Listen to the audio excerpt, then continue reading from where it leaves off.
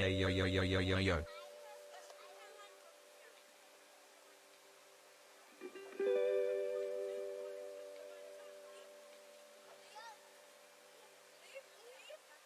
Nine months hassle.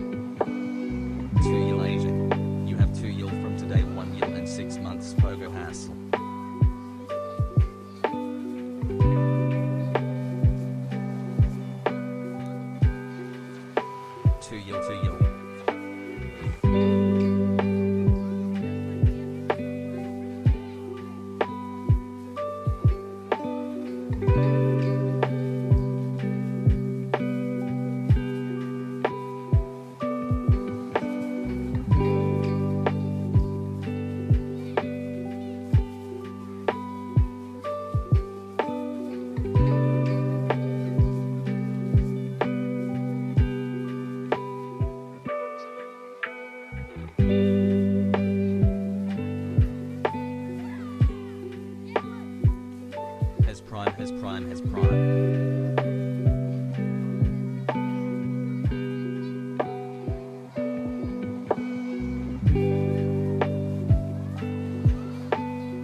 7 months chat hassle.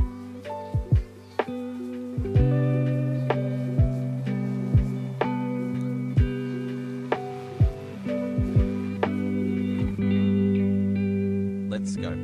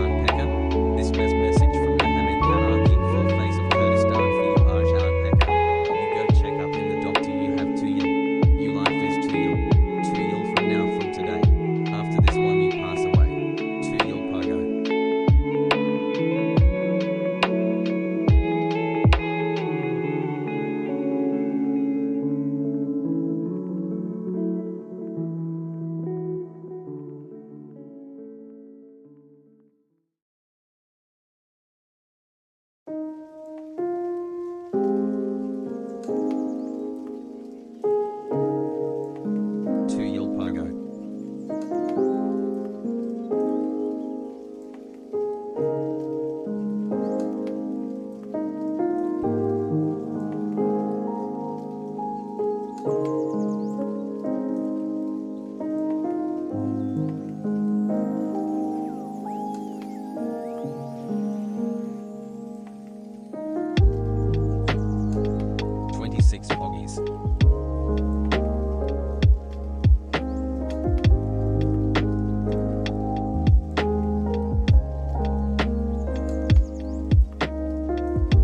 7 months watching my favorite stream at night, Peepo happy.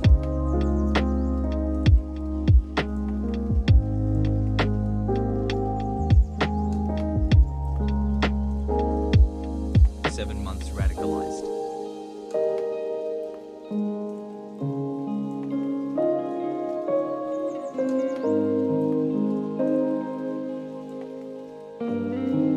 8 months of asking for a letter of recommendation from the mods. I have been a good boy in chat. I promise Hassel I know you can hear or see this Hass.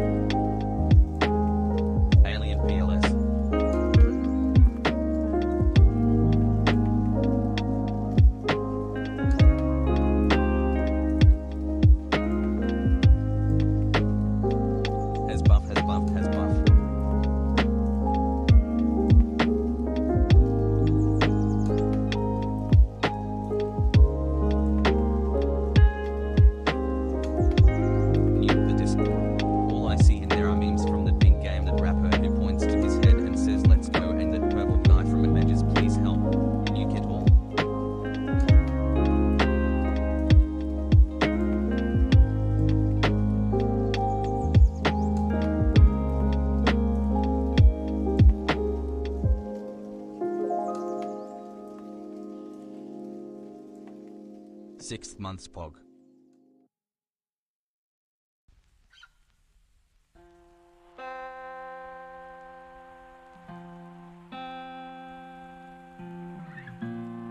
Dankies.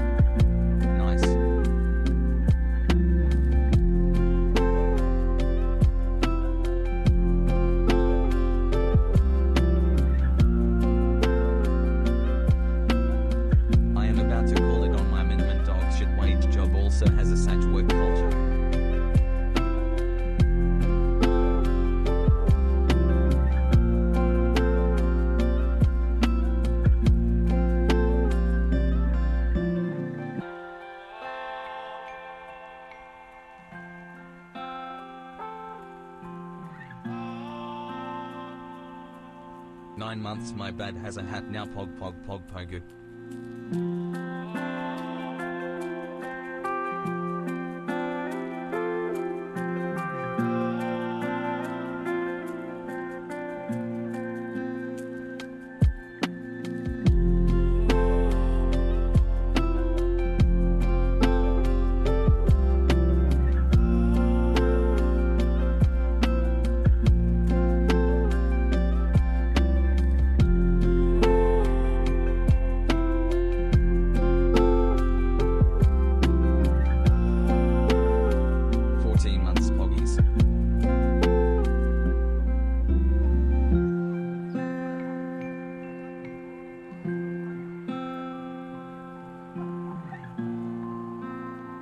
Hasan, I'm watching your VODs for Resident Evil 8. I couldn't watch live because I first wanted to finish it myself.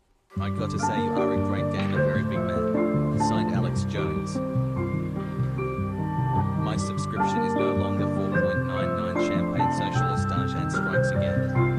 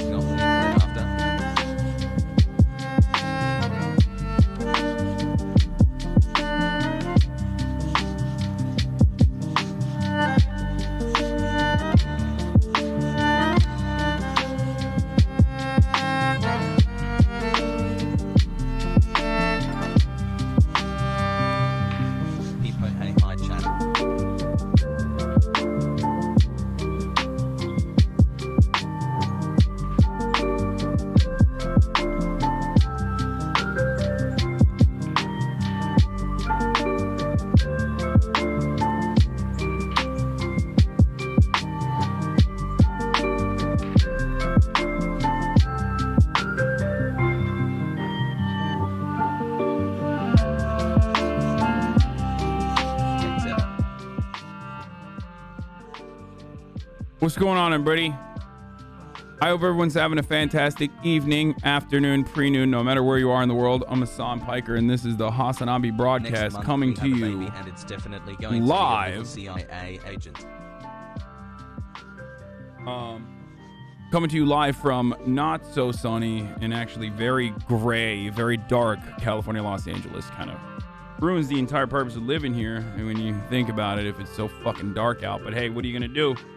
But it is Monday, and I hope all the boys, girls, and MBs are having a fantastic Monday.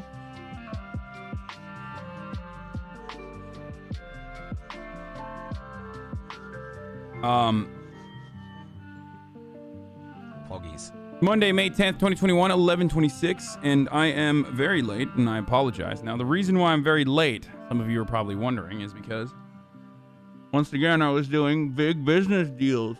Hasan Oliver collab when? Pogo.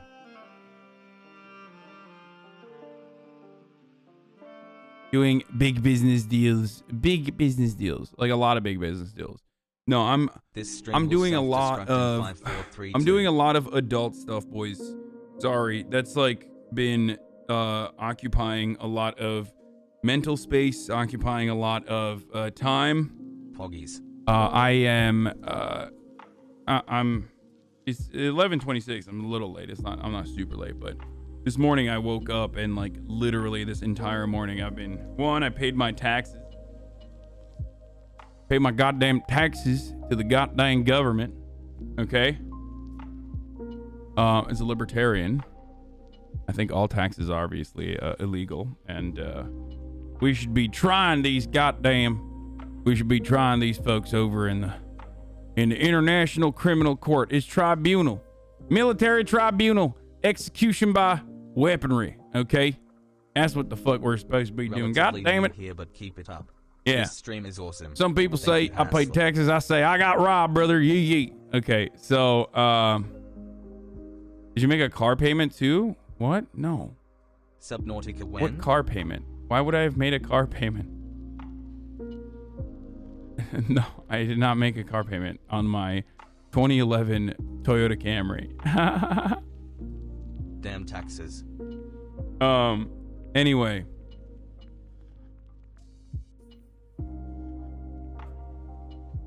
Where was I? Time to have a funeral for Humberto.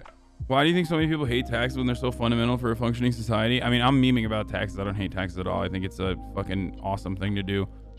I think paying for taxes is 10 months spog free Palestine hassle. But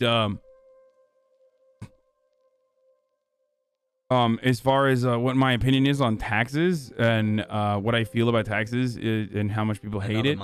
Well, the reason why people fucking hate taxes is because a lot of people are upset that your taxes go to fund the American military machine. You know what I mean? Like, nobody wants to think about how, like, everybody would be more forthcoming and more happy to pay taxes if all of our taxes were just funding our education system, you know, our infrastructure, healthcare, that sort of thing. But in America, one, paying taxes is a fucking pain in the ass, literally on purpose, because of private corporations that have taken over the IRS, or at least certain functions that the IRS or a normal federal governing body that oversees taxes would do, like literally file your taxes for you, for example, for free. The other reason why people hate it is because, like, the American government kind of doesn't do anything, you know, like, from the point of view of the average person, it's kind of hard to see what the government spends its money on. So all you end up seeing or hearing is just like you're giving money to this fucking godlike being, and that money goes pee pee poof, and then resurfaces in the form of a laser guided missile that is, you know, evaporating a fucking school bus full of Yemenis kids. So obviously everyone's like, well, that fucking sucks. That's part of the reason why I think a lot of people don't like paying tax, I guess. Thank you, Rogue Zombie 182 for the 10 gifted subs. That is, of course, the most charitable interpretation that I have for people who don't like paying it.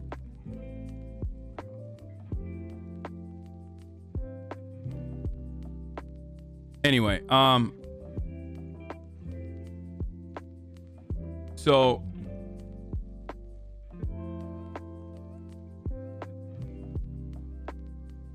regardless, though, as I was saying, bro, I press one button, I pay tax in Sweden. What the fuck's going on in the USA? It's literally terrible. Anyway,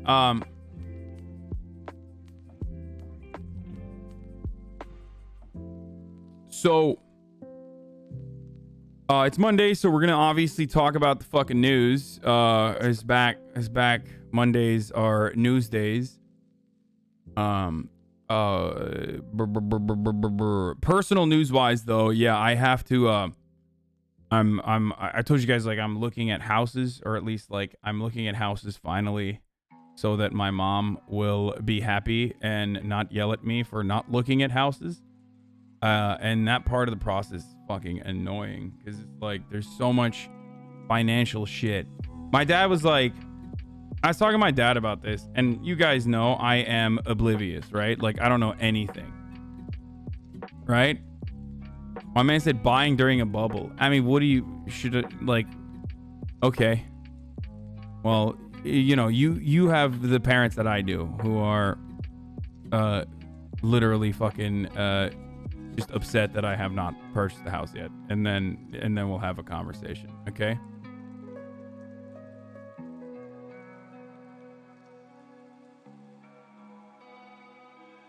Also, yeah, wait a year. Okay, guys, it's fine. I'll just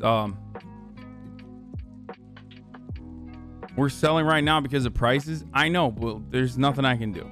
Okay?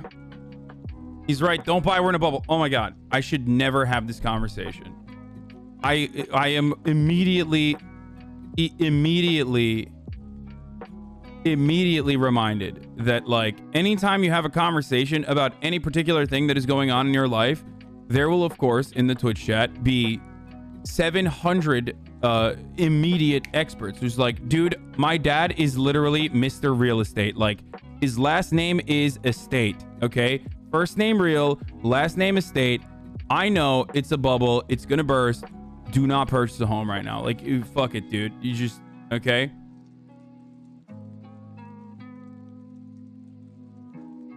It's great, guys. Anyway.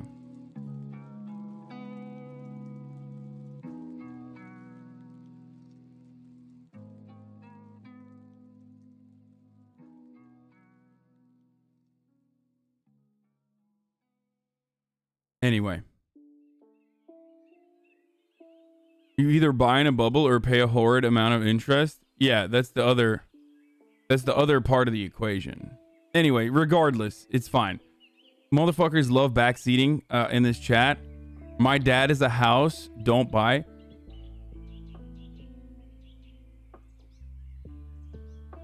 Anyway, so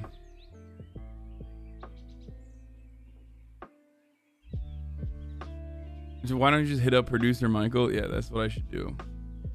These people are said the same thing 3 years ago. I mean, they're right. Like, they're right, but it's LA real estate, dude. It's not normal anyway. Here's the thing, okay? Here is my uninformed, and I'm already completely uninformed, and I've already mentioned that I'm completely uninformed, but here's my incredibly uninformed take on the LA housing market. It literally doesn't matter. Okay? Like, barring any sort of like unforeseen gigantic economic collapse versus or like the regular seismic shifts in the market are not going to penetrate the Los Angeles housing bubble, especially when it comes to like single family homes. This is what especially in areas that I know and am comfortable living in and would like to purchase a house in. So you should reach out to NS for advice. Obviously, NS is guiding me. That's crazy to think that I would not reach out to my like actual realtor friend. So what car you got, Poppy? I got a fucking sexy ass 2011 Toyota Camry Sport, baby, V6, leather seats, and they heat up. So, but the other seismic shift that could potentially fuck up the LA housing market is like the actual fucking seismic shifts in the ground, tectonic shifts. I'm talking earthquakes, baby. But that's pretty much.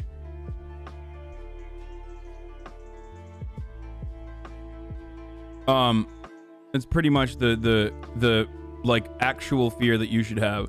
Other than that, like, yeah, in good areas they retain value regardless of market bubble fluctuations. Exactly. Like, if I were to go and like maybe purchase a property in fucking downtown LA, oh, that's like literally an investment, and it's probably not a good idea to do so in my point of view, because I'm not looking for a place to fucking flip and make money or whatever. I'm just like looking for a place to live in where I can yell and I can house my family if need be, and I won't get the fucking cops called on me. Okay. So that's my POV on it.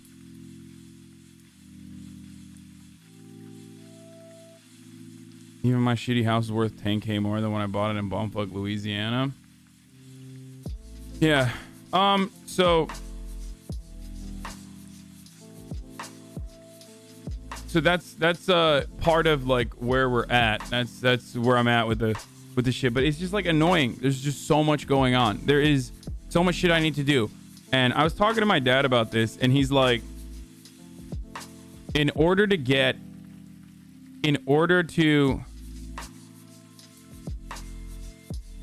like purchase a house, the reason why the government is like motivates you to go out and get a house is because when you even start the process of buying a house, you literally feed 1,000 mouths. Like, you have your buying agent and there's a selling agent. These guys are both taking a percentage of the fucking total price. You have an insurance group that comes in and inspects the fucking entire property. You have what else? I mean, there's just so much shit, dude. It's crazy. You need to take out a fucking mortgage so you can, or take out a loan so you can pay the house, because you know it's hard as fuck to just you're not gonna be able to pay just straight cash. Yeah, you have a lawyer, home appraisers, like I have an accountant. So there are so many people that touch that process. It's such a fucking complicated process.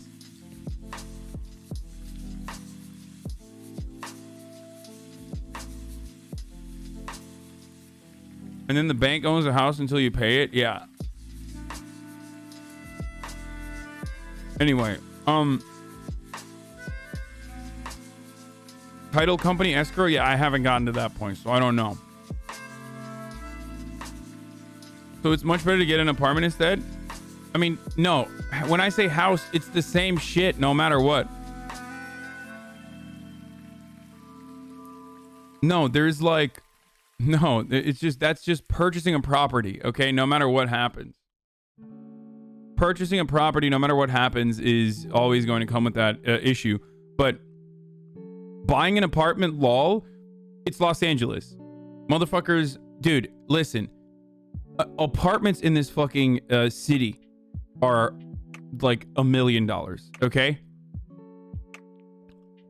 Like, I remember when I didn't have credit. Well, I remember when I didn't have credit, and I still don't. It's something I gotta work at. And I remember being like, I have nothing. Like, I literally need to, like, I'm gonna get evicted from my current house, like current apartment, if I don't fucking move. And I don't know what to do. Like, should I, but I had like some money because I don't fucking spend it on anything. So I was like, maybe I can like buy a fucking apartment, because they literally won't allow me to pay the rent for the 24 months ahead of time. Or 12 months ahead of time. They were like, doesn't matter. You don't have credit? Fuck off. You can't be in this apartment. Right? So I was like, maybe I could like buy an apartment. And that was quickly, at the time, that idea was quickly fucking eviscerated, because I asked how much an apartment was. And I found out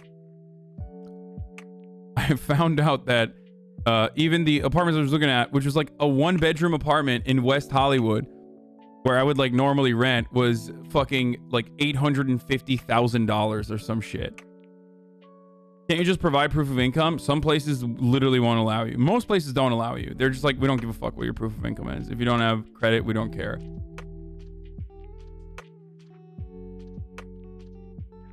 So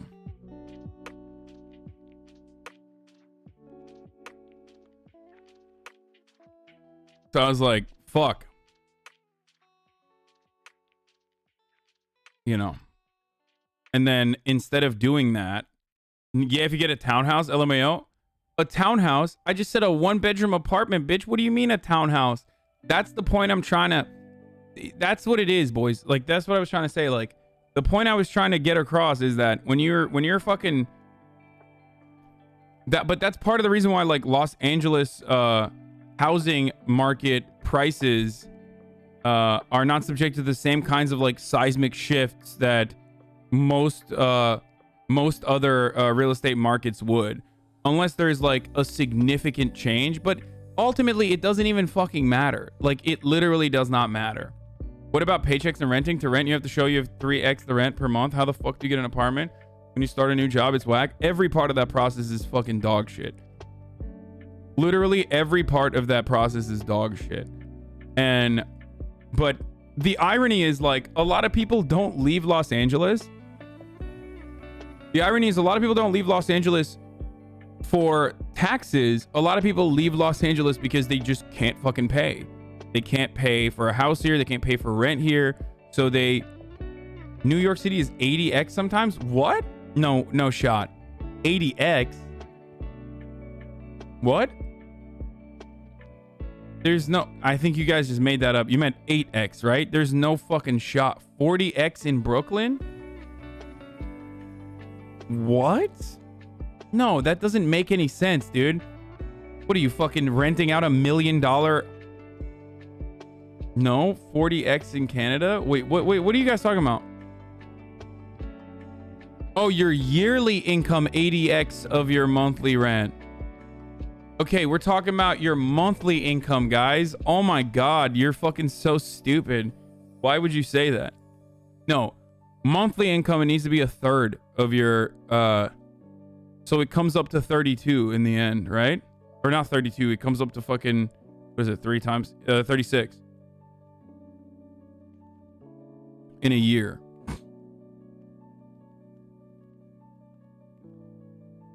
Okay. Anyway, for us poor, California tax is very similar to Michigan's. Cali's expensive because of the housing market is what I found.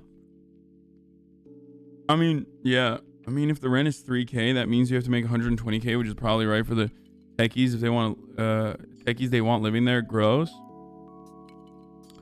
Yeah, 40x over the yearly is just a little bit more expensive than what we were just saying, which is 3x monthly. Anyway, this shit is awful as far as the process goes.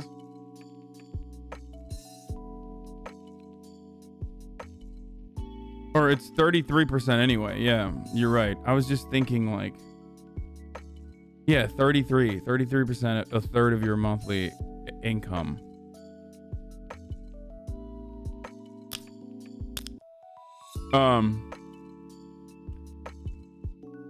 Buying a house is hard, a big life change. Fuck that chat for thinking in the snap of a finger. No. I don't think chat's saying anything like that. Why would you live somewhere so expensive when you can go do your job from literally anywhere? I like Los Angeles, dude. I don't know. I'm comfortable. I know this area. I don't want to just like, the point is like, we talk about how like, why don't you just leave, right? Like we always say like, well, why don't fucking poor people just leave and go somewhere else where it's affordable? Well, why would I do that? Like, what's the point of fucking working what's the point of working your fucking ass off if you can't like at least have somewhat the luxury of like being able to live where you're comfortable and not like uproot yourself just to get like a cheaper house? You know what I'm saying?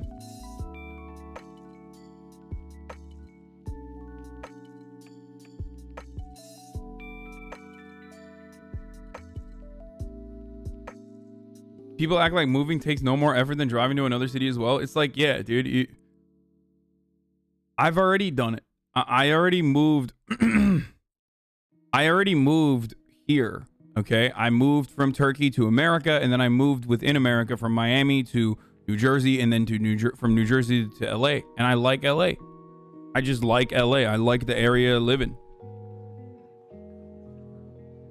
Good to do things out of your comfort zone though. Yeah, well, this is out of my comfort zone, motherfucker. Hey, why don't you travel 6,000 miles away from where you grew up, and then we'll talk, okay, to a country with a different language and different culture, and then we'll have a conversation about moving outside of your comfort zone. Just because I'm comfortable here now doesn't mean that this is not outside of my like original comfort zone. Like, people always forget that and assume that it's like I don't know how to describe it. Like, people always assume that because I have an American culture and a profound understanding of American culture and an American accent, like, who likes LA? I hear a lot of LA-based folks saying they hate LA. I like LA. I literally like LA. The weather's always fucking nice. Unless it's like a little gray. Your goal for survival anywhere should not have to be escape.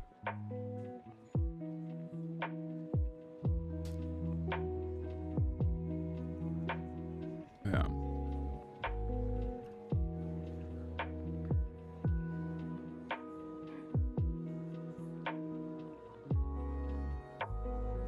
Anyway. Yeah, dudes be like, why don't you escape your comfort zone? It's not like, yeah, dudes will talk about why don't you escape your comfort zone, but then they're like, I only eat mac and cheese and I refuse to eat anything else. Okay.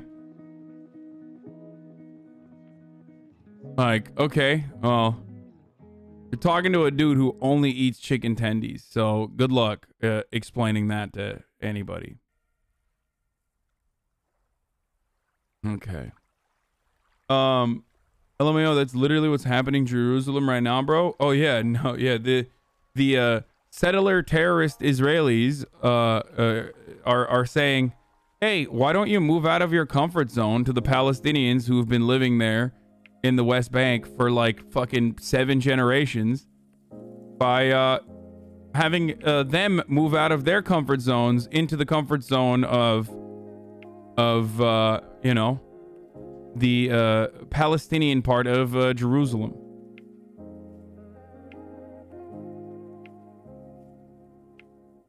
We're going to talk about that today in a little bit. I talked about it a lot, extensively yesterday, but I'm going to do that again. You've lived in LA for 7 generations? No, I'm talking about Palestine. You know what I'm talking about. That was Saturday. I thought I talked about it yesterday, but I'm pretty sure I talked about it yesterday as well. I talked about it on Saturday and I talked about it yesterday as well, but we will talk about it again.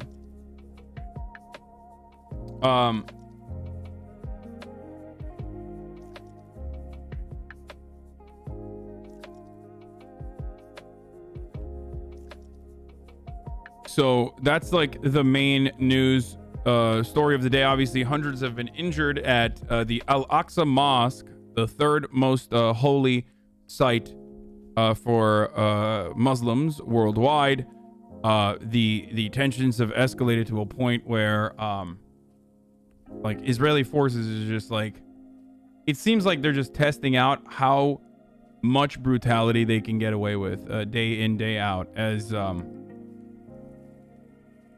Netanyahu's militancy towards the Palestinians gets worse and worse every single day, and seemingly there is no retaliation from the international community whatsoever.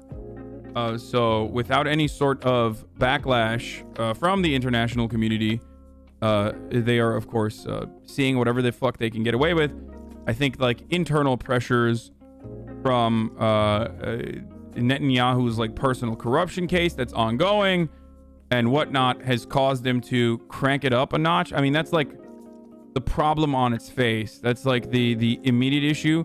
I'm going to tweet out that I'm live. I forgot to do that. And then we'll get started with that story. That's the first story that we'll cover. Okay.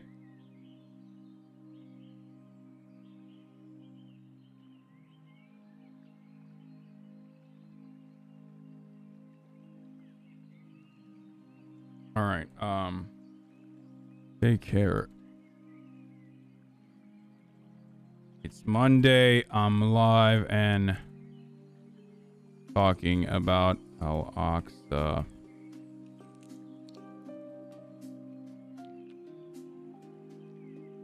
Israeli violence. Palestinians are being subjected to.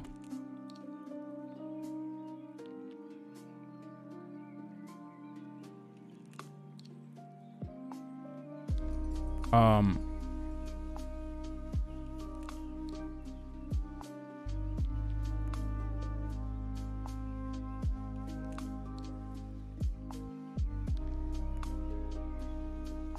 a real estate agent in Los Angeles. I'll be happy to help you find the house that fits. We'll also give you a nice discount for being my favorite live streamer. Smile. No, I already have a real estate agent. Sorry about the comfort zone thing. No, it's fine, man. It wasn't that bad. I was just making a joke about it.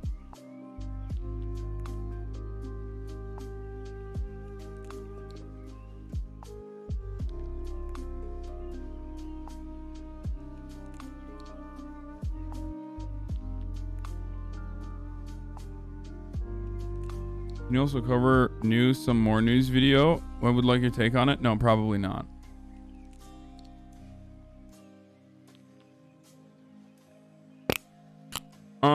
Okay. There was also literally a Palestinians stone Israeli car which crashes as Jerusalem seethes. Are you fucking kidding me, Reuters? God damn, I can't even show you that because of the fucking there's like blood in the footage in the thumbnail, but that is a fucking gross depiction of events as a settler terrorist literally committed an act of fucking terror and drove into Palestinians. That is so disgusting. And then the Israeli Defense Forces immediately surrounded him and defended him so he could get away freely. This stuff is so fucked. This is like, all right, we'll talk about that in a little bit. What's most disappointing is how the UAE and Saudi officials are not being super quiet about it. Are you fucking kidding me? Of course they're being super quiet about it. They're fucking cowards. They're assholes, especially Saudi Arabia. No one gives a fuck about Palestinians, dude. Every Muslim leader in the world that fucking claims they care about Palestine is a liar. Like, they actually don't care about Palestine. They're just using that as a talking point to, like, you know, finger wag at Israel every now and then to drum up a base of support. and also to maybe use that as like a use it as a geopolitical advantage in the long run. Use it as a geopolitical advantage in the long run by you know, securing better contracts with America or Israel or all these other countries. Even Iran. Iran is the fucking only country, I guess, because they have no way to benefit from Western interference.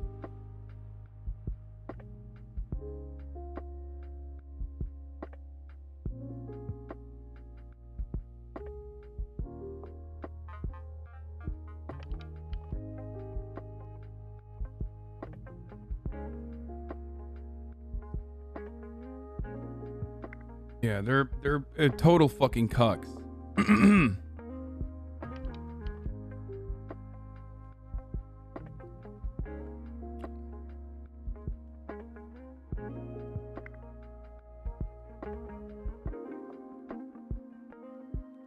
Türkiye abi geçen sene Amerika'dan daha bile fazla yardım yaptı dünyada.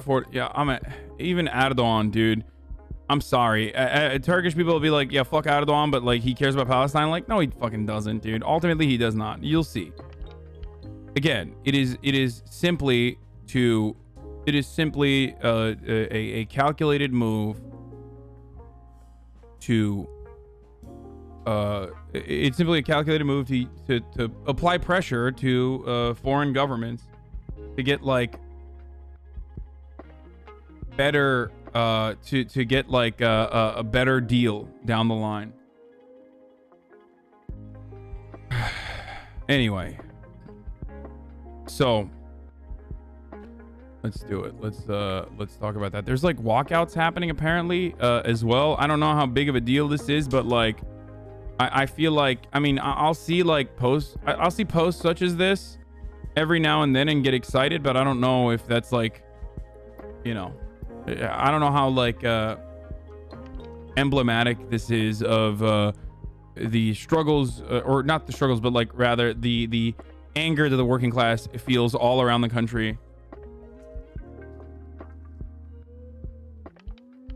Okay.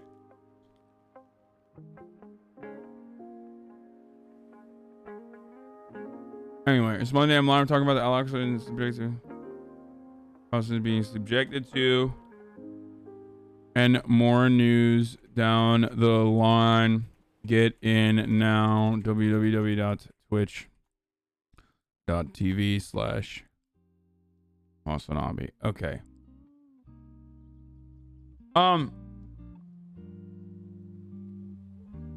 So my YouTube video on this from a couple days back will be up soon, but it is really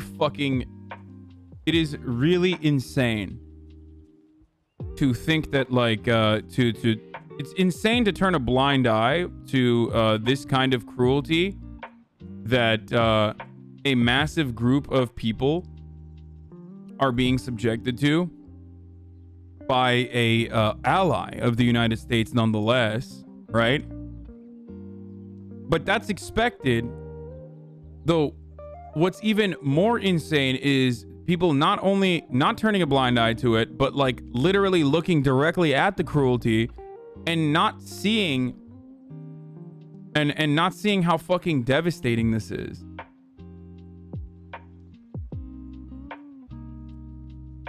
How about them Armenians, though? Is such a fucking idiotic take, dude. Especially for someone like myself who does not deny the Armenian genocide. But, like, it's such a fucking idiotic take. Like, Armenia isn't currently under apartheid regime by Turkey, even though Turkey has done brutal things. Like, it's such a fucking idiotic whataboutism.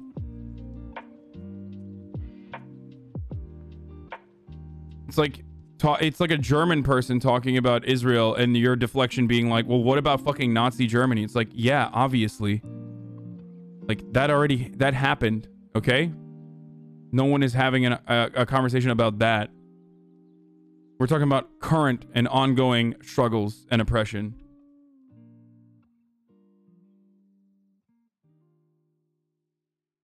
And even if there was like literally ongoing massacre. You should just say Kurds, for example. That would be a better example if you want to like try to catch me in some sort of hypocrisy because you're a fucking idiot.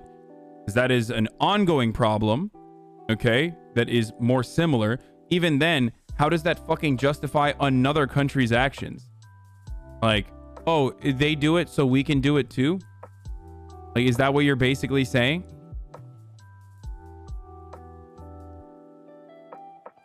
Anyway. So fucking dumb. Are all Jewish people who are in Israel Zionists? No, of course not.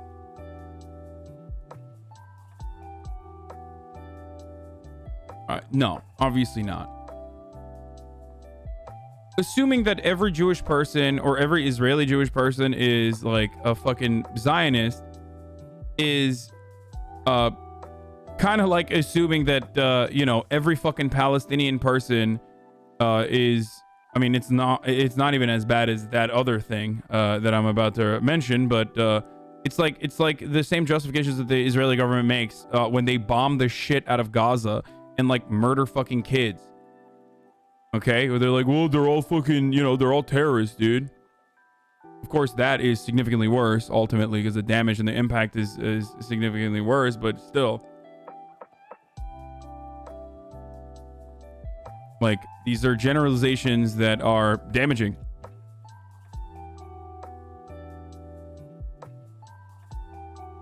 Yes, assuming all Jews are Zionists is actually anti-Semitic, despite the fact that unironically the ADL and other organizations that are a Zionist will turn around and be like, a criticism of Israel could be, in many circumstances, the criticism of the Israeli state is anti-Semitic.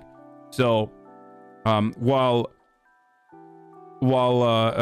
it is straight up fucking anti-Semitic to say that like all Jews care about Israel in the same way and are Zionists, that's anti-Semitic, which it actually is. But the inverse of that is routinely done by those who claim to care about anti-Semitism. Now, this is a conversation that we fucking talk about nearly every single day, okay? Since this has been going on. Okay? And this struggle has gone on for forever, pretty much. A lot of the settler terrorism, the instances I've shown on this broadcast in the past week, over the past weekend, they are from 2009. They're from the leadership of the Obama administration, the oversight of the Obama administration. Throughout the course of throughout contemporary Israeli history, Israel has become more and more brutal towards Palestinians and further justified occupying and settling on the West Bank, Palestinian territory. Okay.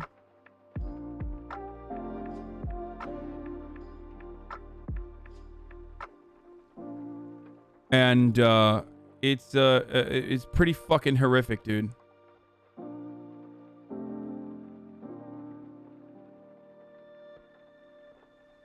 Is Muhammad al-Kurd the poet? Okay, this is perfect actually. I am going to watch this. I already listened to him earlier today on Democracy Now! It was really good. This guy's, remember the video that we showed on the broadcast like a couple days ago of the Jewish guy from Brooklyn, like literally straight out of Brooklyn, who was like, I have to live here, otherwise I have to steal this, otherwise someone else will steal it. Like he literally used those terms. The lady on the other side, the Palestinian lady who's like, no, you don't have to steal my fucking house. That lady is this guy's sister. That lady is this guy's actual sister. And they talk in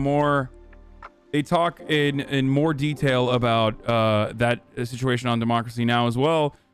Before I do that though, unfortunately, before I get into this, I have to run an ad break here because it's the top of the hour. You already know the deal. If you like to no longer see those ads, you can subscribe. You can do it for $5 or you can do it for free. You can use a VPN or fucking ad block. if your ad block hasn't been yeeted by the Twitch engineers. Yeah, there's no segue right now. I'm gonna fucking hit the ad break here. It's just 1 minute, okay? Or just use your fucking Amazon Prime, okay? By connecting it to your Twitch Prime and get 1 free Prime subscription. Here's the ad now. That dude was from Brooklyn. Yes, I found out later that that dude is literally from Brooklyn.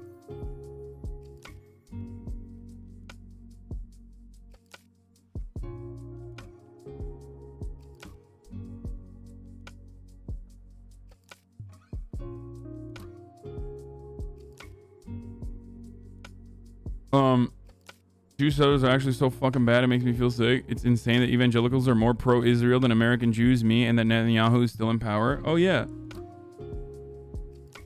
Oh, absolutely. Absolutely. American evangelical Christian psychopaths are the biggest funders of Israeli cruelty, like 100%.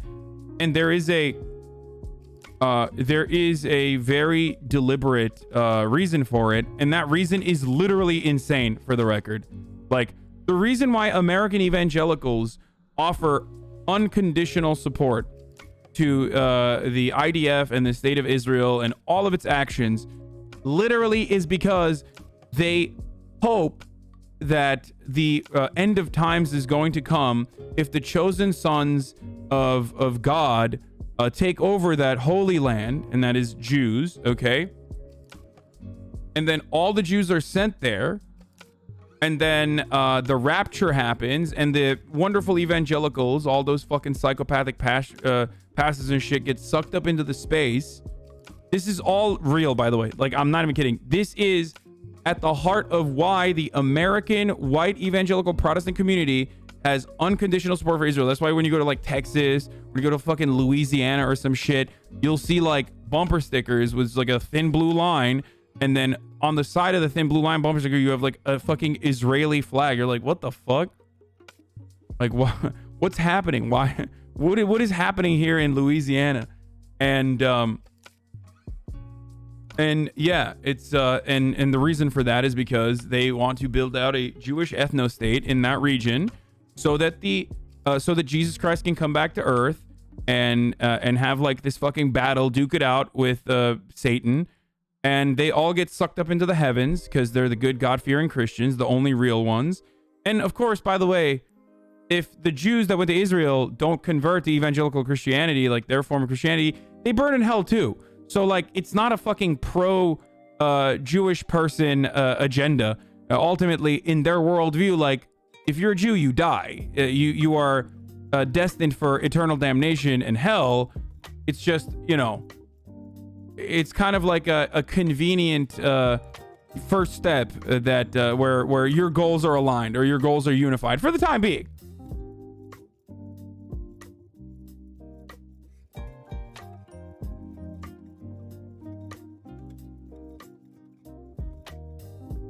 So it's pretty chill. Propaganda here is awful. People are saying that Gaza fired rockets because it's Jerusalem Day. Most people are unaware of what happened at Al-Aqsa.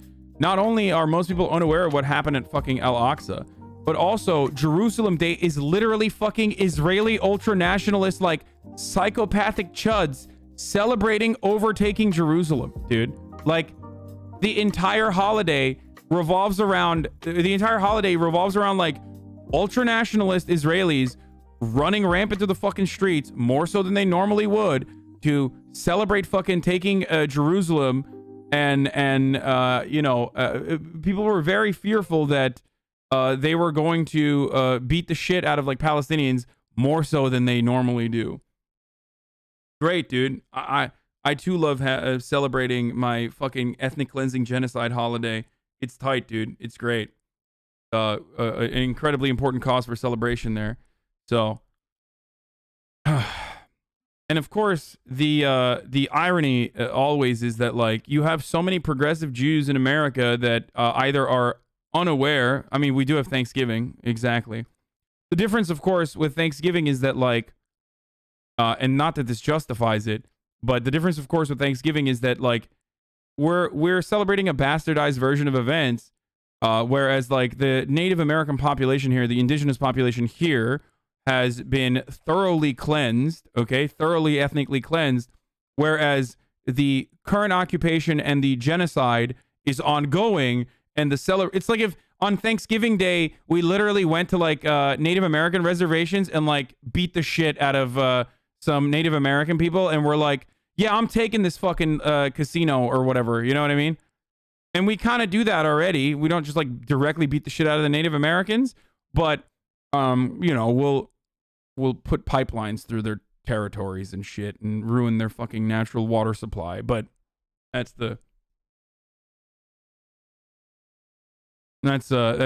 kind of what is similar, if there's like more of a personal element to it, right?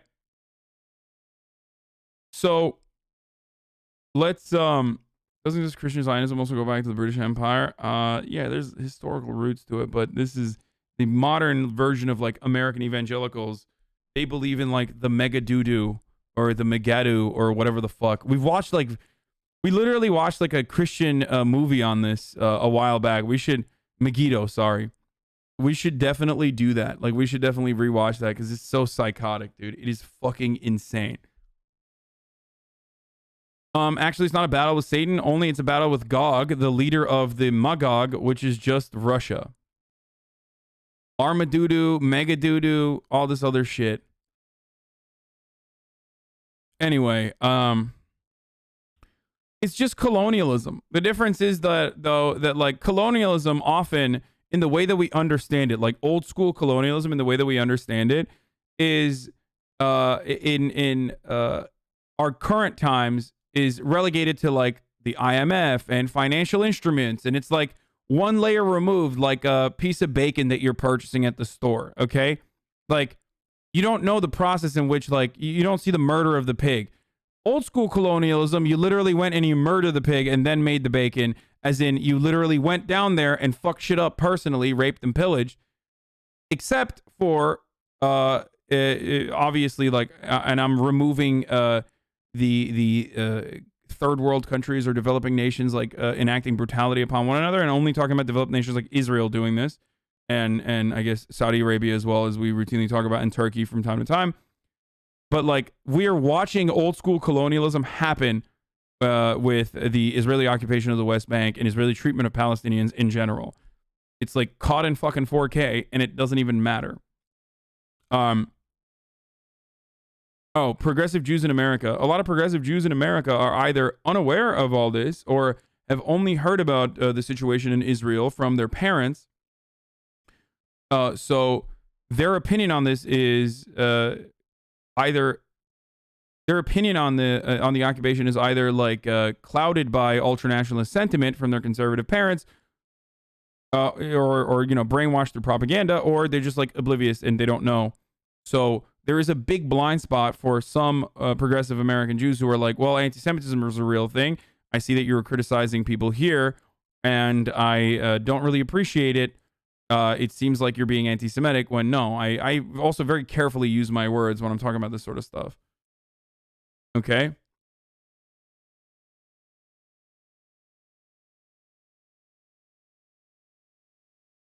So, let's watch this. This is incredibly rare. Like, hearing an actual fucking straight up Palestinian person give any kind of airtime on an American network and openly describing the occupation to an American audience is incredibly rare. This is my second time being thrown out of my home with the Israeli settlers. My father's third time. Let's watch. So this is, he's a poet and a writer. He's like, I think 23 or 22 years old. And he's the brother of the other lady that we saw recently. And I'll show you the video once again of the Jewish guy from Brooklyn that went viral over the past week. The third time for my father, who's 76 years old. My grandmother died a few months ago, and this would have been her fifth time getting her home stolen by Israeli settlers. And it breaks me to say this, but I am glad she is dead, not to have to deal with the anxiety and sleeplessness and indignity and violence of the Israeli settlers in Israel. And in truth, this is the reality for thousands and thousands of Palestinians. This is just one part of a larger effort to take over Palestine and erase all Palestinian presence from our native city. Life is unbearable right now for us. As you're very well aware, the issue of Palestinian dispossession of lands has been going on for years. I'm curious to get your thoughts, though. What are you hoping a Biden administration will do differently than a Trump administration or this outgoing Trump administration? Do you think there will be a difference? No, I'm not hoping for much, and let me tell you why. In 2009, when the Israelis took over our home the first time, they did so under the Obama administration with Joe Biden as a VP. And then the second reason why I don't have much hope and very skeptical of a Biden administration is because, not because the Palestinian people have a problem with Biden per se, but because Biden and Obama and Trump are just an acceleration of an outstanding, unconditional, and long-standing American support for Israel that has never been questioned. Let me ask you about the international community's role in all this, because another headline today was the U.S. Secretary of State saying that BDS, the movement of boycott, divestment, and sanctions to try and end the occupation in the West Bank, is anti-Semitic. What do you I love that, dude. I love that, by the way. Number one advocates for freedom of speech are conservatives in this country, and conservatives have slowly but surely pushed some of the most insane anti-free speech legislation, especially in southern states. That's why if I have any like teachers or whatever in my chat from a southern state, they will tell you have to literally sign a fucking even if you're a fucking teacher in middle school, they make you sign a fucking statement that you will never support boycott, divest, and sanctions on the state of Israel in fucking Texas. What the fuck? I'm a middle school teacher in Texas. Why the fuck do I have to sign this? And how in the ever-loving fuck is that allowed as far as like, as far as being like a piece of legislation from the same dudes that will literally lose their minds if you actually engage in hate speech, which BDS is not, okay? It's not hateful. It is literally the exact same movement tailored from the original boycott, divestments, and sanctions movement against apartheid South Africa. So it is fucking insane. And surprisingly, and it is bipartisan support, of course. It has bipartisan support across the board, usually, with notable exceptions. Notable exceptions being, and this will shock you, Dianne Feinstein actually is like is a straightforward anti-BDS, is a straightforward, not an advocate for BDS, but definitely is against any sort of like anti-BDS legislation. So, it's great.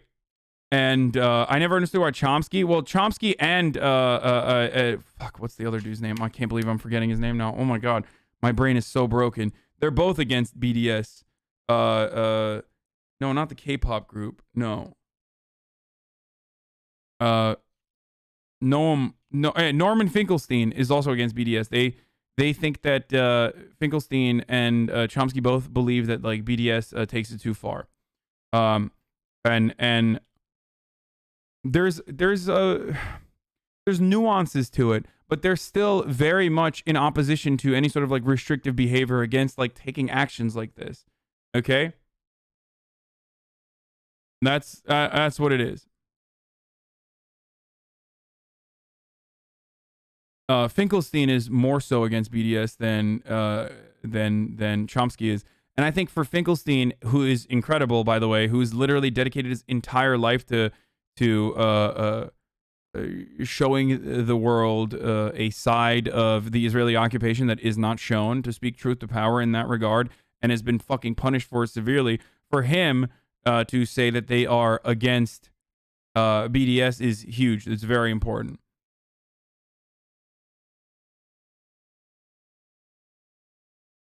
I think you guys are confusing Chomsky and Finkelstein, to be fair. I don't know if Chomsky's against BDS, but I know Finkelstein has had problems with BDS in the past. Finkelstein's criticisms of BDS come from Finkelstein's criticisms of boycott, divest, and sanctions on Israel come from the fact that he believes that the goal ultimately is insane and will never happen. And I think he's even said that like he even might have said that it could be violent ultimately. Like if the goal is a full eradication of Israel and restoration to Palestine, like that will not You literally said Chomsky's anti-BDS. I was reading a comment from the chat. I don't know if he is anti-BDS. I think he's critical of BDS. I know that despite Chomsky's critical of BDS, Finkelstein is anti-BDS. Anyway, that's not what we're going to talk about. Finkelstein is literally called anti-Semitic all the time when he lost most of his family in the Holocaust. Yes. Okay.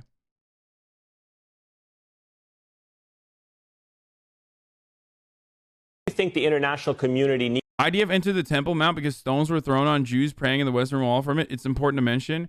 Yeah, dude, you're right. I think they should murder everyone. You're right, dude. They should literally just wipe it out, right? Like, that's not important to mention, you fucking little shit. I hate these motherfuckers that try to like both sides it. Oh, really?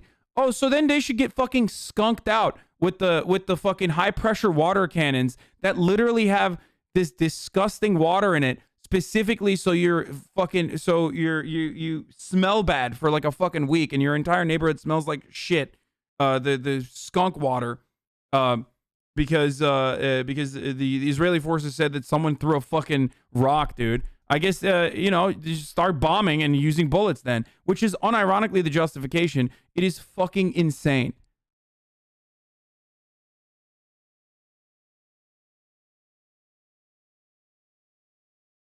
It's skunk water. Yeah, both sides, dude. Yeah, nuke them. Both sides. Needs to do in order to bring about a change for the Palestinian people affected by the same people that say fucking the same people that are trying to both sides this, if they are progressive, will literally turn around and be like, what Donald Trump wants to do at the border wall is fucking insane. That he said that you should murder refugees because they are throwing rocks. That is an insane take. So why don't you justify it in a similar capacity when it's Israel Palestine? What's up with that? Like I don't understand. Is it okay to start fucking murdering black people because they threw shit at cops, with high powered rifles and Kevlar vests and shit? Really? Well, one black person threw a rock, so literally all black people need to be wiped off from the face of the planet now with rockets and fucking pushed away. Great take, dude. Thanks. These policies. I think international pressure is imperative and important, and I think BDS has a lot of potential.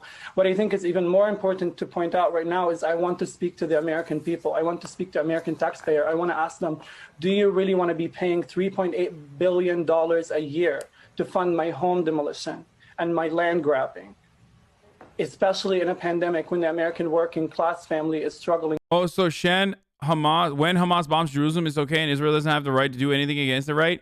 Brother, if you want to stop people from fucking rocketing your homes and shit, one quick and immediate way to solve that problem, which is a fucking problem, certainly, is to literally stop occupying a territory and operating the largest open world prison on the fucking planet. I don't know. That's a pretty good way to fucking avoid that, I think. That's one way to start that conversation, is to not fucking literally engage in an act of colonizing. Okay, so that's one. Number two, did I say open world prison? I meant open air prison. Okay. Number two, another thing you can fucking do is offer opportunities, and regardless of what you do, though, another thing that you always shouldn't do is to assume like, oh, okay, so there's a terror cell here, or there's a militant group here, okay? They threw rockets. Well, time to fucking wipe out every Palestinian. That is psychotic. That is racist. That is ethnic cleansing, okay? Operating like that, with that mentality is the absolute exact same way to operate against black people, and white supremacists did that for a very long time and still do, by the way. So inherently, you are no different than a fucking alt-right Nazi shithead when you turn around and you make that justification for bombing the fuck out of Gaza, or even worse, I mean, that's pretty fucking bad, but then also the territorial expansion of the Western Bank. Like, I I don't know where to begin to take apart that take.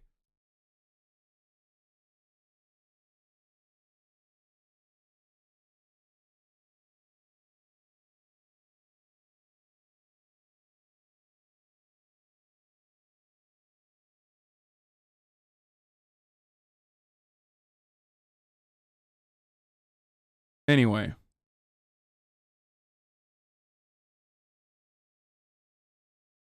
Everyone's worried about stopping terrorism. Well, there's a really easy way. Stop participating in it. Yeah, that is an easy way.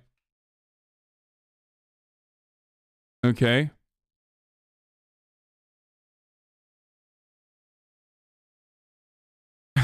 This is a fucking insane take too. Where do we send the Israelis though? Many of them were born and grew up in the settlements. I don't give a fuck, dude. Are you fucking out of your mind, dude? That is such an insane fucking approach to this problem. What about the Palestinians that you fucking that you kicked out of their homes, dude?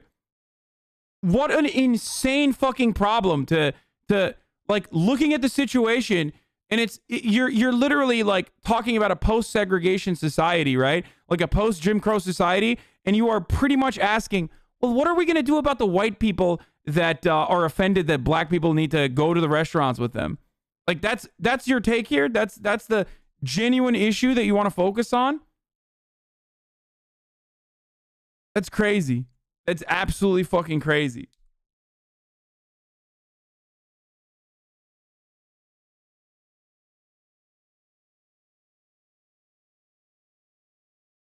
Would it be off to say the Zionists are ethno-fascist? No, they are. It is fascist. It is a ethno-state project that is fucking fascist. Straight up. I've never backed away from saying that. I think what Israel is doing is fascist. Absolutely.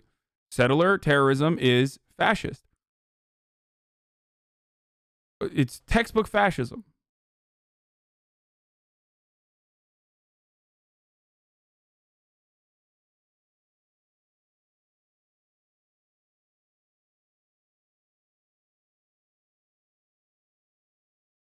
I live in Israel. My brother's in the IDF. My teacher's a Zionist. My mom and dad also Zionists. What should I do? For fuck's sake, I'm scared. Help me, please. I don't know what to do. I don't know what to tell you, dude. I mean, just hold on to your convictions. I'm sure there's plenty of other people that you can talk to as well. You cannot say that the solution for this is for the Israelis to leave. Then when someone asks you where, you say it's a ridiculous question. It is a ridiculous question. You want to know why it's a fucking ridiculous question? Move back to Israel, okay? How about that? There you go. There's your fucking answer. It's a ridiculous question because it's like if I came into your fucking home and literally took your living room at gunpoint and then all of a sudden I have a family there and you're like, can you please leave? Like, can you please leave? And I'm like, where am I going to go, dude? Where's my family going to go? You're really going to displace me right now while I'm in the process of displacing you from your home? That is a psychotic fucking take. I'm sorry. If that's your fucking point of view in this conversation is where do the settlers who are engaging in an act of settler terrorism go, then your priorities are fucking twisted, dude. They are twisted. Oh my God, dude. I don't know where to fucking go with a take like this, okay? Squatters' rights are appropriate if it's not being utilized, okay? If you are homeless and you have no home and you're fucking poor and you find a place there's shelter, there's a roof over your head and you want to protect your family, that's one thing, okay? But like you can't squatters' rights an occupied building where a fucking family has lived for like 7 generations because, you know, some fucking book told you that that's supposed to be your land. It's crazy. Absolutely crazy.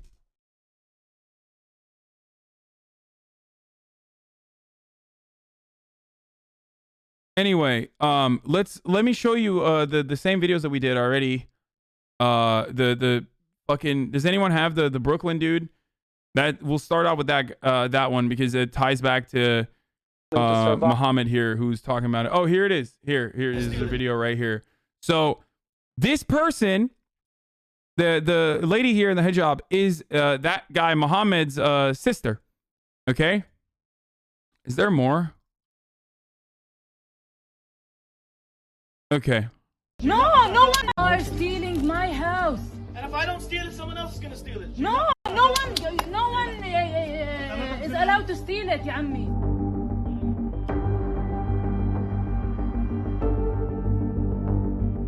Jacob, you know this is not your house. Yes, but if I go, you don't go back. So what's the problem? Why are you yelling at me? I didn't do this.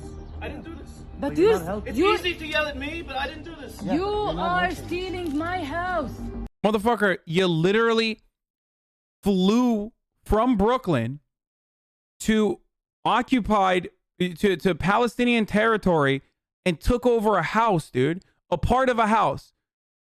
Like, I didn't do this is such a fucking insane take. Who did it, dude? Who did it then? You did. Yeah, he is. He's from Brooklyn, dude.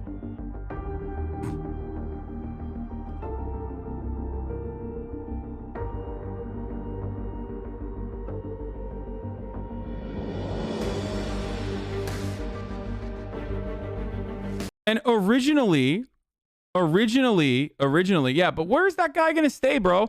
I don't know. Go to fuck back to Brooklyn, you piece of shit. How about that? Is that a good... Hey, guys, is that a good argument? I know some of you are like, where will that guy go? I know you're like genuinely worried that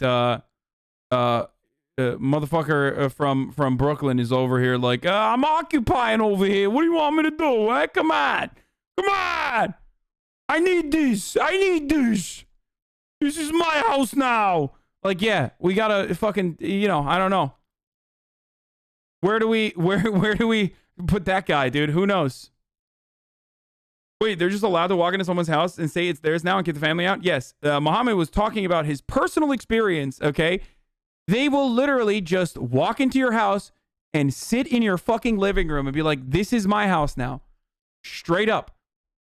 And if you have anything to say about it, if you're like, no, if you ever take violent action and try to defend your own home, your family's home, the Israeli Defense Force will come in and fucking arrest you and murder you.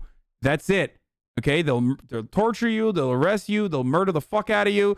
They'll take you to a Jewish court where the deck is completely stacked against you, especially considering that Israel used to turn a blind eye to the settler expansion over the course of the past 20 years, though, especially with Netanyahu increasing his militancy and his reactionary rhetoric against the Palestinians and justifying all of this untold cruelty that the Israeli government subjects them to. They went from, oh, it's happening, but like, I don't know, I guess it's happening, fuck, to literally like sending bulldozers and protecting those bulldozers with IDF forces and straight up fucking participating in the territorial expansion.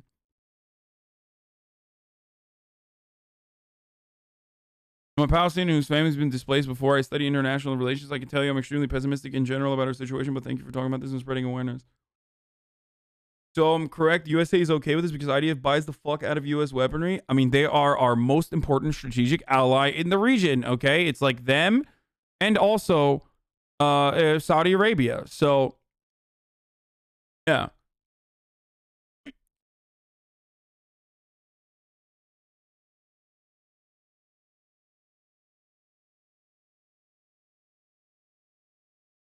Every American Jew can sign up and get one of these free houses. I've considered signing up in order to let the Palestinian family stay. The level of entitlement / racism that you have to walk into someone's home and steal it is insane. Yes. Israeli military court for Palestinians, 90% plus guilty rate.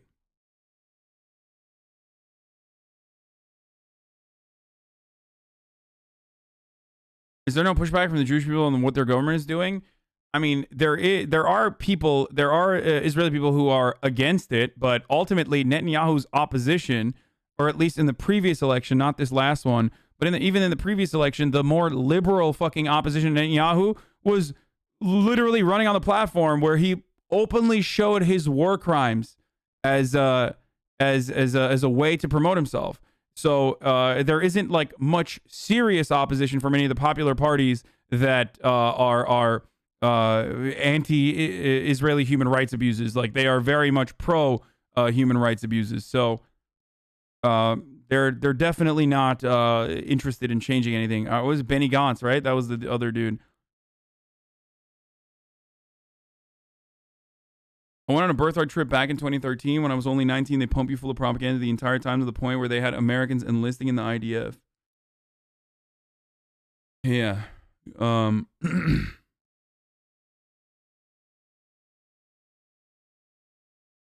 So yeah, it is one of the worst. It is one of the worst ongoing human rights abuses that the entire Western world looks away at, or rather, every now and then the United Nations will like wag their fucking finger at Israel, and then literally every American conservative Jewish mouthpiece will turn around and be like, I can't believe the fucking anti-Semitism of the United Nations.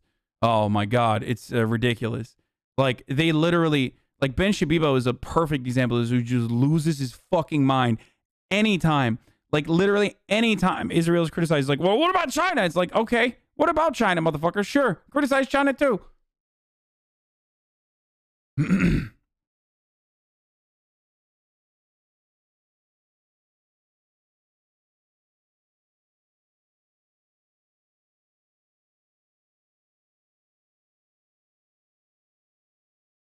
U.S. tried to sanction the court investigating Israeli crimes. It's just...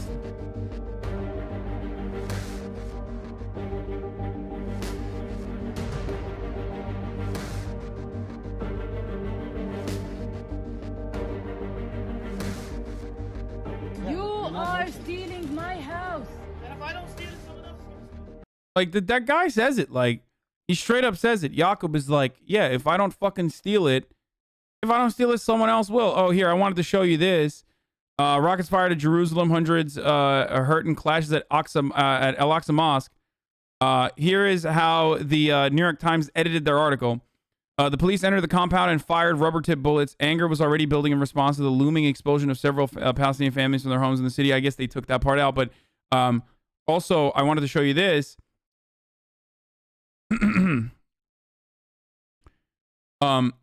Evictions in Jerusalem become focus of Israeli-Palestinian conflict. Okay?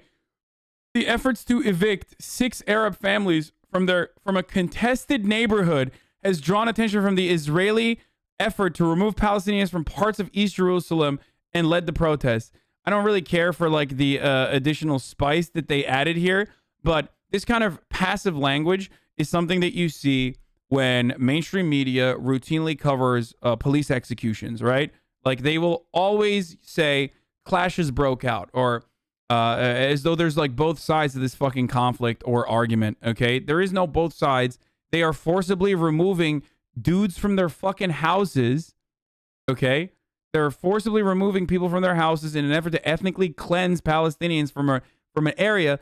Like, there is no like evictions. These aren't like fucking landlords, even though that in and of itself is still very gross and very inhumane. But no, it's people who are literally going in and taking other people's homes, okay? And the only claim that they have to this territory or this region is a religious one, and that's it.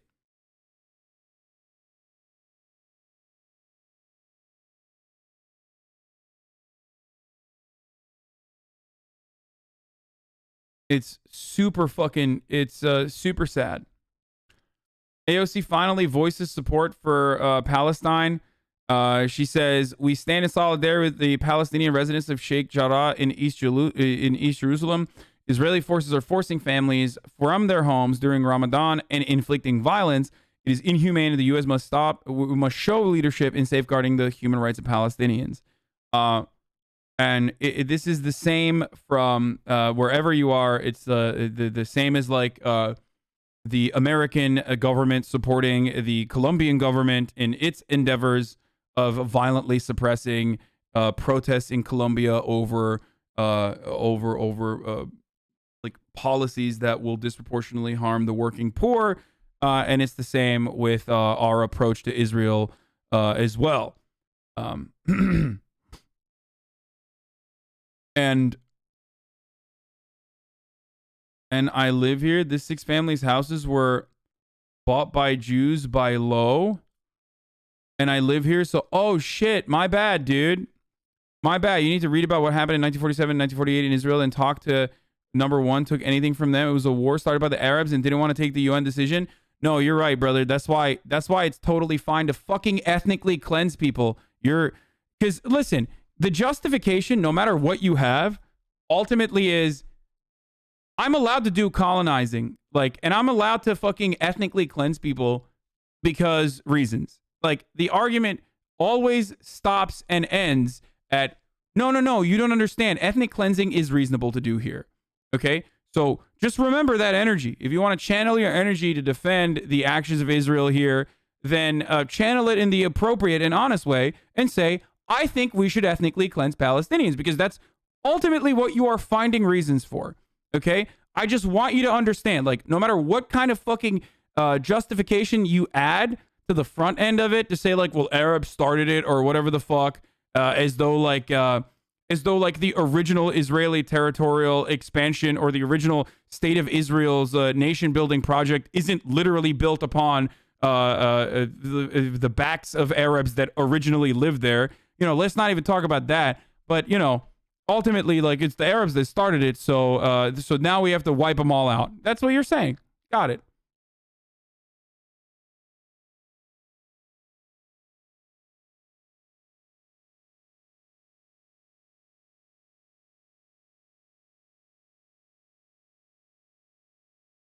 Look at what Israel's doing with the Polish immigrants. They're bringing Polish Jews into Israel to occupy more Palestinian land. A horrible situation.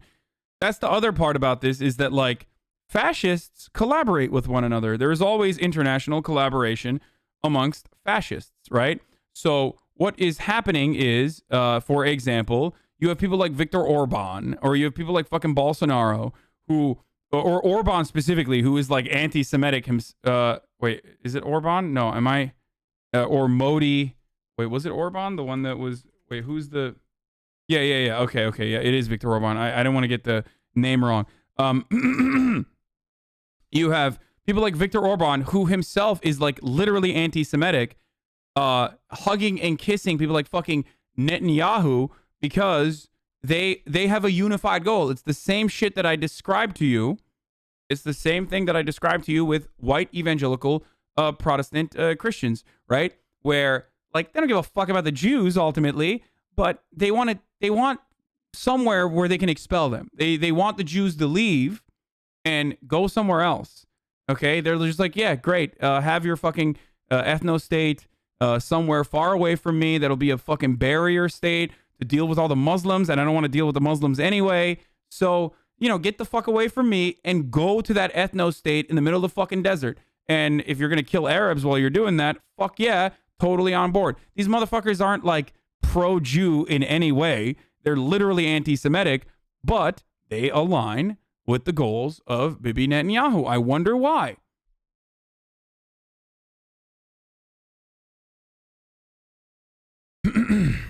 Anyway.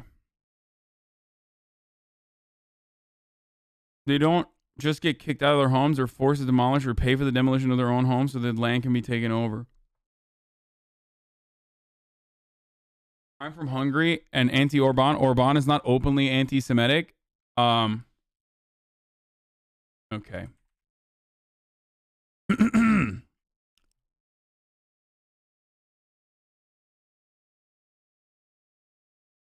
Anti-Semitic authors will soon be compulsory reading in Hungarian schools, and history books will be rewritten in order to promote pride in the nation. Viktor Orban's controversial new school curriculum is drawing outrage. Along with the controversial new bill that greatly increased the power of Hungary's far-right Prime Minister Viktor Orban, which has been described by critics as a power grab, the country's education system is also facing reforms reflecting the government's nationalist propaganda. The new national core curriculum seems oddly similar to the 1776 project pushed by Donald Trump, right? That's wild. But it's not even just that. Viktor Orban's, what was it, his communication director, which also fucking worked alongside Netanyahu, was responsible for anti-Semitic propaganda. Viktor Orban is not openly anti-Semitic, yet routinely fucking talks about George Soros. I wonder why. I wonder why that happens. It's just probably a coincidence, right? Just a crazy coincidence.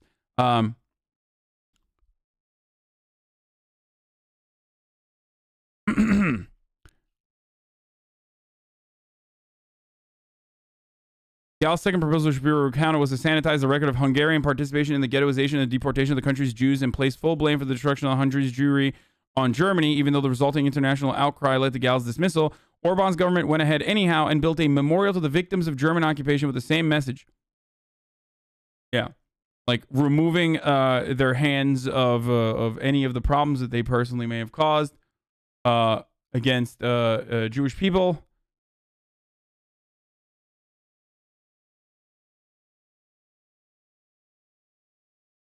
I mean, Netanyahu's son is a fucking total freak too, but that's not. I'm not even gonna get to that. That's he routinely posts like anti-Semitic 4chan posts all the fucking time. I mean, Netanyahu is fucking anti-Semitic.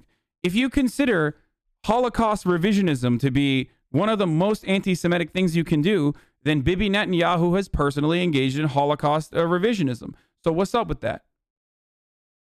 Like, Netanyahu is literally a Holocaust revisionist. Straight up. Straight the fuck up.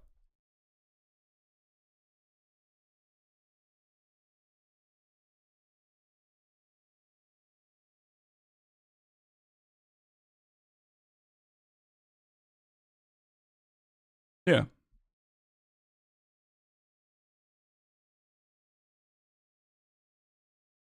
Have you read the 1776 Project, by the way? It's hilariously unscholarly, like has like no citations. There was like a 17-page Breitbart piece. Yeah. Wait, why do people even take the Zionist reason or occupation? Our ancestors lived here 1,000 years ago. By that logic, Muslims ruled over Spain 700 years ago. That should be handed over to the Arabs as well. No, I mean, then don't even fucking bring up the Moors and shit, dude. Are you kidding me? That is, oh my God, that's a never-ending stain on European history. That literally motivates a big chunk of the reason. That motivates a big chunk of the reason for why so many fucking Europeans still like despise Muslims in general, dude. Oh my God, no. The argument isn't we lived there 1,000 years ago. It's our culture and ethnic history began in that place, and we've had a physical and cultural connection continuously since then. But also, no part of that justifies removing people from their homes and obviously bombing mosques. That shit is evil. Yeah. Yeah. Military bro from high school keeps posting the 1776 book. Well, I'm glad that he's reading at least. Yeah.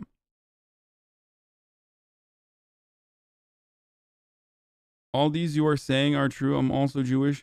And the guy you're talking about is also true. Communications director for the Holocaust revisionism is also true, but it's not really a central project / policy. They barely talk about it, like literally never. Also, thank you for reading my message.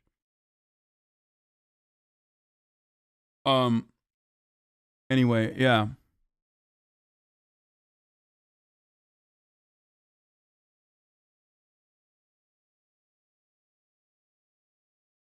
Saying Israel was just built on Arab settlements only tells half the story. Jews occupied this region continuously for millennia, and there was increased re-immigration after facing genocides in Europe and being denied asylum everywhere else. That doesn't mean it's not an apartheid state that commits genocides themselves now. It is an apartheid state that commits genocide now. That's what I focus on. That's what I care about. As far as the history of Jewish people living there, I don't have a fucking problem with Jewish people living anywhere. It's great. Live wherever the fuck you want to. There's a difference between we want to create a migration program so that Jews and Palestinians and Israelis or everyone there can live happily in a one nation state, which is what I believe should happen there. A singular nation state, not a two-state solution. Then that's great. I'm fucking totally on board. Fine and dandy. Except that's not what's happening.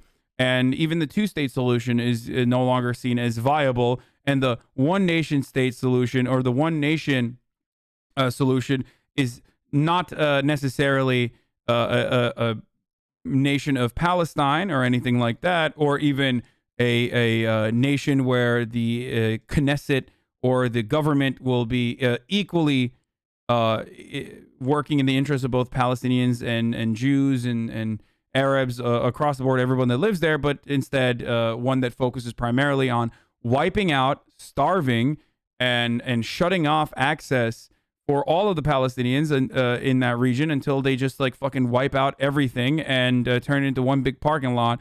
But it'll be a gay parking lot. And also on top of that, it'll be sick to go visit in the summers. And, you know, there's so much tech there. So obviously it's all fine from the point of view of Westerners who literally don't even fucking look to the brutality of this occupation. And instead, it's just an afterthought. Or when it's not an afterthought, they just think about it as like, they think about it as like, you know, it's completely justified. Gay vegan parking lot.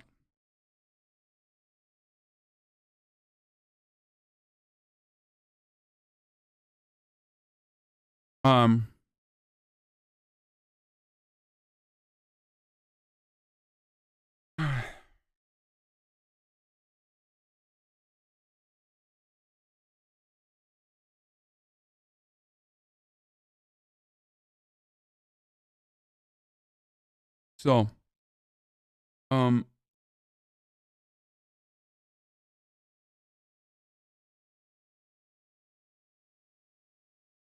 U.S. reaction with Israel is really similar to how we helped Franco during his regime in Spain just because he was anti-communist. Yeah. People should know that those who shield for ethnic cleansing with these Jews have been living there too are liberals, by the way, not even conservatives. Yeah, a lot of secular progressive Americans just have a fucking blind spot to this, and I personally understand it. I also am from a country that occupies a territory where they send a group of people of a specific ethnic background. They subject them to untold amounts of cruelty as well. So I do get it. I do understand why you could have a blind spot to some shit like that, where you don't want to think about it or you don't consider it at all. Still ridiculous.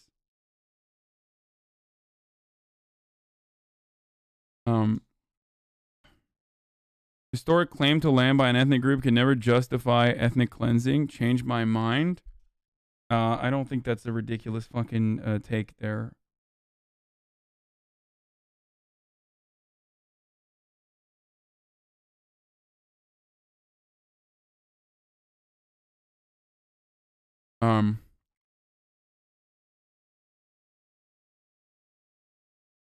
There are several TikTok accounts that post attractive IDF members to romanticize them. Yes, the IDF propaganda is very, very strong. Okay, there's a no matter what flavor of progressive or conservative or reactionary you are, you will find one way to and we do it in the American military too. But you will find a piece of advertisement that works in your favor that suits your fucking interests. So, you know, whether you're a vegan and you love the vegan food options, whether you're LGBT and you love that it's like a openly LGBT military force, like there's something for everybody. What? Not say the Kurds and not just say some people? Of course I mean the Kurds. What the fuck do you mean, dumbass? I've talked about it a million times. Why not say the Kurds, he says. The fuck are you, what do you think I'm talking about?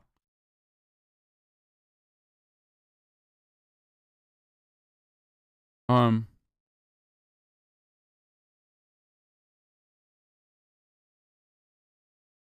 you think the distraction that Trump was in the current circle jerking of American hate has been a boon for China these past 5 years? I mean, it certainly helps China in whatever their interests are in furthering their like global agenda.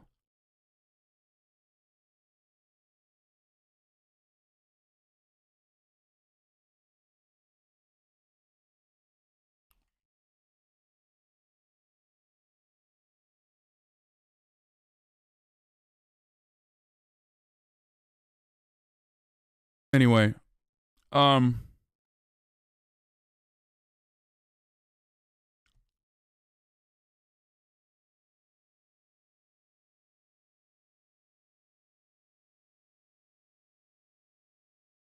fuck. Okay. So we talked about all this. Okay, well, let's get to the closed indefinitely. The story about the story. I'll watch one more video on this. I just don't know if there's like blood. You know what I mean? I'm a little worried about potential bloodshed in the Al Jazeera and the DW coverage of this.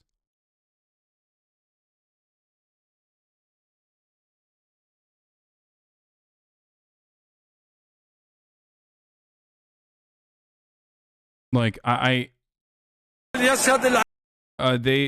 just, we talked about it already, but like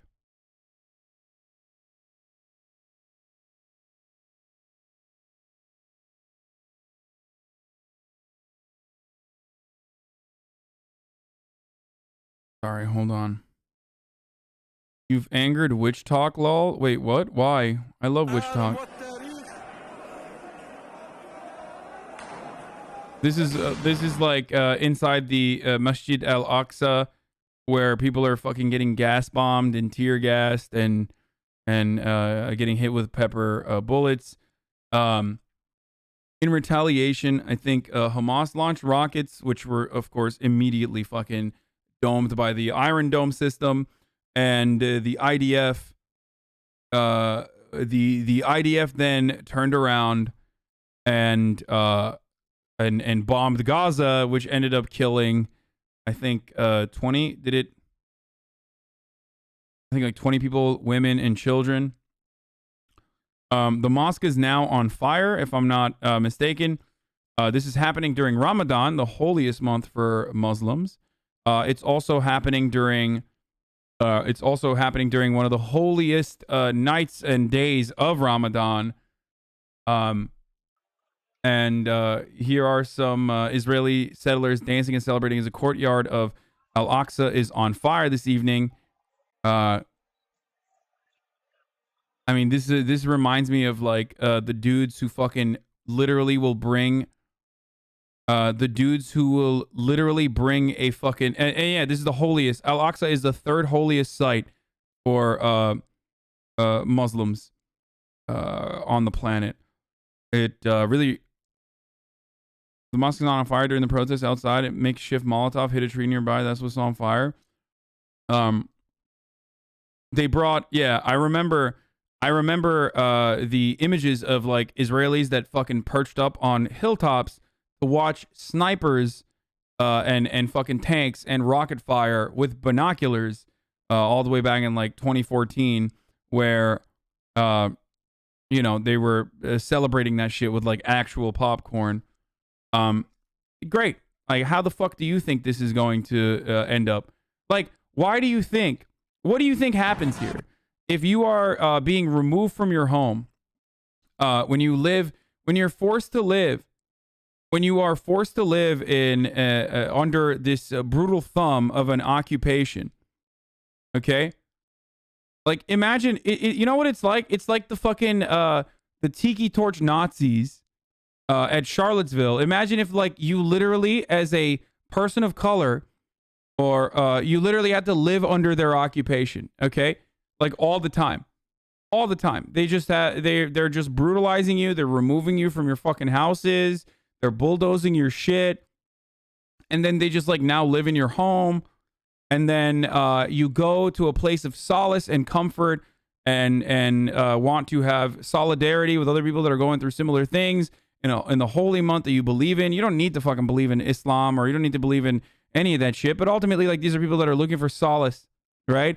And in your holy place, in one of the holiest months, the Tiki Torch motherfuckers come in and, like, gas you, okay? They fucking...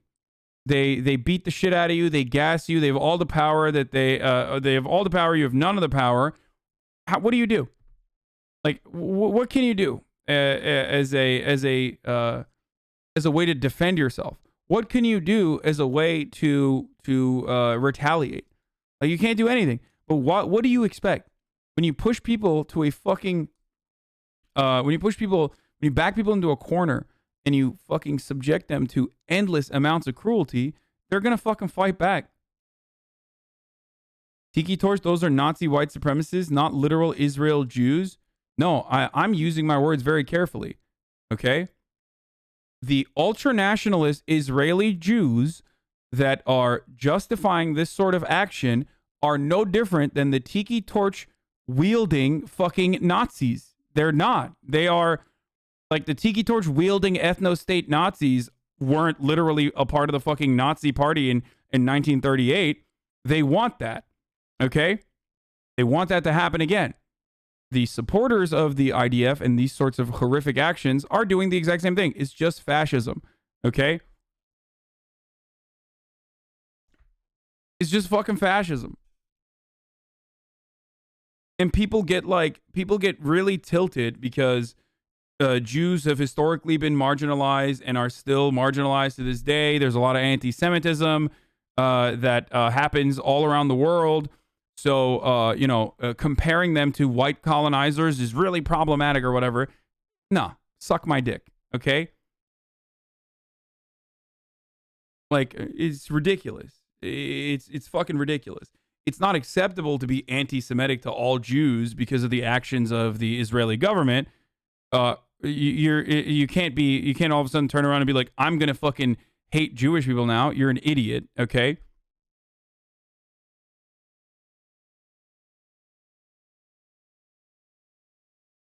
It's not how you fight back against this, but ultimately, what's happening here is completely unacceptable.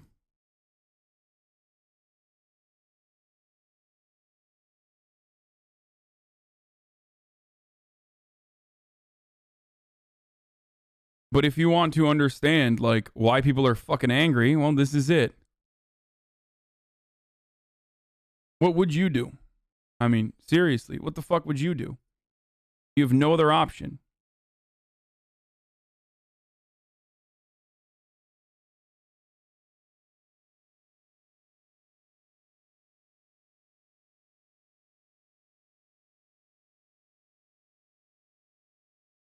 Anyway,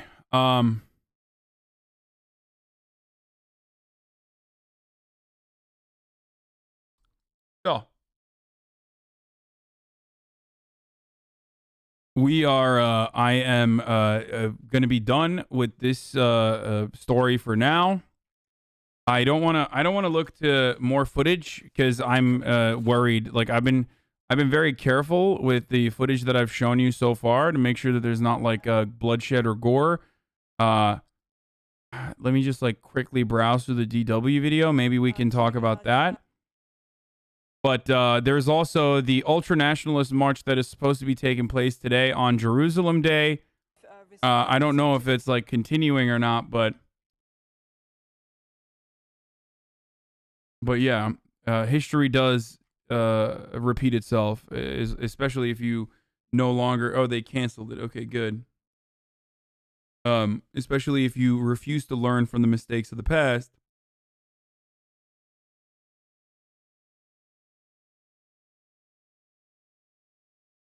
So,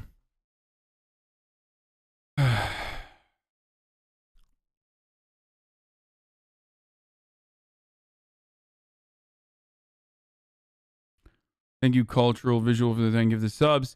Anyway, I'm going to run an ad here. Thanks for having the balls to cover stuff like this in front of so many people. No matter how many times you get stunlocked or get caught up by bad chatters, please know that there are at least 1 million people who have expanded their perspective in the world partly because of you.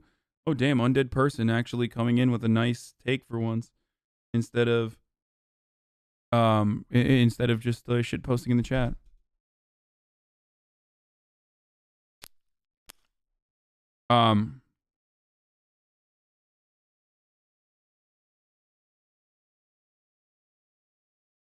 So I am going to, if you want to see American Jews' criticism of Israel, you can look to Norman Finkelstein. You can look to Noam Chomsky as insightful analysis and historical perspective as to what has happened.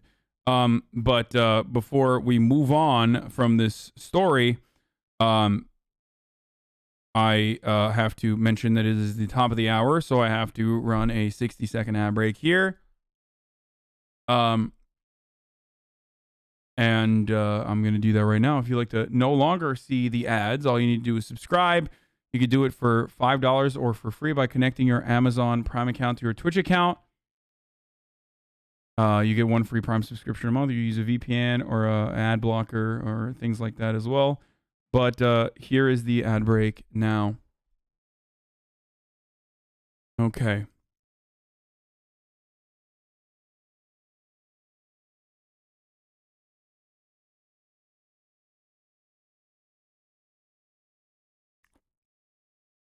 Do you think large third-scale party intervention is necessary to start the process of making it viable one-state solution? I think the most important third-party intervention has to come from pulling out the unconditional support that we currently give to Israel in the form of $3.8 billion, okay? That is one good way. Finkelstein is anti-Semitic, says bread tube reviews. Yeah, dude. You're right.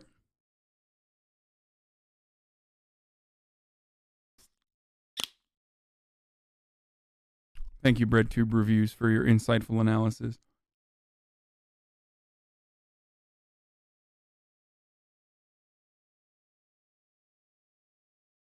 The last thing I wanted to talk about is another incredible Ben Shabibo. Israel goes through a decades-long legal process to adjudicate whether families who have been illegally squatting in Jewish-owned homes ought to be evicted. Fatah and Hamas precede the riot, actively aid terror attacks and fire rockets. The international community blames Israel. What an incredible way to approach this issue, once again from the brilliant mind of Ben Shabibo. Decades-long legal process to adjudicate whether families who have been illegally squatting in Jewish-owned homes ought to be evicted.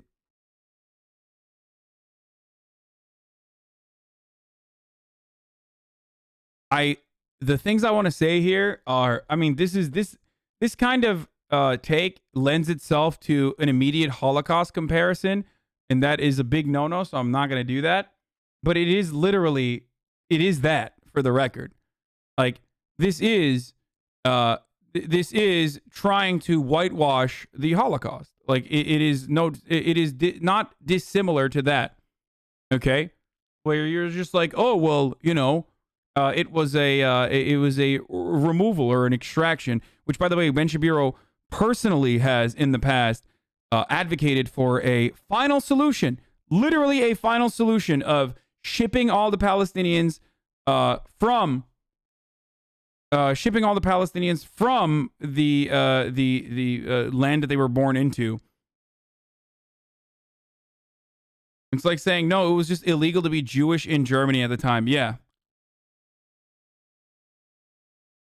Incredible stuff.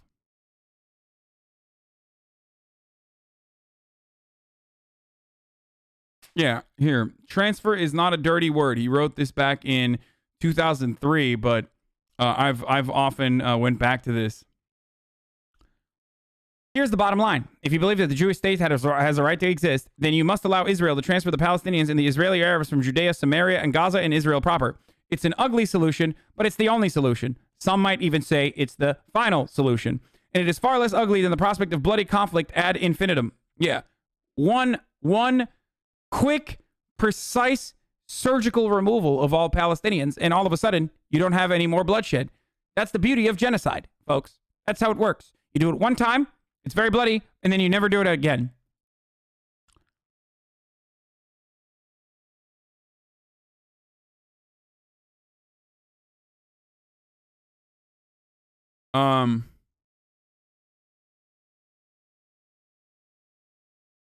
Yeah, I'm just gonna fucking say, not surprising to see this from the dude who once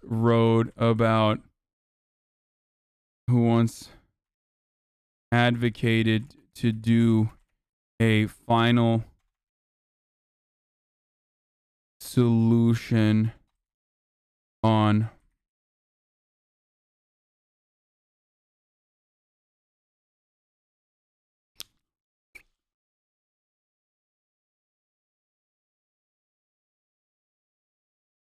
That's what I'm going to say.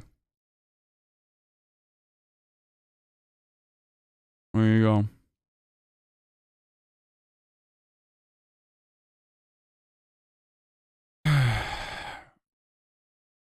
Ben Winters, Shabibo. Hello, I've been spending my entire night trying to Photoshop Ethan Winters from Resident Evil into Ben Shapiro. Oh God, don't do that. That's terrible. What is your view on Instagram censoring Palestinian stories? Are they? I'm not surprised if they are. That sort of shit happens all the time. Why do you keep putting words in people's mouths? It's already horrible enough what he's saying. It doesn't need flair. What do you think he's advocating for here? There is no flair there. He's literally advocating for removing Palestinians, taking them out of their homes, and removing Palestinians from their homes, putting them on trains and shipping them off somewhere. And that somewhere is not even mentioned. Okay? That, like, he's just literally saying, like,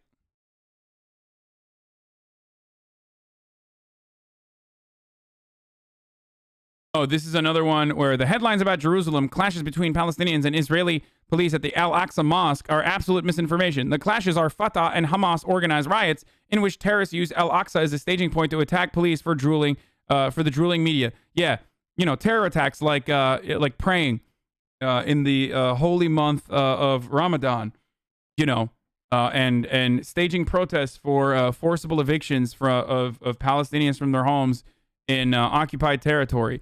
You know, it's, you know, that sort of, like, the real terrorism is protesting your people being fucking removed from their homes.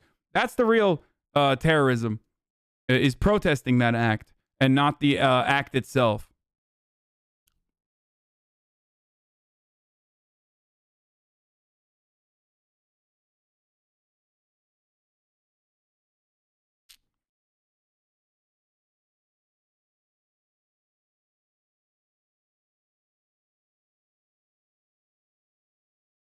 Anyway.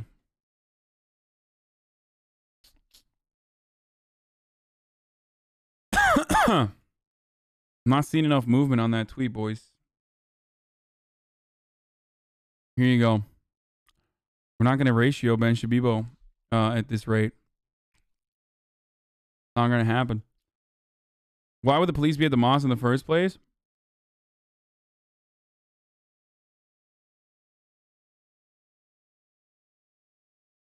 Messed up.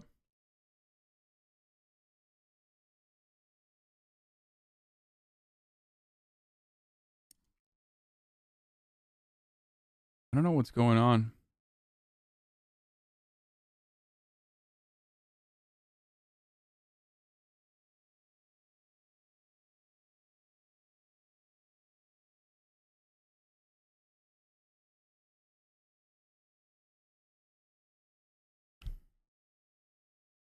The irony with a lot of what Ben Shapiro talks about when he's defending Israel literally could be used as a counter to Israel, like talking about occupying land that is stolen and shit like that, where it's like, dude, are you talking about Israel or are you criticizing Palestinians? Like, it makes no fucking sense.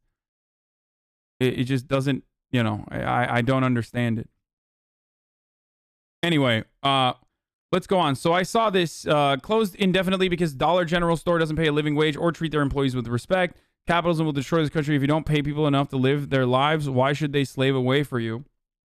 This got like 30,000 retweets. I don't know how much this is happening as far as like people protesting in a unified capacity, like labor protesting in a unified manner. But Biden vows to enforce the UI law so no one can game the system and get paid. We're going to make it clear anyone collecting unemployment who's offered a suitable job must take the job or lose their unemployment benefits. I told you guys that they were going to roll this back. And then he adds, people will come back to work if they're paid a decent wage.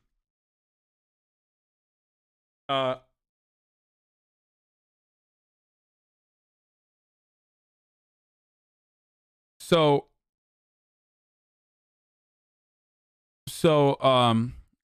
he's right on the second side of the equation. Both sides. He's both sizing the argument when it's literally one fucking side from where I'm standing, at least. But the first side The first argument is like, we're going to take away your fucking benefits if you don't, like, we're going to take away your unemployment insurance if you don't go back and get a fucking job when it's presented to you. What's a decent job? What's a suitable job? Who gets to make that choice? Who gets to decide? These are the real questions, and these are the real boundaries that are going to fucking dictate whether or not this is even remotely ethical. To me, it reads like a threat, because I've seen how America and American commerce has operated in the past. So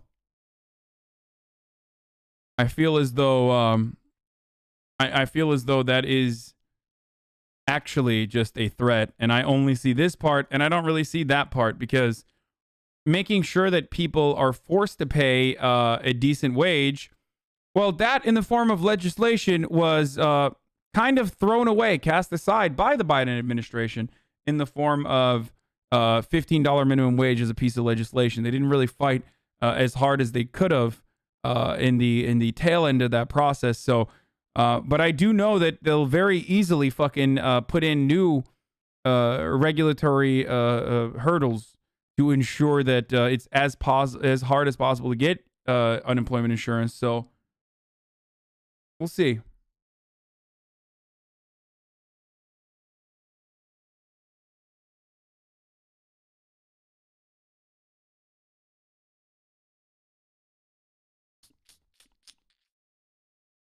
I really want to know what the suitable part of the statement means.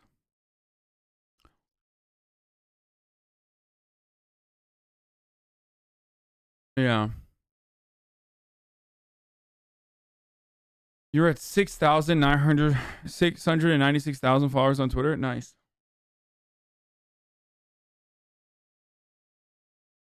Amazon update to the Amazon union talks.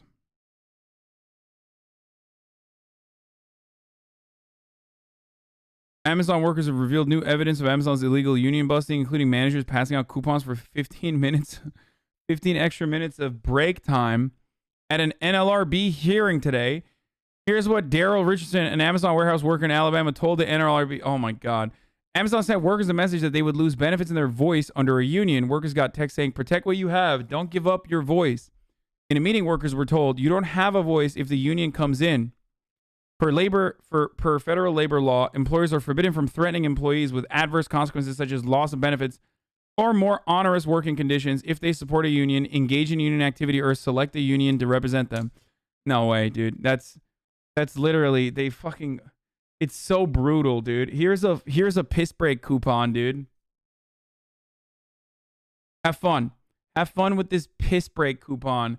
If you if you don't unionize is incredible. But the threatening employees, well, like any legal team worth their salt, and these are legal teams that are getting millions and millions of dollars just to be able to advocate for the corporation over and stop any effort from unionizing, are going to rip apart that argument and say, yeah, that's not happening. You can't say that that's a threat. They're basically saying that the union will take away your benefits, not we will take away your benefits if you get a union.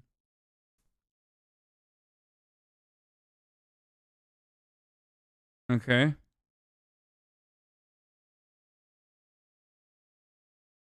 Great. You get limited one flush per coupon. When workers arrived each day, supervisors would stop by to pepper them with questions about job satisfaction that started after the union election began. Amazon's HR strategy changed after the union drive went public.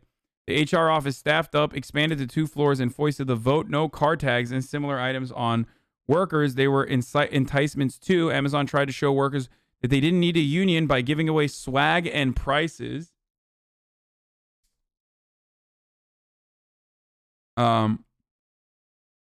That's great. There were one of the biggest prizes, a coupon for 15 extra minutes on your break. The NLRB hearings on Amazon's union election misconduct are continuing. Stay tuned for more updates. Okay, there's a quick update from Amazon. Let's watch Axios on Senator Bernie Sanders on why the left needs the working class. Think about this trend. It's not just in America, it's actually in other Western countries where center-left and left parties, it's the education divide. They're becoming more reliant on college-educated voters, and they're losing non-college educated voters. And it's urban and rural as well. Urban, rural as well, for sure. Why do you think that's happening? I'll be back. Well, I think if I am a working class person in this country, I've seen my job go to China. I'm working for $9 an hour when I used to make $20 an hour. I don't have health care, or I can't afford it, or I can't afford prescription drugs. You're resentful. Are we talking to those people? I think we're beginning to see that in the last few months under Biden. But Democrats traditionally have been very tepid, very fearful about going big. And I will say, I think there's a glossiness to it as well, sort of San Francisco, New York glossiness to the party. I'm so smart. You know, I am really smart, and we go to $100 dinners, and who really cares about those working class people? I think it is fair to say, as a result of heavy-duty corporate campaign contributions, Democratic Party has drifted away from being the party of FDR and even Harry Truman, in being understood and perceived correctly as the working class party. If that can't be changed, that trend of Democratic Party becomes the party of the college-educated, Republicans become the party of the not, do you think that's sustainable for a progressive party? No, I don't, and I don't think it's sustainable for American democracy. Right, so, we want a party that welcomes all people in. Biden didn't put it in his plan, but Schumer and Pelosi want it, and a few others want it, is restoring this state and local tax deduction, the SALT, which is a tax break for rich people in blue states. Yep. You don't support that? No. What do you think if Democrats bring that back? It sends a terrible, terrible message. So ultimately, what you have got to do, and it's in fairness to Schumer and Pelosi, it is hard when you have tiny margins, but you have got to make it clear which side you are on. And you can't be on the side of the wealthy and the powerful if you're going to really fight for working families.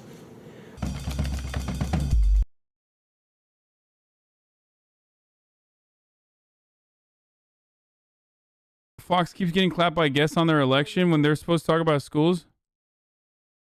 In celebrating diversity, in actually looking at and helping look at people's lived experience. But if you're really talking about misinformation now, Martha, and I hope you are, I really would hope that Fox would really look at what happened in this election and how we can, because every social studies teacher is wrestling with this, discern fact from fiction. She's so uncomfortable. They had to literally fucking swipe away, dude. Have to do that. So as social we have a President Biden was elected in 2020. I think that all of that is quite clear. So I'm not sure why you are so concerned with that part, with that particular moment in history. Every election is significant. Nobody is hiding anything under any rocks here. But I do want to, the fact that you have two big believers. I love that. It's like, I can't wait until they're just like, come on, we lied a little bit, dude. Let us go. Let us fucking have this. Like, can't we just lie a little bit about the election? Like, I want to get to that point where I want to hear Fox News just be like, come on, just we can get a crumb. We can get a crumb of lying, okay? Fox News gets to do a little bit of lying.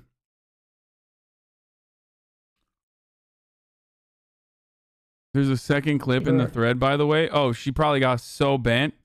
I would hope Fox says to all these people that don't want the vaccines, that think there's a problem, why don't you and I do things together to get our kids back to school? This is what we need to do. We have to stop the misinformation. We have to stop the disinformation. We have to stop the chaos. As you know, many of those students were back without being vaccinated, and the CDC said it wasn't required for teachers or students to be vaccinated to go back to school. So children are a separate issue. Every family across America is going to make that decision about their children. We know that these are going to be widely. Not if all three of the major vaccines get full-blown FDA approval. If they do, which it is slated to happen, like with Pfizer, the CDC will move forward with a complete immunization requirement for schools, and that is going to happen hopefully once the FDA approval comes in. They are currently offering an expansion to Pfizer as far as like children being vaccinated. They're in the process of expanding that to basically everyone. So like everyone will be able to get the Pfizer vaccine. And if that actually happens, and if it's like universal vaccination, then hospitals will start requiring their staff to take it. And they will be able to do so. And schools will be able to do so as well. There are plenty of vaccines that you have to get. There are plenty of vaccines that you have to get to be able to go to school. Like, and no one talks about it like it's fucking unacceptable, and people laugh at you when you would bring that up. So it's understandable that they're going to do that, and we'll see that. We'll see what happens. Red states are never going to do that. I mean, you literally have MMR, which is required. So no, red states will do that as well, because all of this back and forth about like, oh, is this going to fucking kill people or whatever the fuck, this nonsensical conversation, ultimately boils down to, when it comes to policy, when it comes down to like legitimate policy, like, you do it and you get enough of a group of people to go out and unconditionally get vaccinated, which is precisely why I was originally saying that's why we need fucking vaccine passports.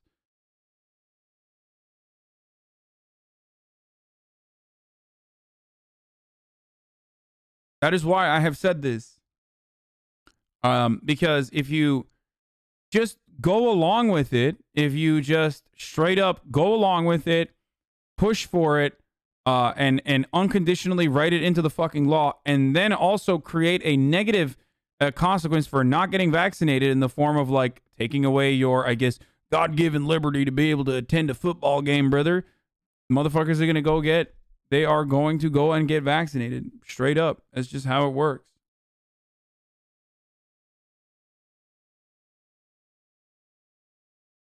You might have explained this before, but what's the difference in access between vaccine passports and driver's licenses for voting for minorities? Yes. When you go out and vote, you're not harming others. But if you are going out without a vaccine, you have the capacity to further extend a pandemic. So that's the difference. There isn't a problem with like voter fraud, but there is a problem in the form of a pandemic continuing. Vaccines are also free. That's also a big difference. Whereas getting a driver's license, unfortunately, is not.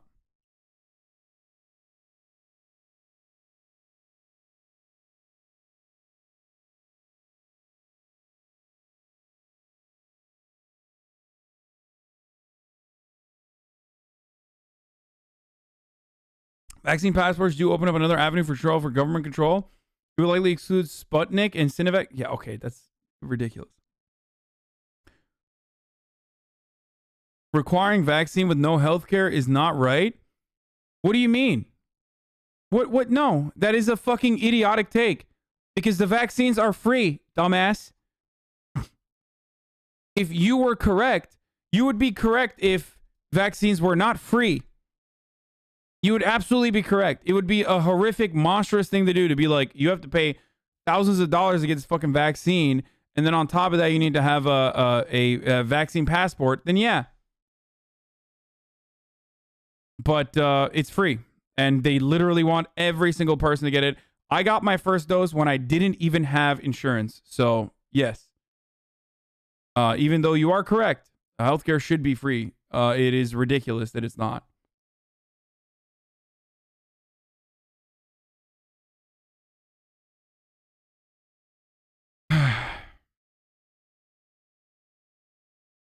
Anyway, cancel culture caused his Kentucky Derby host to fail. Oh, I wanted to talk about this. I had it like here, I think. Yeah, I did. We'll talk about this. This is fucking ridiculous. Ladies and gentlemen, cancel culture. When Marjorie Taylor Greene said cancel culture was you know, the cancellation of a baby from the mother's womb, we thought, you know, like, can it get fucking stupider than that? Well, turns out the answer is yes. With Republicans, there is an endless amount of stupidity. So, you know, the ceiling is literally as high as you want it to be. So yeah, this fucking like Derby guy, Kentucky Derby guy who owns horses, said it's fucking cancel culture. I'll just let him do the talking. Oh. Will you run Medina Spirit this weekend in the Preakness? I know you've said that, but I just want to start off by saying that, like, Fox News literally has nothing better to talk about. They have nothing left to talk about. So now they're talking about horses in the fucking Kentucky Derby, dude. Like, what the fuck? What are they doing? Like, what is this? What is this content? I don't even know. They're going to have a meeting tomorrow down there at that race. No, actually, they're on their way right now. They're in a van. They should arrive this afternoon, and we're definitely planning on running them. I'm going to run 2 horses. Okay, Bob, here's my understanding. They were going to have the draw today for the Preakness, and they've kicked it back until tomorrow. You have another review. Those results may not be available for several weeks. So the Preakness goes down this weekend. The Belmont is here in New York 4 weeks from now. I don't know if we have final results even before the Belmont is done, but your plan is to race in the Preakness. Is there a chance they may punt and not allow Medina Spirit to run this weekend? Well, I haven't heard anything officially. They haven't told me anything. I know when Churchill Downs came out with that statement, that was pretty harsh. And pretty harsh, brother. I think they had to just, you know, it's, you know, with all the noise going out, you know, we live in a different world now. This America is different. And it was like a cancel culture kind of a thing. So they're reviewing. Cancel culture is when my horse can't get the ketamines that it needs. Okay, brother, what the fuck? Listen, everybody dopes their horses, and I'm pretty sure they do, right? They pump them full of fucking juices, right? All the horses are juiced up in the Derby, but it's like the engine restrictions on Formula One. You can't actually fucking, there's a level of juicing that you can, that is allowed, and he went beyond that level of juicing multiple times. I haven't been told anything. We're prepared to run. I can't see that. But under the rules, does your team get to review the results, or is that left with the horse officials? No, it goes. There's a long process. There'll be a split sample, and then there'll be a hearing, and it's going to take months. This isn't done within a week, and it's a long period. But you're here to say that Bob Baffert's team did not cheat to win the Kentucky Derby. We did not cheat to win the Kentucky Derby. It's great. Cancel culture is when I can't dope my horse, motherfucker. This is bullshit. The Iron Dome is in full force. It's fucking crazy. Yes, the Iron Dome is insane, dude. Look at this. Look at this shit. Look at this. I mean, it's sick. It's like actually fucking dope.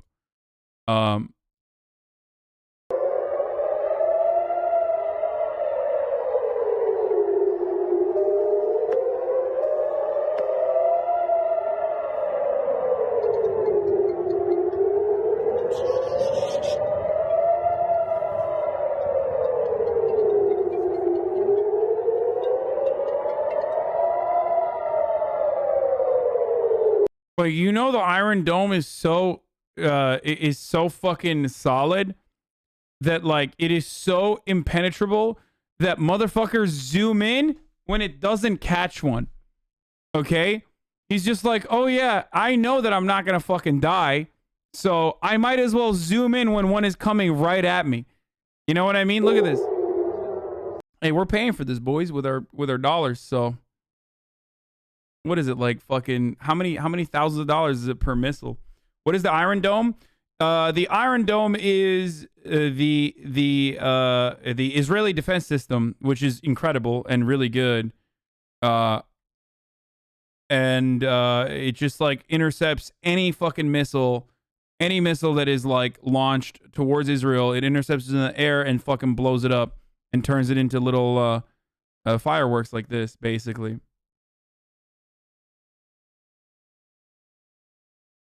$50 million per battery, 40,000 per missile. They just blow shit out of the. It blows any sort of like incoming artillery or fucking rocket fire out of the space. I mean, I think it has missed. I don't know what it's like. I don't know what its success rating is, but it's insane. It's so much that like, should they just let the rockets through? No, motherfucker, I'm not saying that. I'm literally saying this is a good thing. People are fucking literally delusional, dude. Like, why would I say it's a bad thing?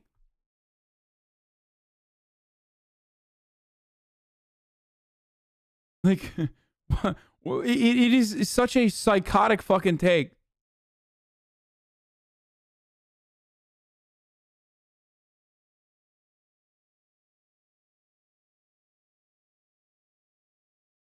No, I think it's people who think that like they're gonna catch me being hypocritical and be like advocating for fucking like Israeli lives to be lost or some shit.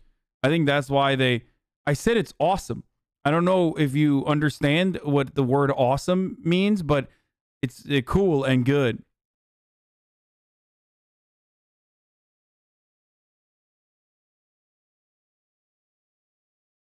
Anyway, here's what the actual Iron Dome machine looks like.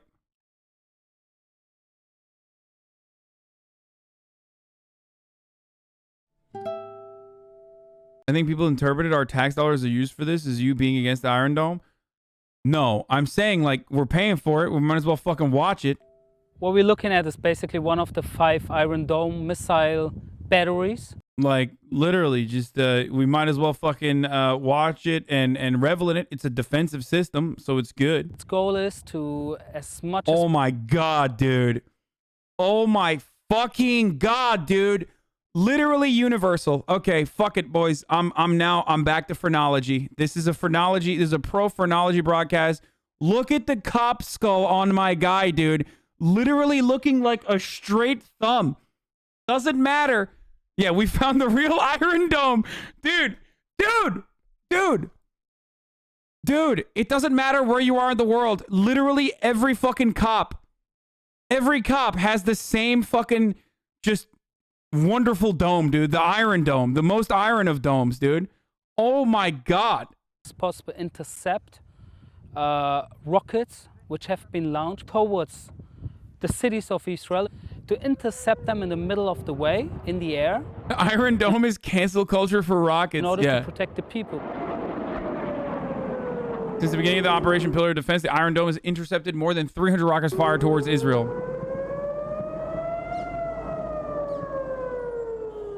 כן, נופלים. אבל לא, גם מיירטים אותם את הרוב. אני יודע. יש אבל פיצוצים, יש פיצוצים. תעבור אליי. הנה האזעקה. חבל לא צילמת את האזעקה. בוא איתנו, בוא. בוא איתנו, בוא. תשמע איזה פיצוצים. וואי, זה פה, ידבע. וואי. וואי, זה פה, יא גנוב. בוא, כנסו. בוא, זה פה, קירי. זה הכיפת ברזל נראה לי, לא? כן. וואי. לפני כיפת ברזל היה מה זה מפחיד, אבל היום אנחנו ממש בביטחון, אנחנו מרגישים וגם שומעים את הכיפה בום בום, איך היא מורידה אותם, ואחר כך יוצאים, רואים את כל הזה. It is very successful. I would say around 90% of the interceptions we wanted to make, we make. But still, there's too many. What does he mean we wanted to make, dude? Does that imply that there's interceptions that you don't want to make? Like, you know, we let some of them fall, you know? Fuck it. It's kind of odd. Anyway, it's a weird phrasing, but... rockets. Oh, they let some fall in open fields? Down here. Today only we had over 50 rockets already which hit Israeli territory and the cities and the land, wherever. And we had around 30-something interceptions. כיפת ברזל הזה, אבל זה לא מצליח להראות את כולם. הוא מנסה לפגוע כמה שאפשר, אבל במקרה המזל הוא פוגע בבניינים. תראה מה שקרה פה. What I can say is it's first of all not a 100% solution. It gives the people a better feeling, but there's still rockets landing. And it gives the IDF, you know, more time actually to... So what I was going to say is, like, this is a good thing to have, obviously. Like, I'm never going to fucking sit and be like, I can't believe that Israel is a defensive solution to incoming rocket fire. But the actual solution to prevent rocket fire from occurring is to, I don't know, give the Palestinians fucking autonomy and independence and allow them to live like peers. So that would be, you know, that would be an appropriate thing to do as well. That's a more permanent solution to the problem, but you can't do that. So, you know, we just got to keep dealing with it in this way, I think. Just bow down to terrorist, Hamas, Omega lol. Yeah, dude, because, again, and I know I said I moved on from this conversation, but if you have a baby brain and you think like, well, bad people are bad because they're bad, and good people are good because they're good, and Israel good and Palestinian bad, then yes, of course you're going to have this kind of approach, not recognizing the reason why people fucking literally fight back, or the reason why people operate in this capacity is going to allow you to live a very comfortable life of ignorance and assume that like you know, people are just doing terrorism because they're bad people and want to do bad things.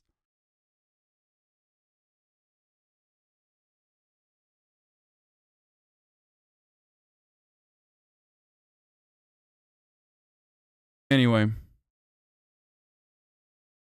yeah, this was devastating. But yeah, Israelis watch bombs drop on Gaza from front row seats.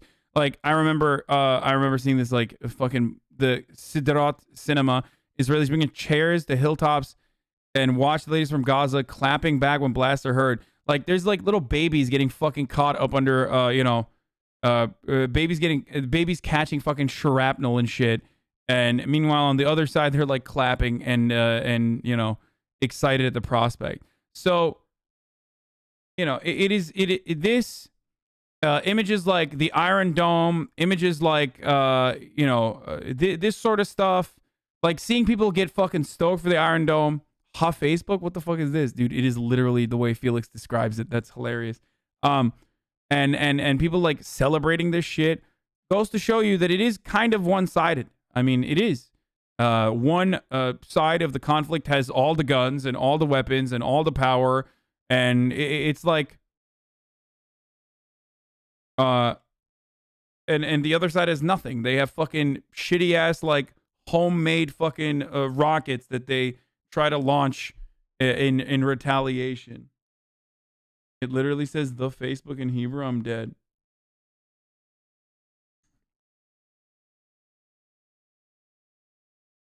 Yeah, you never see any Palestinians cheering terrorists. Yeah, you're right, brother. Except, and I repeat myself, like, people will constantly be like, oh, they said like bomb Tel Aviv, right? The Palestinians, they said bomb Tel Aviv. Okay, well, here is the difference though. The Palestinians do not have the capacity to do anything to Israel. That is literally what I'm showing you. That is literally what I'm talking about. Israelis know this as well, judging by the reaction to this sort of fucking bloodshed, okay? Like, Palestinians don't have the fucking freedom to be able to be like, let's go set up fucking chairs and watch like a couple homemade fucking pipe bombs explode in the air with the Iron Dome. Okay? That's what I'm saying. There's disproportional, there is a disproportion of violence here. Okay? It's not proportional. They don't have shit. You can say both are bad all you want.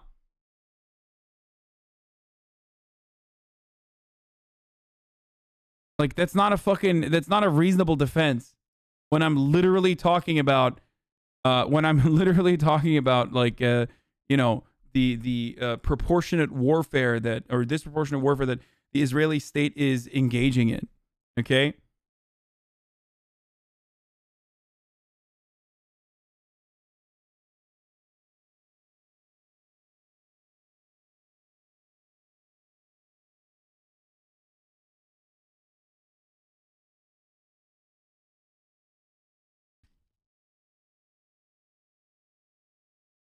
They have Hamas, who is backed by Iran. Oh, yeah, dude. You're right. They're doing the most, dude. You're right. Also, the existence of Hamas does not justify the brutality that every single innocent Palestinian is subjected to. Okay? It does not. If it worked like that, then you would hear motherfuckers be like, yeah, no, just, fucking genocide Israel then, because of the actions of the IDF and the structured government that they have and the systemic ethnic cleansing that they're subjecting the Palestinians to. Okay? It doesn't work that way. Like, you're ridiculous. Yo, is it true that Ludwig considered joining Hamas? That's not true. I don't think so.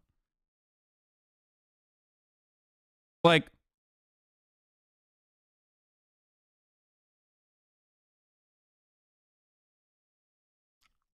who does not remember the vile terrorist act of the French resistance during the Nazi occupation of France?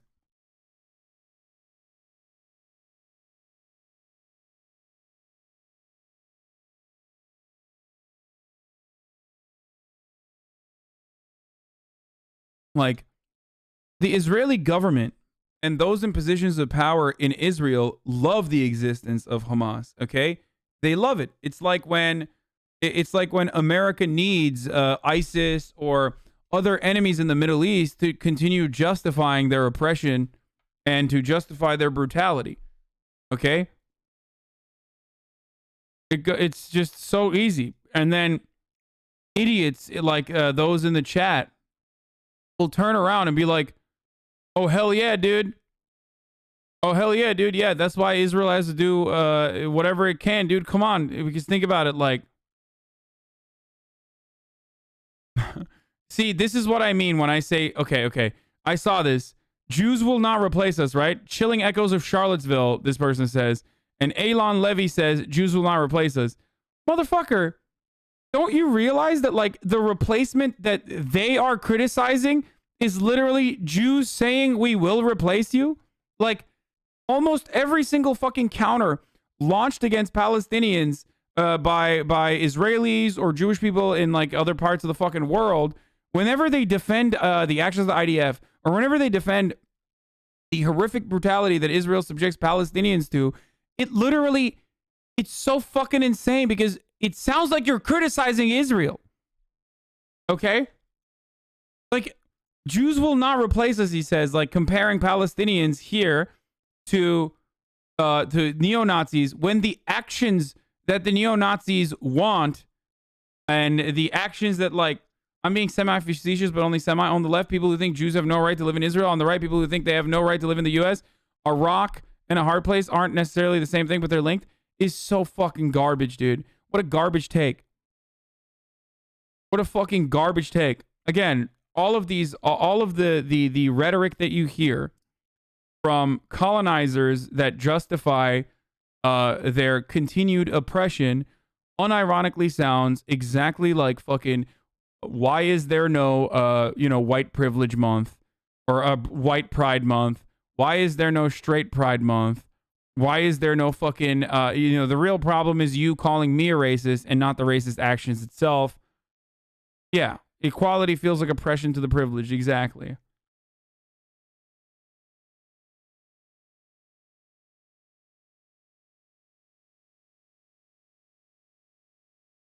Great.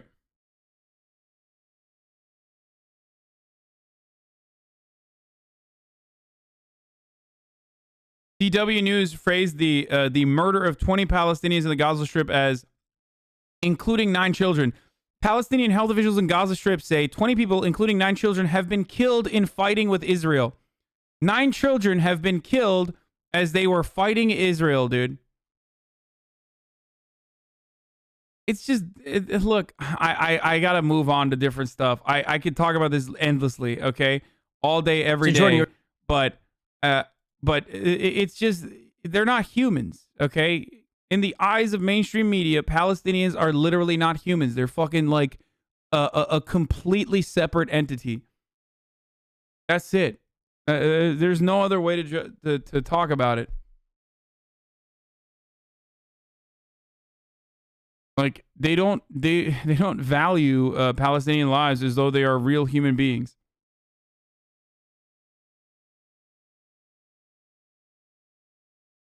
Okay?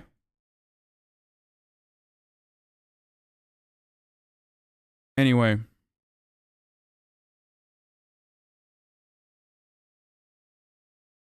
It's American fault the situation is like that? Why they back up Israel so much? Yeah, it is. America could do something, and that something is like remove all fucking help, remove the $3.8 billion in yearly defense funding that goes to Israel on the condition that they end their occupation. And if they don't, then no more help. It's never going to happen, but it should. Bernie Sanders, who's based as fuck, literally threatened with that, for the record. Like Bernie Sanders, the only Jewish person running for president at the time, was advocating to remove all help, all aid from Israel unless they stopped their occupation. Anyway, let's watch the Jordan Peterson on wealth inequality. We were speaking a moment ago about the sort of lack of meaning that people are looking for. Is this new? Is this a new Ben Shabibo video, or is this a re-upload? For particularly young men, and it really is a big thing that young men seem to have lost meaning. Postmodernism killed the scientific rationalist world, and the postmodernists have decided to substitute for that a certain... That means that ISIS would take over? You have just shown several news orgs showing Israel's bad behavior. What is this BreadTube Reviews person that's like, but that means ISIS would take over? Wait, with respect to what, dude? What? If we stopped giving Israel weapons, then ISIS would take over? What? Dude, what kind of fucking idiot are you, dude? Review my dick, you fucking moron. Utopian vision of the remolding of American society in terms of what they call equity, but yeah, dude, ISIS is going to take over Israel, bro. You're right. Fucking idiot. Really amounts to tribal dynamics. And you see this over and over, the radical left pushing its own version of utopianism. Classical liberals have been wrong-footed, I think, by the need for something more fulfilling, which is why classical liberalism always relied on an unspoken assumption that you were going to find meaning in your family, you were going to find meaning in religious community, you were going to find meaning in bettering your social life outside of government. But when that unspoken understanding just dissipated, when religion started to fall apart, all that was left was, well, let's just be rational with one another. There's not much inspiring there. And I think that's why you see that across the board, a drive toward irrationalism, a certain level of romanticism dominating the society to the point where irrationalism is much more prized than rationalism. If you make a rational point, if you cite data, very often this is now considered not only impossible. Yeah, everything that Ben says is rational, and therefore he's an advocate for rationalism, except, you know, let's avoid the endless amount of readily available empirical research on any particular matter. In the world of Ben Shabibo, rational ideas literally launch themselves off of common sense, okay? He often, as a reactionary, will say, well, it's common sense. It's just common sense. And then will work towards that bias that you probably hold on to, okay, by cherry-picking data points to post hoc rationalize his point of view.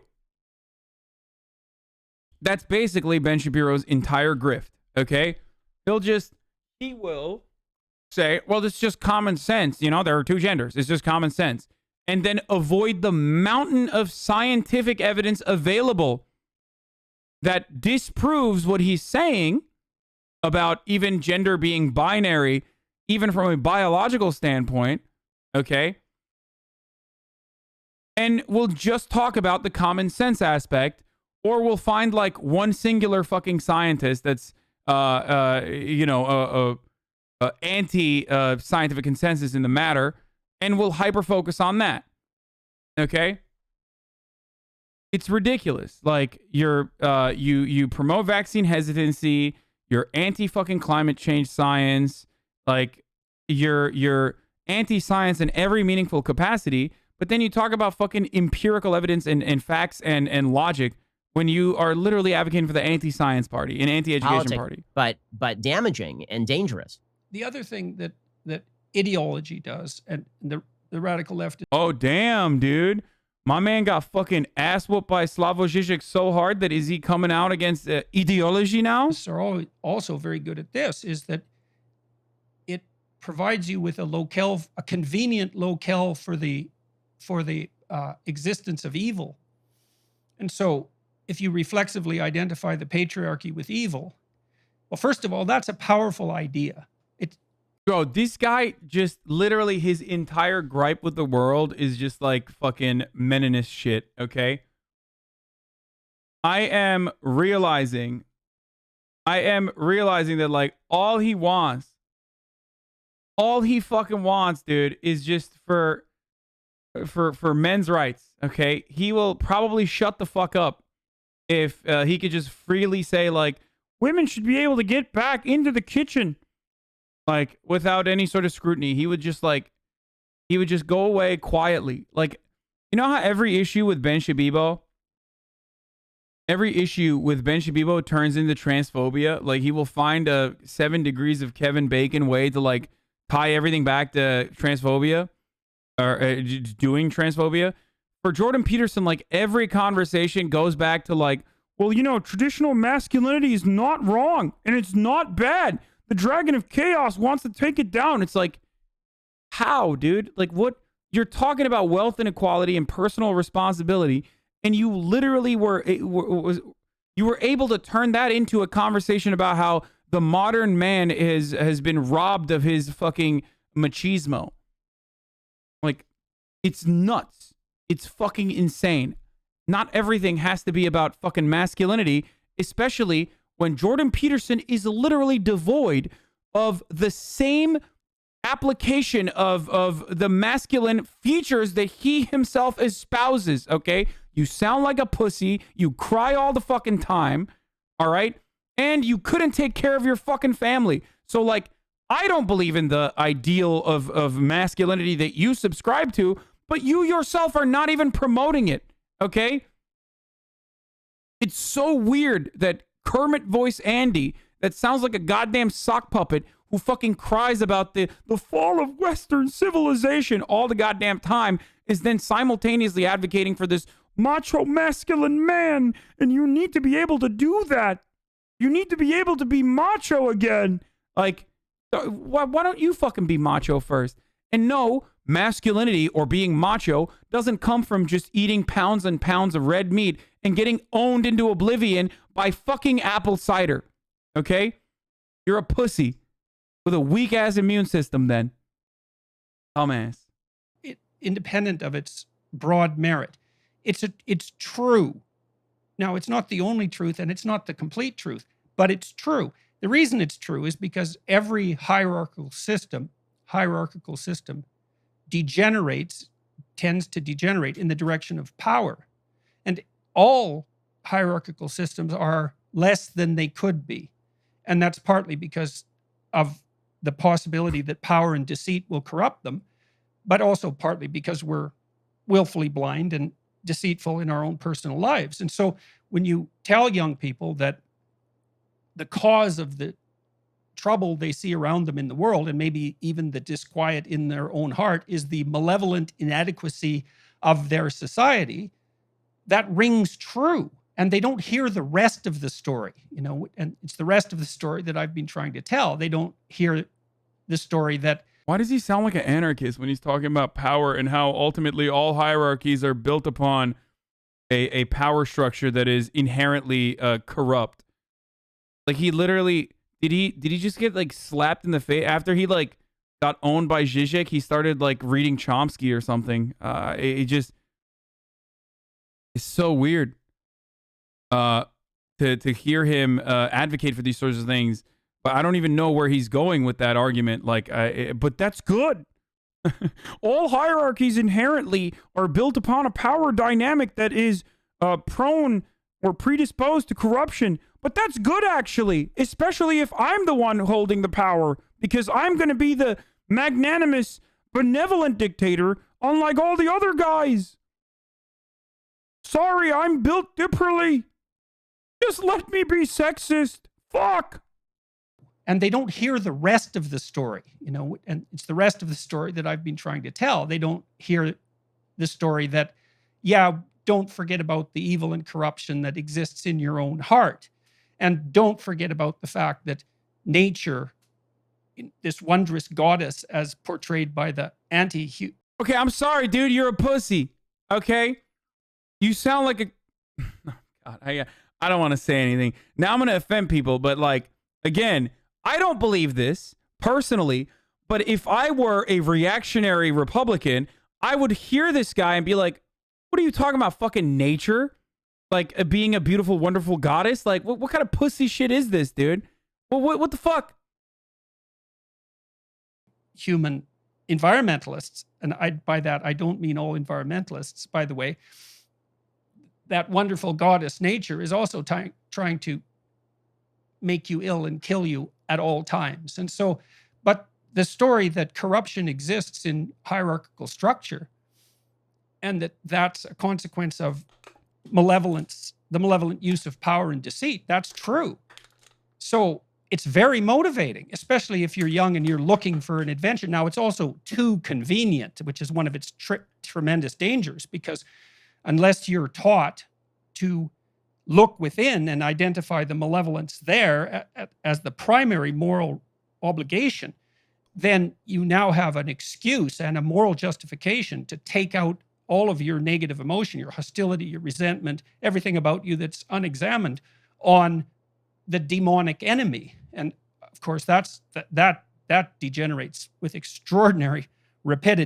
The funny thing about Jordan Peterson is that like every criticism that he like very, very casually and in a very cyclical way is describing, because of his way of speaking, could absolutely be launched in the inverse against those who follow the Jordan Peterson school of thought and believe in like the traditional masculine male and the power structures inherent in nature and therefore is justifiable and good. Okay? Like, what he's talking about, if you have a leftist point of view, you hear what he's saying and you're like, yeah, he's right. And that's why it's so weird how vicious reactionaries are towards those that they have declared are the enemy, which would be Jordan Peterson in this sense, in this argument.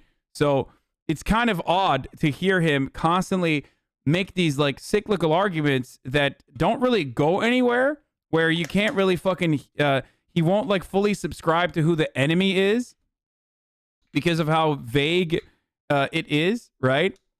How much time have you spent with women sexually? Oh God, I love that. I love that. I love that. I love when fucking people say shit like that, dude. They're so strange, dude. So fucking weird. How much time have you spent with women sexually? As we've seen over and over and over. So it's up to the centrists on both sides to deal with this. I've been talking to a lot of the centrists on both sides to deal with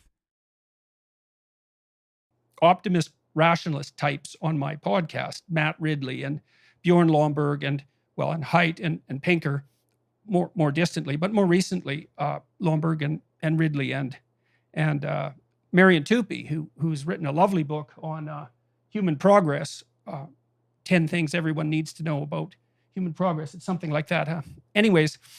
That's the mega centrism, dude. The centrist on both sides is incredible.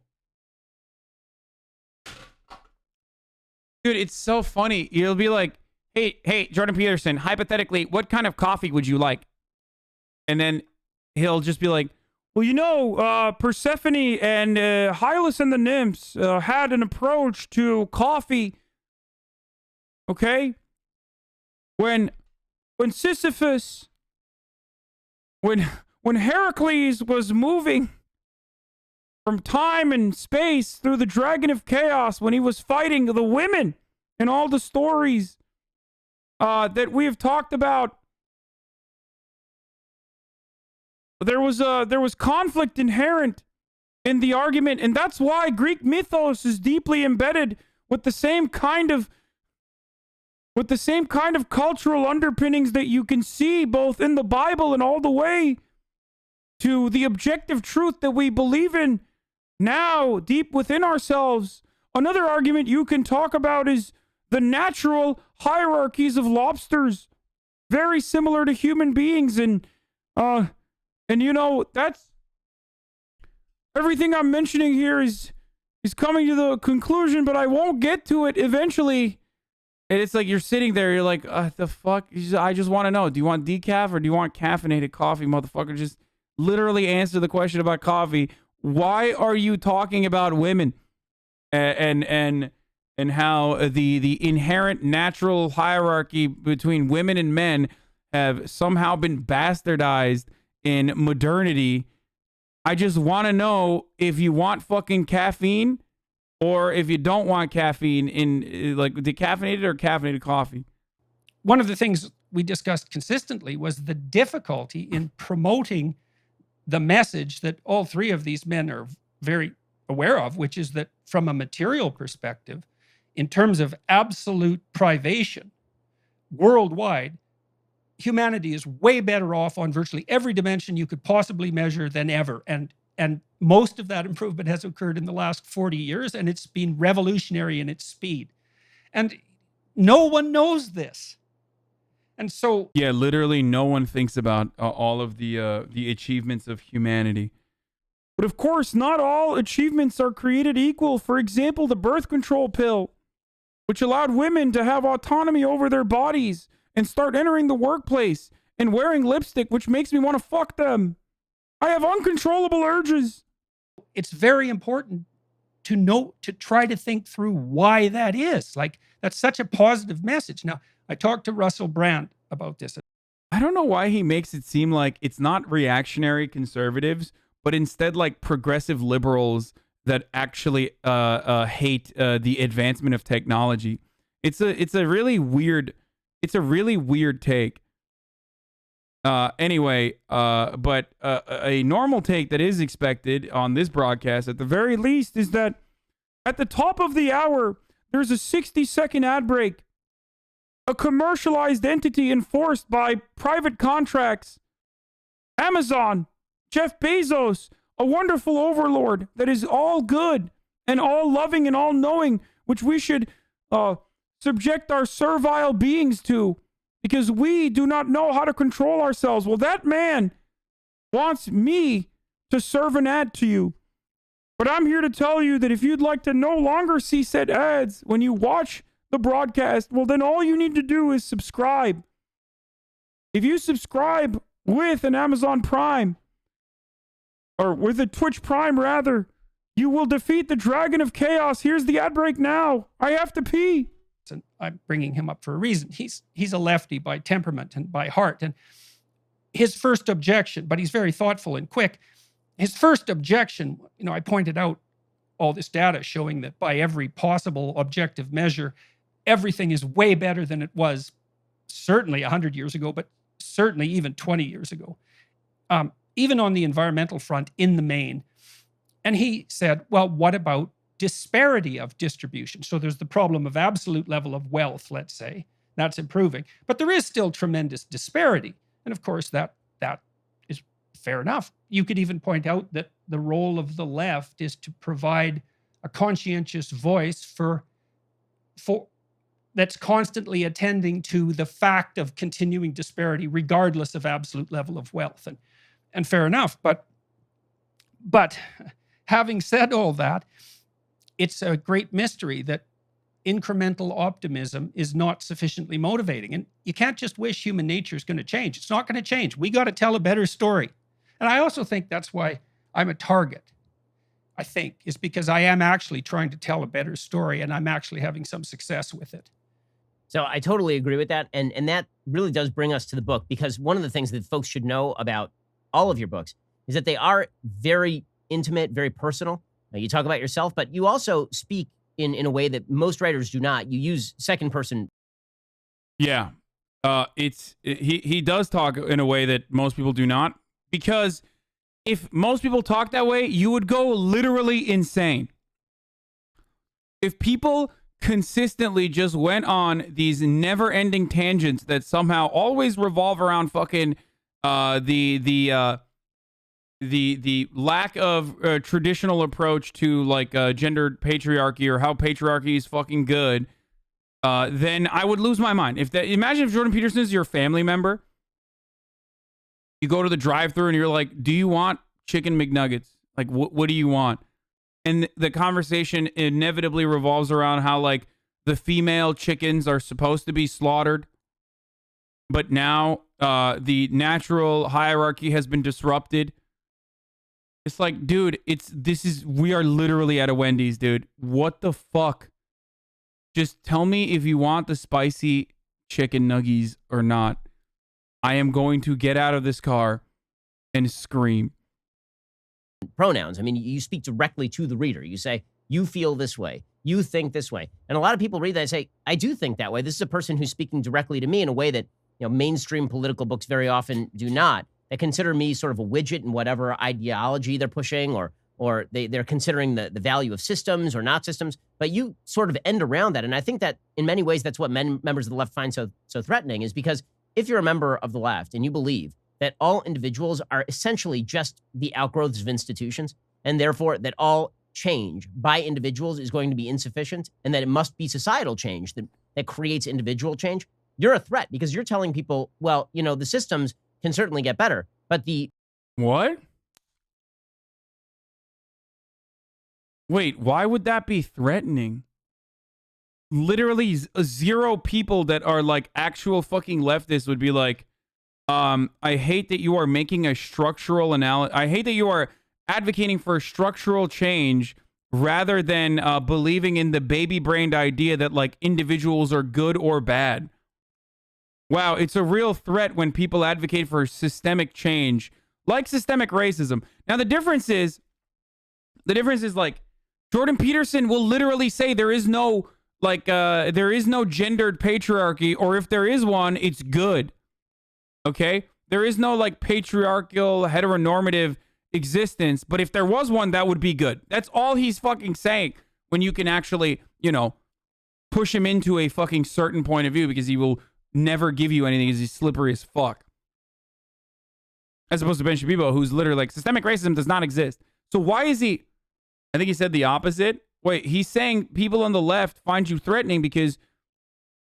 So threatening is because books very often do not. They consider me sort of a widget in whatever ideology they're pushing, or they're considering the value of systems or not systems, but you sort of end around that. And I think that in many ways, that's what members of the left find so threatening, is because if you're a member of the left and you believe that all individuals are essentially just the outgrowths of institutions. He's saying the left believes this. Okay, that's true. And therefore that all change by individuals is going to be insufficient. And that okay, but that part is fucking ridiculous. Not a single person is like people.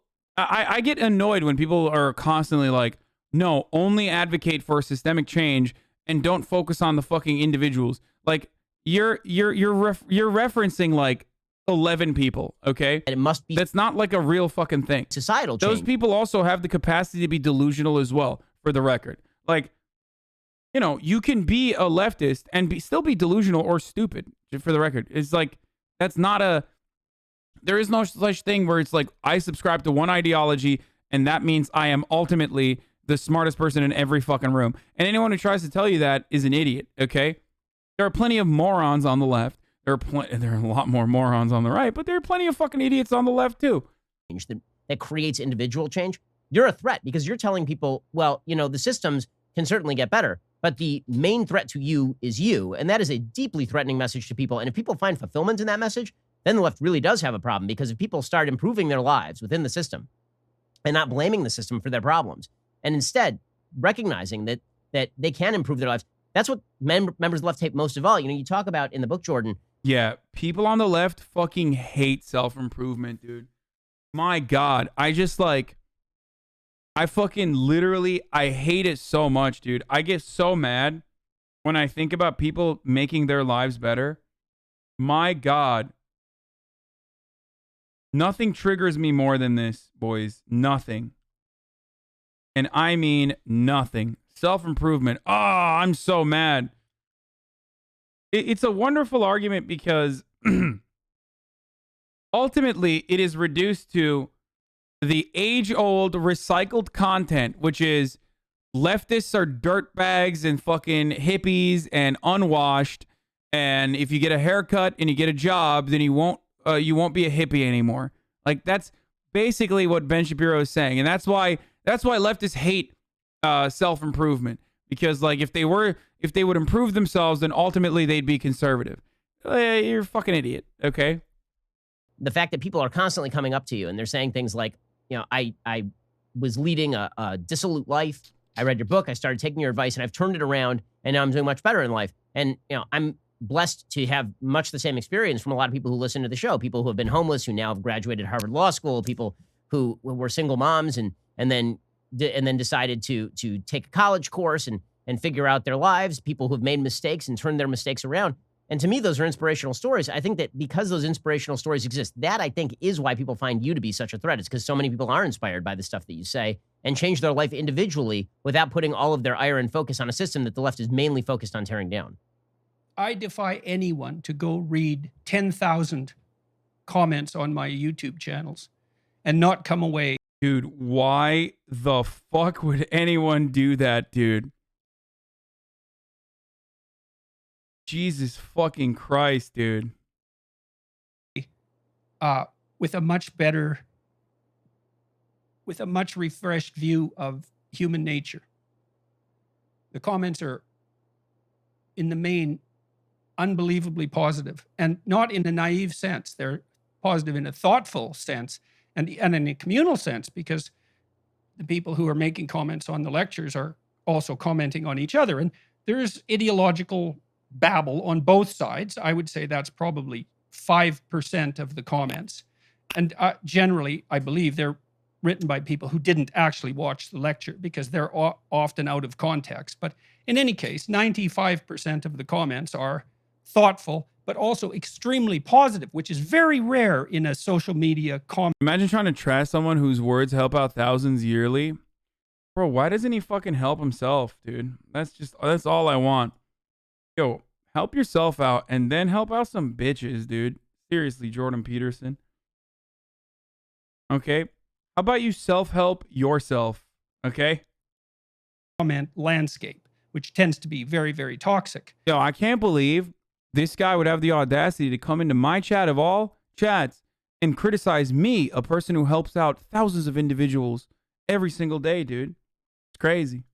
And so I think that's absolutely great. And it certainly has that impact on me when I read it. But then here's something else that I've observed in the media attacks that have been directed towards me. They're not. It's wonderful, dude. There is not a single mention of wealth inequality here, dude. This entire video sucks. And I can't even fault Ben Shabibo for this, for trying to like at least clickbait, because you can't pin him down on a singular position. Like, I literally thought there was going to be some like brilliant analysis on how personal responsibility is not happening enough in society, and that's why there's wealth inequality. And I can't believe people are blaming systems when it's just work harder, forehead. But like, we've watched 9 minutes of this, and I haven't even heard the fucking classic conservative takes. There's just nothing. Not just directed towards me. Well, first they're directed to who they think I am, so that's kind of interesting to begin with. But more than directed to me, and more perniciously, is that they're Wait, did they talk about it while I was peeing in the bathroom? Maybe directed to those who are hypothetically following me. Now, I don't regard myself as someone with followers. I regard myself as someone with viewers, listeners, and readers, and that's different. But in any case, my typical follower, so goes the story, is a disaffected, angry, young, white male. And for a while, I, in some sense, pushed back against that and said, well, my audience is about 70% male, but YouTube skews male, so that's perhaps part of the reason. And I see no evidence that it's particularly limited racially or ethnically, especially when I see my lecture crowds and when I meet people on the street. But then I started to realize that that was the wrong response. The right response is, why does it disturb you so much that there's a group of people who, by your own admission, are disaffected and angry and alienated and young, and I'm helping them? And why is that exactly a problem? Because you're not helping them, dumbass. That's the point. Like, helping them with regular self-help shit, yeah, that's one thing, okay? But it's like saying Tony Robbins helps millions of people a year, okay? Like, it's a grift, ultimately. It's like saying an evangelical pastor helps their community. It's how much you put in the tithe that is a problem, and what you get out of it that is still ultimately a problem. There's some truth to it. Maybe the evangelical pastor's fucking take and preaching of the endless preaching of the prosperity gospel maybe gives people the motivation to go out and work. But ultimately, all he's doing is fucking all he's doing is filling up his own coffers, paying for another private jet at the cost of, was it Tony Robinson? I always forget the fucking name of the self-help guru guy. But regardless, like, I mean, he's technically helping them. He's giving, if you ask those, Tony Robbins, not Robinson, sorry. If you ask those people, they feel like they're being helped. But it's like, if you're guiding your flock, the direction that you're guiding them to is also important. Okay? If you recognize the responsibility that you might have, as you alluded to, having followers, despite the fact that you give a disclaimer, but you obviously understand you have followers, then where you are leading them towards is also important. And with Jordan Peterson, he is like the incredible like gateway drug to conservative politics, because he just he'll tell you that, like, no, systemic problems are an issue. It's not your fault that you can't get pussy, okay? It's the systemic change that occurred already, and we need to implement systemic change in the form of, like, reverting back to the norm, the traditional heteronormative patriarchy, so that you can get pussy again.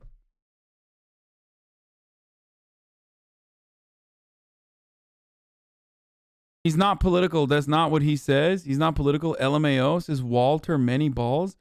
How many months is this motherfucker? 3-month subscriber. You're just mad that this guy found a thing he can do that works. He's telling people what they need to hear. What's it to you? Literally, why do you hate on him? What? He never says that? Dude, there's always some idiot in the chat. I shouldn't say that. I shouldn't say that. I shouldn't call you an idiot. Look, a lot of people are, a lot of people get blinded by this kind of rhetoric, okay? But if you think that Jordan Peterson is not political, you're out of your mind, dude. This guy literally went on Turning Point USA seminars, participated alongside like the Trump administration, Charlie Kirk, Ben Shabibo. He's literally on Ben Shapiro's broadcast right now. Like, he is absolutely political. He is a conservative. He's a reactionary conservative that masks his reactionary conservatism by making it seem like he is an apolitical self-help guru and Like that straight up brings everything back to how the left is fucking bad. And there's some bad. There's bad on the reaction or on the Republican side. The conservatives are bad too, but let's always hyper focus on the left.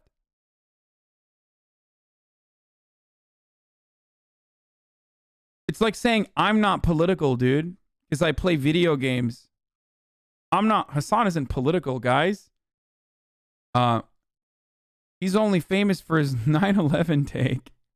Just like Jordan Peterson is literally famous for his bastardized interpretation of a law, a pro-trans speech law that was implemented at the federal level in Canada, C16, that was so fucking misconstrued and so bastardized that, like, C16, yes, that the Canadian Bar Association literally had to correct the record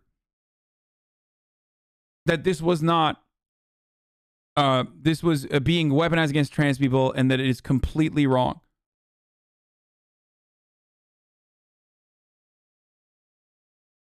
What is it that I'm supposed to be doing with them? Just out of curiosity. What do you think? If you had your druthers, would I ignore them? Would no one talk to them? Is that actually what you want? Well, the answer seems quite clear, that that is exactly what's wanted. That's what's held forth, because there's this implicit assumption in all of this critique that in my very active aid, I'm doing something immoral. Immoral enough to be parodied, let's say, as red copium. I'm aiding them. I'm aiding and abetting. Yeah, dude. Dude, like literally every fucking cult, leader has said exactly the same things that Jordan Peterson has said. Now, Jordan Peterson's rhetoric is not as harmful as cult leaders. I'm sorry. He's not like directly leading you to fucking drink the Kool-Aid and die like other cult leaders do. But the cult that he's leading you towards is the cult of Christian traditionalism and just a traditionalist worldview, a conservative worldview. He just like slowly feeds you that by putting forward like just common sense opinions. Skull. Oh, the all meat diet thing is probably not good for your fucking health, though. I'm sure plenty of people that watched the all meat diet stuff definitely got sucked into it. Are your beliefs not a cult? Bitch, half the time you can't even pin me down to a specific ideology within the left, and that is deliberate and on purpose. The fuck do you mean is your belief system not an ideology? Literally everyone gets mad because I criticize every aspect of the left.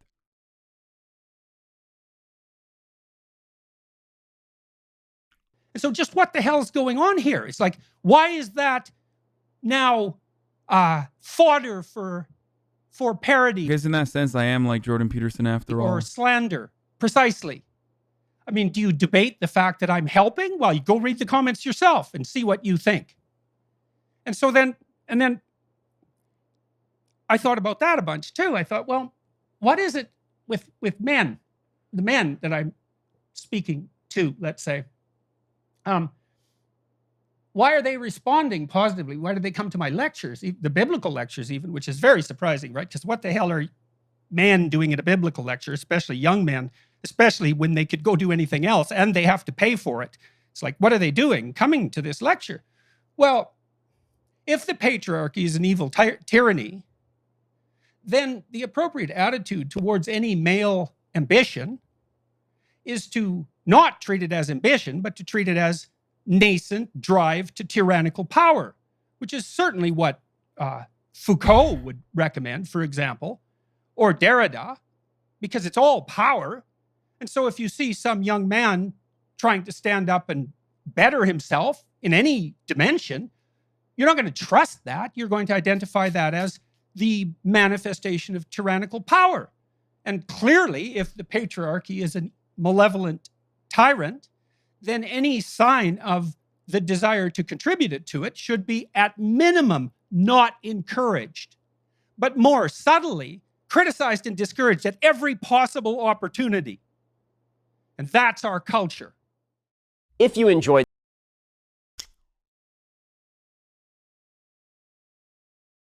This is so bad. I thought the voice he did for Jordan Peterson was Kermit the Frog, but it actually just sounds like Kermit. Yeah. Okay.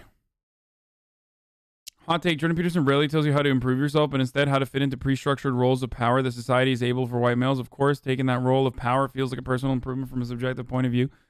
But no, he does tell you how to improve yourself. I mean, that's why some of the self-help shit that I tell you, which is pretty solid advice, like cleaning your room or creating small goals for yourself that focus on achieving larger goals in the long term. This is a thing that I do in my life that has been very helpful. And I believe it's very helpful it could be very helpful for others as well. That stuff is actually just basic self-help shit. And it's good. It's successful. It's smart. It gives you a little dopamine rush. Like you get your hormones kicking in. Okay. When you achieve those little goals, and it helps you, go through your day a little bit easier. That is just like basic self-help shit. It's not profound. I don't think any of that is profound, to be honest. It's not a secret. I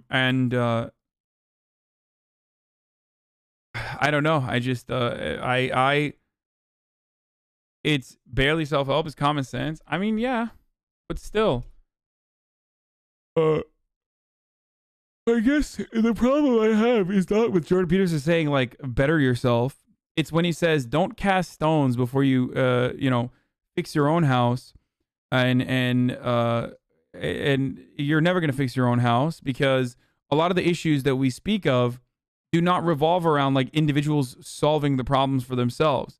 Like, you're not going to eliminate racism.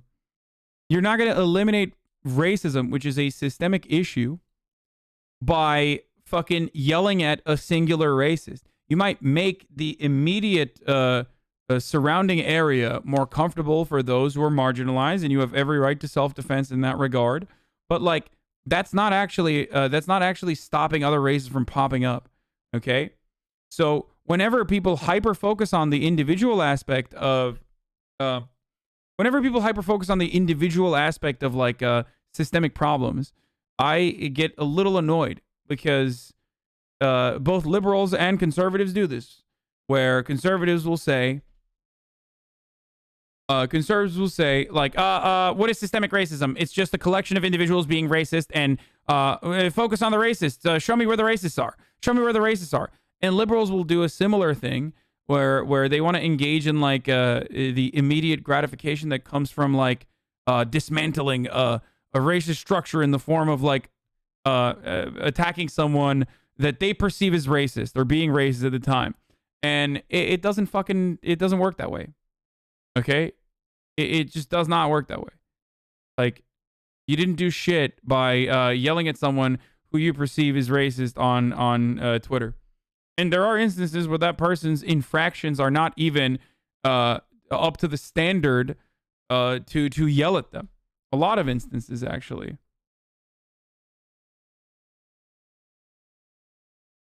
Okay? I think that's the angry woke social media culture many are talking about. Yeah, but that's what conservatives do as well. That's literally fucking conservative rhetoric right there. That's no different than Ben being like, what is systemic racism? Show me racism in the law. Show me a racist law, and I will fight it with you. Show me a racist person, and I'll fight it with you. And it's like, well, dog, that's not how this works. You know what I mean? You're not like the civil rights movement wasn't about like outing individual racists and canceling them. You know what I mean? It was structural change advocated for the clear and deliberate and precise message that that only could happen as a consequence of grassroots mobilization and an ongoing struggle to end oppression of that sort. Anyway, let's watch this last week tonight episode on hair, which I'm a little worried about. Moving on. Did you talk about the Israel-Palestine conflict? Nah, dude. Of course not. It's not in my title or anything.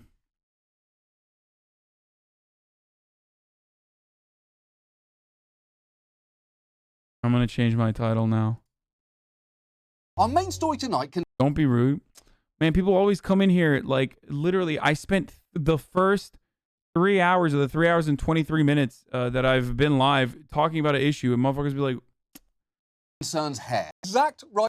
Dude, you don't want to be looking like that while you say that a black woman has weaves on. Like, he doesn't seem like... He doesn't seem like a genuinely racist person, right? Like, that's just unintentional, you know? But you can't be looking like, you can't be having a cop skull / have the fucking straight up skinhead cut while saying because of their friendship. But the fact is, on the... Pulled a racism, he had a bad day? No, I mean, guys, there's also a difference between like someone who means well, but like still did an accidental oopsie racism, and someone who's like, you know, deliberately doing and saying racist shit. On the whole, used to cut her hair. She said, "Are those?" I'm sorry. You can't work at the call center if your hair looks like that. Everyone. It's just additionally hilarious because it's a fucking call center, dude. You literally do not, it's not even client facing in a physical or visual capacity. Like, it's a fucking call center. Dreadlocks in your hair. And People are going to hear your hair. Evidently replied all. Bro, motherfuckers used to write shit like this and really think they did something. You know what I mean? Like, imagine at the time you're reading that and you're like, oh, my friend, he absolutely popped off right here, right-ho. Very good. Once again, oh. Once again, sir. Excellent, excellent take.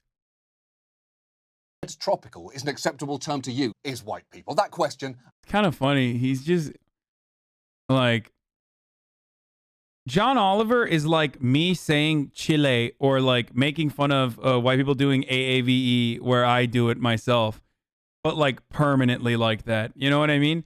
He is permanently whiter than like my whitest moments. Okay, so for him to talk about this issue is so funny because like he's not only white, but he's like one of the whitest motherfuckers on the planet and British on top of that. Yeah, Chile. Woo, Chile. Answers itself. You know, it's a big thing. And Wait, do you actually think the show's problematic in some way? What? No, dude. Dude, when do I ever fucking say something is problematic, dude? Like, even if shit could be perceived as problematic, I'll usually just like overlook it out of a sense of understanding. Like, when do I ever say shit like that? When I'm like, this is problematic, sweaty. How long have you guys been watching me? Of dress codes for... I want to see what this motherfucker looks like. What the fuck does Dave... I need to know what this motherfucker looks like right now, dude. I hope they show it. You know, just like the thumb-like qualities of that outrage. Like, I can literally see how much of a thumb he looks like. Okay? The lace front cornrow wigs, which were awful in every possible way. I mean, just look at that thing. God damn. There's enough room between... Bro, when the fucking alien takes over your head, like the alien crab fully sucks up your brain juice. What is that, dude? What the fuck's going on? I mean, look, I got a fucking bison horn on my head, and that shit is ridiculous, okay? Each braid. Her hair. Yeah. It's true. Among the reasons he dismissed her case, the judge suggested... That's so fucked up. Nah, you just saw it. You just saw it after a white person did it. It's just... That's great. In part, because judges interpreted civil rights... My hot take on cultural appropriation of hair is that, and I am going to be painfully Yakubian when I say this, so trigger warning. is that it wouldn't be as big as a problem if there wasn't so much fucking oppression that revolves around black people wearing their hair whichever fucking way they want to. Okay? That's the only reason why there is a problem with it. Because black people still get discriminated against for wearing their hair the way that they do. While white people are celebrated for adopting those same hairstyles for a little bit. You could say, what about the Vikings or all of these other like cultures that may or may not have braided their hairs? But again, and I repeat myself on this one, it's the black people that are being targeted for having or wearing their hair the way that they do. Oh, Destiny Tompkins has. Clever comebacks is what Kenyon Martin said about Jeremy Lin. Do I need to remind this boy his last name is Lin? Martin said with a sarcastic face and tone like, come on, man, let's stop with these people. There's no way he possibly could have made it on one of our teams that bullshit on his head. We need to tell him like, all right, bro, we get it. You want to be black? Like, we get it. Hey, man, this all good. You don't definitely need to like my hair and definitely entitled to your opinion. Actually, I'm legit grateful you shared it, to be honest. At the end of the day, I appreciate that I have dreads and you have a Chinese tattoo because I think it's a sign of respect. And I think as minorities, the more we appreciate each other's cultures, the more we influence mainstream society. Thanks for everything you did for the Nets and hoops. Had your poster on my wall growing up. Oh, goddamn. He had like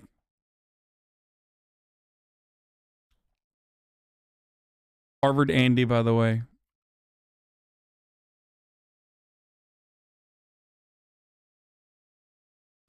Is the whitest bitch you will ever meet. Black people have beautiful hair. Nice.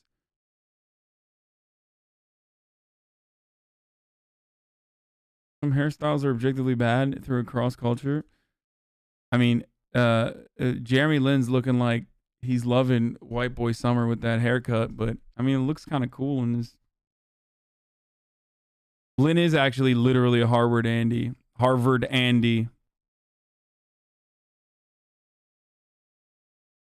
Martin's just mad because he's bald. Vikings didn't go to battle in box braid, different types of braids. I mean, no, but if white people put in box braids, their hair will fall out. The thing is, like, his hair like this, I mean, it fucking, it looks cool. Like, it does. He looks like, he looks like fucking Vikings from History Channel's Vikings. What do you want me to do? You want me to lie? I do think it looks cool.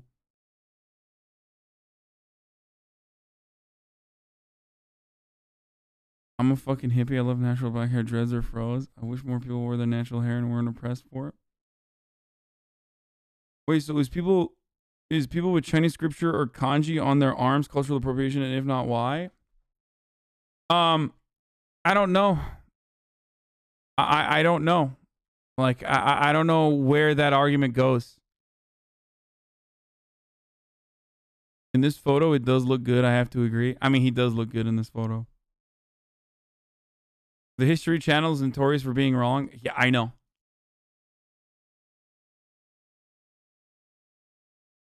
Can you explain what Harvard Andy is? He went to Harvard. He graduated from Harvard.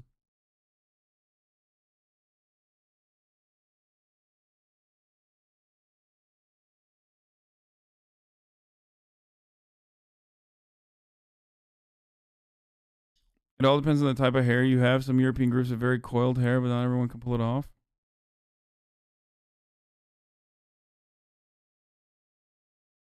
I get mad when people say, look, my cultural appropriation takes are triggering to a lot of people who are very, very woke. Okay? Because people get upset because I'm like, I'm a product of cultural appropriation, I guess, to a degree. Cultural appreciation, cultural assimilation. I am also very white, so maybe that's the reason. But I'm a globalist, you know. I'm a shitty, dirty, fucking piece of shit internationalist. So I believe that culture has never ever existed in a vacuum, and that like everything that we everything that we appreciate is a direct consequence of cultures mixing and matching by way of trade, war, and just overall socializing. So you're not gonna see me shit on people fucking appropriating culture too much, with the exception of like certain things that are, I think, beyond cultural appropriation.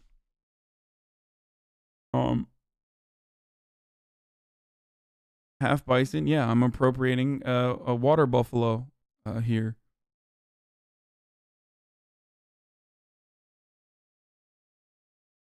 This video is a perfect example of libs looking at a symptom of a bigger problem, trying to call it the symptom as a singular issue. This is bullshit racism, which comes from big daddy capitalism.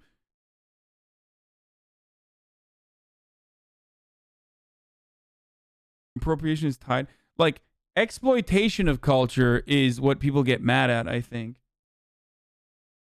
Like, the exploitation, like cultural exploitation, is what people get understandably frustrated at, which is when you take a historically oppressed cultural and ethnic heritage, like rob a group of people from their cultural background for centuries, and then literally take it and commoditize it for your own means, while you still simultaneously say, no, you can't do it. Well, then that's fucked up. But if you're wearing like my culture is not your prom dress shit, like the chick that wore like a Chinese dress to fucking prom, like, I'm sorry, I don't understand. Like, there is no like inherent exploitative component there. And it's similar to like me wearing a fucking kimono, which people used to get mad at as well.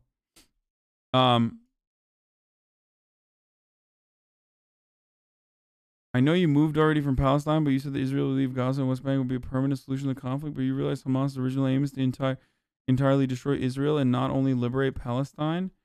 What? Dude, I'm saying that the way to fucking eradicate any sort of militant or terrorist action in any region whatsoever is to identify, examine, and eliminate the problems that cause give justification for said groups. Okay? Anyway, that wasn't related to hair at all. I know, he just...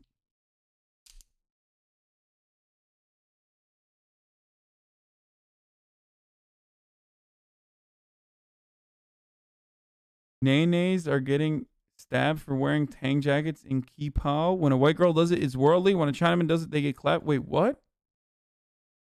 I don't know what you said there. I don't understand.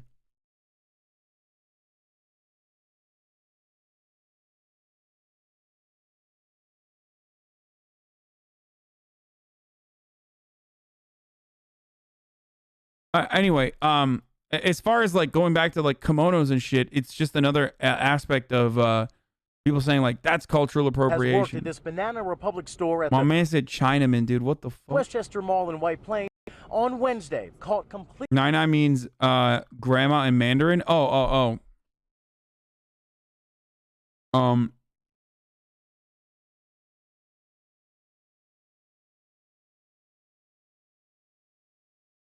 Chinaman is not the preferred nomenclature. I think that person was just like upset. Completely off. And for our image, the irony of calling hair like this unkempt is that it requires a fuckload of manpower to like put it together, dude. The fuck do you mean unkempt? we just one manager was fired. But why is it that, okay, this is going to trigger some fucking people in here, but the reason why, and I say this as a Turkish person who also comes from a colonial background or an empire, okay? The reason why Asian culture doesn't get called out as much for being appropriated is because inherently a lot of the Asian cultures that Americans rob Asians of or exploit, or white people exploit Asians of, come from countries that are or have been at some point in time imperial powers, okay? Empire. That's why. That's the difference. Because a comparison to a group of people who have historically been enslaved is not the same as a group of people who had their very own fucking empire at a certain point in time. Does that make sense? And it's the same with like, it's the same with fucking Turkish people too. Like, the current Ottomans were not a colonial empire. How are you literally continuously getting this wrong? I mean, the Ottoman Empire was an empire. Just because the Ottoman Empire did not have colonies does not mean, that's why I literally changed it to empire or imperial. It was a fucking empire though. Like, they didn't have colonies in the same way that like the Western societies did. No, that chatter is correct. No, that chatter is correct. That chatter is correct. That chatter is correct. He's saying that like there's a specific designation, but it's like it's a semantics argument. But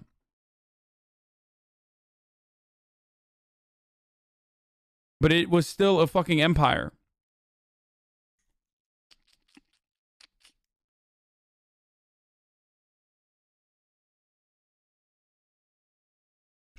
Okay.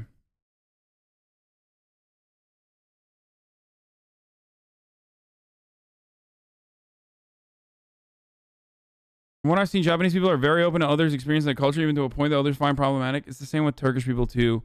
And that again stems from that again, weren't the Asian slaves too? Okay, you are missing the point.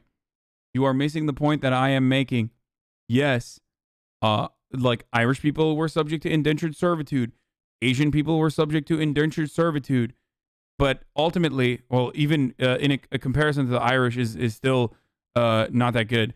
But like Asian countries that we speak of had historically their own fucking empires. Okay? In the New World, whereas African nations did not.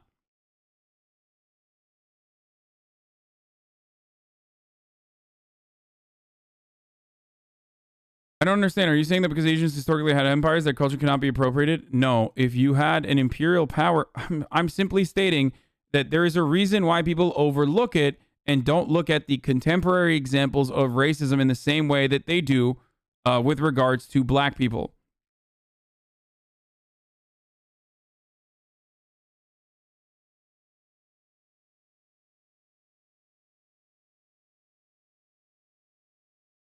Defending the Japanese Empire of the 20th century, Papela.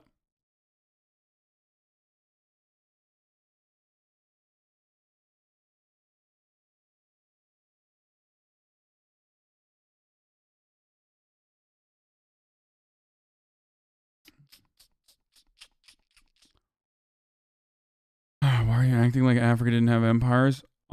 Because the African empires that we think of are or their cultural heritage was completely fucking eradicated by Western colonialists. And that did not happen in a similar way to Asian imperial powers. I'm not saying that this is why having like any sort of fucking normative approach to a historical conversation is idiotic, just like it turns into the fucking oppression Olympics that conservatives talk about. Okay? You made this take out of thin air though? No, this is something I've talked about before with respect to Turkish culture or Turkish people not being offended by cultural appropriation in a similar capacity. And for the record, that's precisely why, even in a time when there is so much anti-Asian racism happening right now, even at a time when so much anti-Asian racism is happening right now, I will still say this much at the very least: the people that get upset about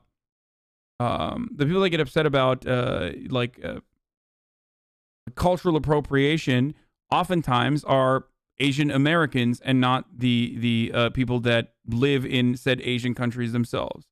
It's always a specific subsect of Asian Americans that get mad at people wearing kimonos and shit. rather than other Asian people worldwide. Whereas, stop telling Asian people how to feel. They have a right to get offended. Oh, this is why I hate. This is why I fucking hate the cultural appropriation argument, because it's literally, I'm sorry, dude. It's literally fucking people bitching because they want to bitch, okay? You want to have your voice be heard. You're a little fucking baby and you want to whine right now in chat because I'm going to give you a little fucking bit of that desperate serotonin that you're going to get when I respond to you, okay? Literally, you're being a dumb fucking baby. How about that? That's why I rarely ever touch upon it and rarely ever talk about it from the point of view of like other Asian cultures rather than like the Ottoman Empire, because no one can fucking attack me when I'm talking about my own culture. But like the moment that you step beyond that and try to relay information, literally everyone fucking loses their shit. It's like, no, dude, goo goo gaga, you are fucking wrong. And actually, I am going to sit here and literally fucking compare someone wearing a fucking kimono to black people's culture being exploited, because that's the kind of selfish, entitled piece of shit that I am. And you're going to sit here and act like this grievance is the fucking same. Shut the fuck up and take this 1 minute ad break, you stupid bitch.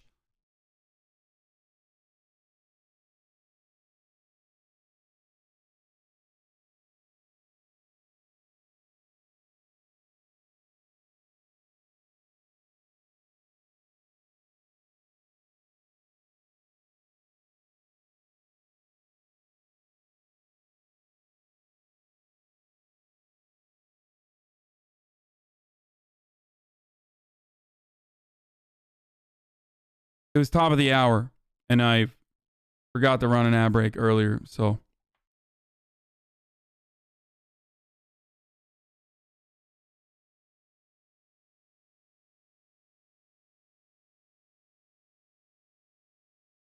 It's so stupid. It's literally so fucking stupid.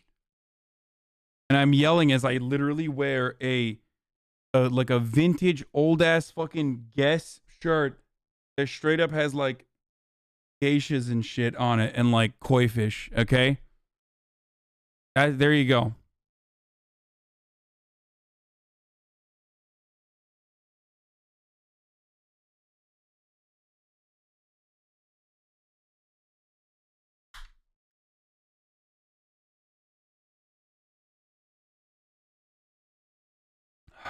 The problem is... Touch it. And there's one more thing. I was just, someone in the chat said, Liz Jones is such a nice house. I was just thinking about that, dude. I don't know if it's because I'm like looking at houses now, so I notice it, but goddamn, she has a nice ass. I'm not a cat. Bye. Goddamn. Like, I was just looking at that going, God damn, it's a nice fucking house. White people.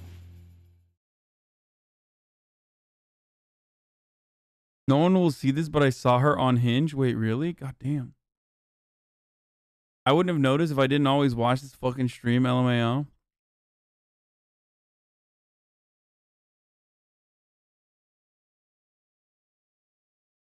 You're old now. That's a Zoom background? Wait, really? No shot. Is it? White people.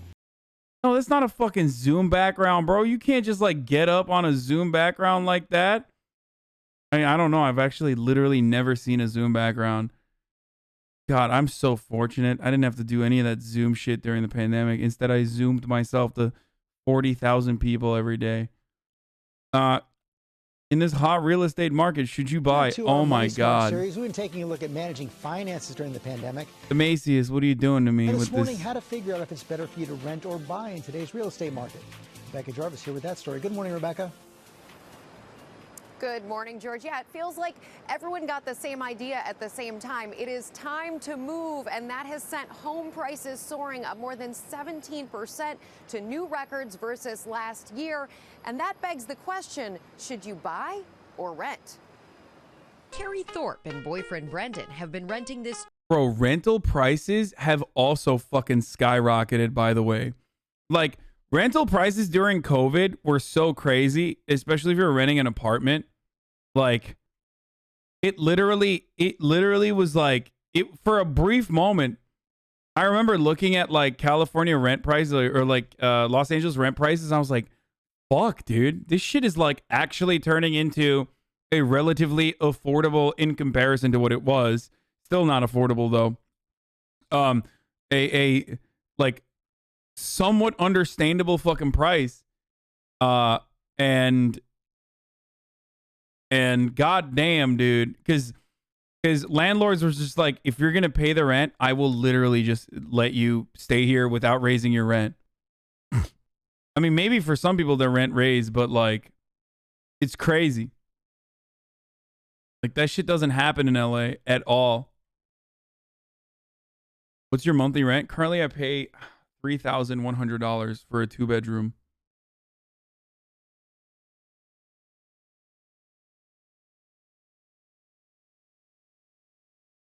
Before that, I was paying $2,500 for a 1-bedroom, and I only moved to a 2-bedroom so that I could my mom could live with me, and it had a garage too, so that my brother could use the garage.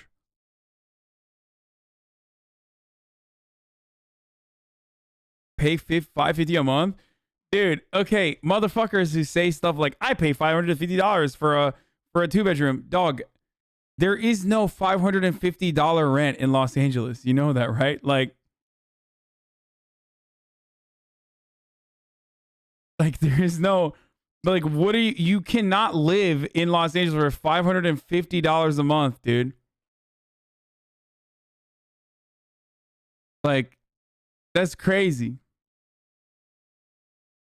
If you live for $550 a month, if you find rent, that means you're living with like another person in the same room in a bunk bed. Okay? In LA, you can't live in your fucking car for $550 a month, dude. That's crazy. Water and electric included? Fuck no. You can if you pay rent for the bunch of people. Yeah, I lived in a 3-bedroom with 2 other roommates for a very long time. I am very familiar with the concept.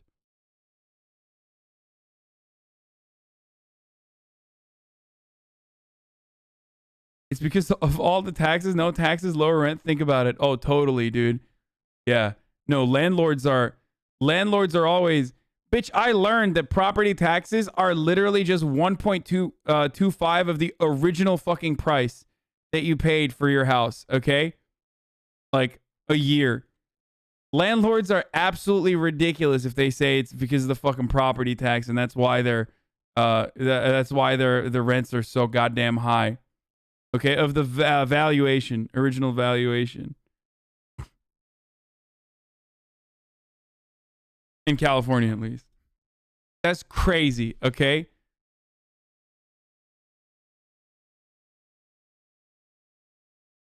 Wait, you pay water in LA? Yes. Well, water and electric are connected in LA. So LA Department of Water and Power are together. And I think you don't really pay for water, I don't think. I think you just pay for the electricity, but they're connected to one another. And they can't really shut off your water anyway. I think it's illegal.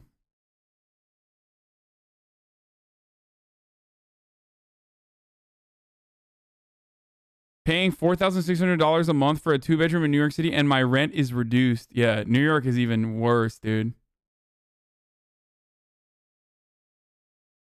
California has relatively low property tax. Wait, why don't you move to Texas with the other streamers? Why? So I can fucking never hear the end of it about how I like am literally evading taxes, dude. My community would be like, Hasan literally moved to Texas because he is a tax evader, okay? Like, they would make it seem like I moved to the Cayman Islands, okay? They would be like, they'd be like, dude, he moved to LA because he fucking hates, he absolutely despises paying taxes. That's why he's doing it.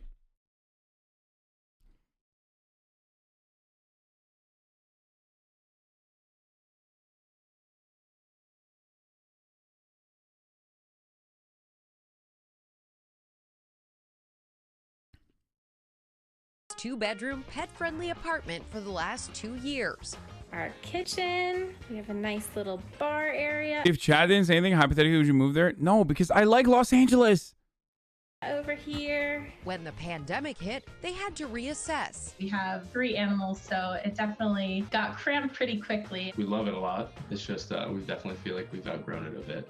Now they're debating their next move, to rent or to buy. We want to be able to take advantage of the low interest rates and all of the benefits of purchasing right now. But then there's also houses that are a little bit inflated with the prices. An intimidating decision anytime, but especially now. Home listings down 37% versus last year. The amount of potential buyers up 53%.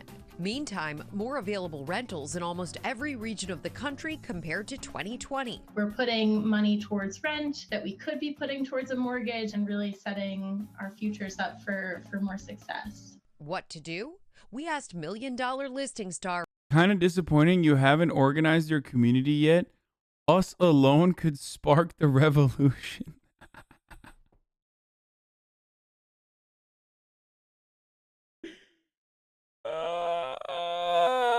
Dude, okay, let's just move on. Our Frederick Eklund to help Carrie and Brendan think it through. First question, how long do you plan to stay? Sometimes it does make sense to rent because you're not really sure where you're moving, your situation. Sure, rent. But if you're sort of know where you're going in life and where you're going to live, I would say jump into the market now and lock that interest rate in now. Next up, what can you really afford? Oh, guy who makes money literally selling real estate tells you that you should literally buy real estate right now. That's crazy. What's up, dude? What's next, dude? Next up, a shark tells you the water is warm and you should jump right in. Important to put down at least, I would say 20-25%. Try to put down as much as you possibly can. A good rule of thumb, your house payments, that's your mortgage payment, including things like property taxes and homeowners insurance, should not exceed 25% of your monthly take-home pay. Carrie and Brendan deciding to take the plunge. We just put our first offer in on a house 3 weeks ago. We quickly became outbid and did not end up getting the house. Extending their current lease for a shorter period until they can find the house they want at a price they can afford. Still looking, absolutely. Fingers crossed. So, Rebecca, if you want to buy, what's the Stop platforming. Motherfuckers would be like, stop platforming home ownership, and then simultaneously talk about how great it is that in like Eastern Bloc countries, they literally have so much personal home ownership. Like, important thing to consider? So like Carrie and Brendan did here, it's an assessment of your own finances. You want to make sure you have at least 6 months of emergency savings set aside. Your credit is in a good place. That will entitle you to a great mortgage rate at these levels. Then you want to have at least 20% for that down payment. Make sure that the monthly payments you're making on that new home are less than 25% of your monthly take-home income, and that includes things like homeowners insurance. okay, 25% is I feel like that's a crazy amount. Like, what is this argument? It's just like, oh, you want to fucking buy? Oh, you want to buy a house? Just be rich, dude. Actually, like, not even rich, but like really rich. And also buy a house that's like under your... Is that normal?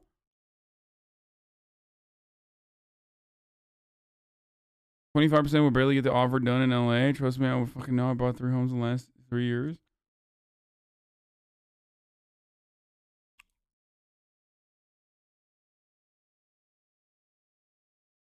The 20%, can you put around 20% down, is normal. That is what they tell you. I have heard this. Even though I'm fairly certain that like no one is expected to do that.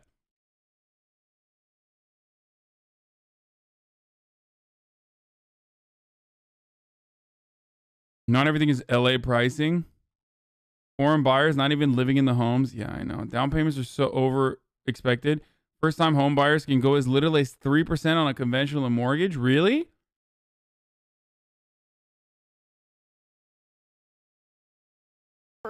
of your monthly take-home income, and that includes things like homeowners insurance, those taxes. Remember, there is maintenance involved in maintaining a home that you buy, and time is really key here, George. You want to make sure that you are planning to stay in that home at least for 5 years, especially with prices at these record levels, because they can fall a bit. You want to be able to ride that out so that if you need to sell, you can sell when the house is higher in value than the time at which you purchased it, George. And the benefits of renting?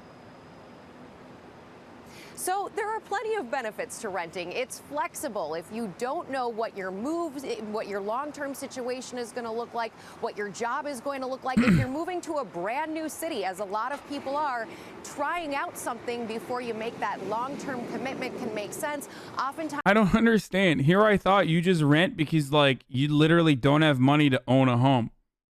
But I didn't realize that there were so many benefits. Can be a cheaper option. Isn't, but like can be. You know, it can be. And by cheaper, I mean like obviously cheaper. It's never cheaper with respect to like over a long-term consequence, because you're like not putting a down payment on a fucking house that you're going to own. You're literally just, I mean, you can have a shit landlord, but they'll still fix your shit. Qualifying for even a home loan is a big obstacle for a lot of people too. Brother, trust me, I am in the process of learning that right now, personally, considering that I, like a fucking idiot, for 29 years, never built credit, even though everyone was like, dude, build credit, you're a fucking idiot. And I was like, nah, I'll be fine. So, yeah, I'm gonna... Sometimes your maintenance costs can be lower. And George, there are some really great calculators out there at places like Realtor.com and Zillow, where you can actually look at whether it makes more sense to rent or buy in the location that you're moving to, given your financial situation, how much money you're willing to put down. Highly recommend checking those out before you take the leap, George. Good advice, Rebecca Jarvis. Thanks very much. Well, hey there, G. You also don't have to do any maintenance. I mean, that part I like. So what? You like... Is that crazy? Is that like a crazy problem? I feel like I've never had a fucking landlord that has like actually been on top of the maintenance, that I just assume it's the same. Like, I've literally never had a fucking landlord in Los Angeles that's like, oh yeah, I'll get right on it. So I just like, I have to do it on my own. And by on my own, I mean get Marat to do it anyway. So, like, landlords just, in my endless experience of renting, like, with landlords, it's always like, hey, like, this is broken, can you fix it? And they're like, oh yeah, totally, I'll get on it. I mean, think about how many times my fridge broke, and I told you guys, like, I was just, like, literally stuck. My fridge is broke, and there's no food in the house. There's nothing I could do. In the middle of fucking Los Angeles in the summer. And that is literally an amenity that you're supposed to offer as a landlord.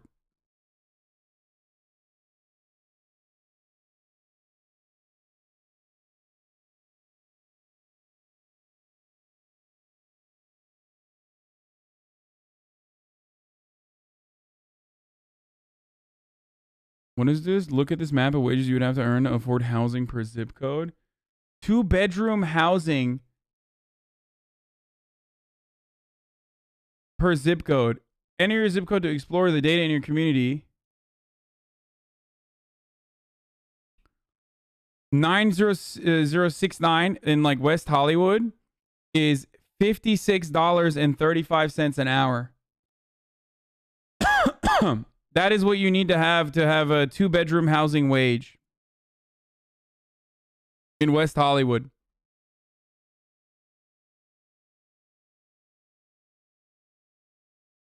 For houses, you have stuff like flooding, new roof, X every percentage of years. Yeah. A big problem with flooding in California. I hate when flooding occurs so regularly in West Hollywood.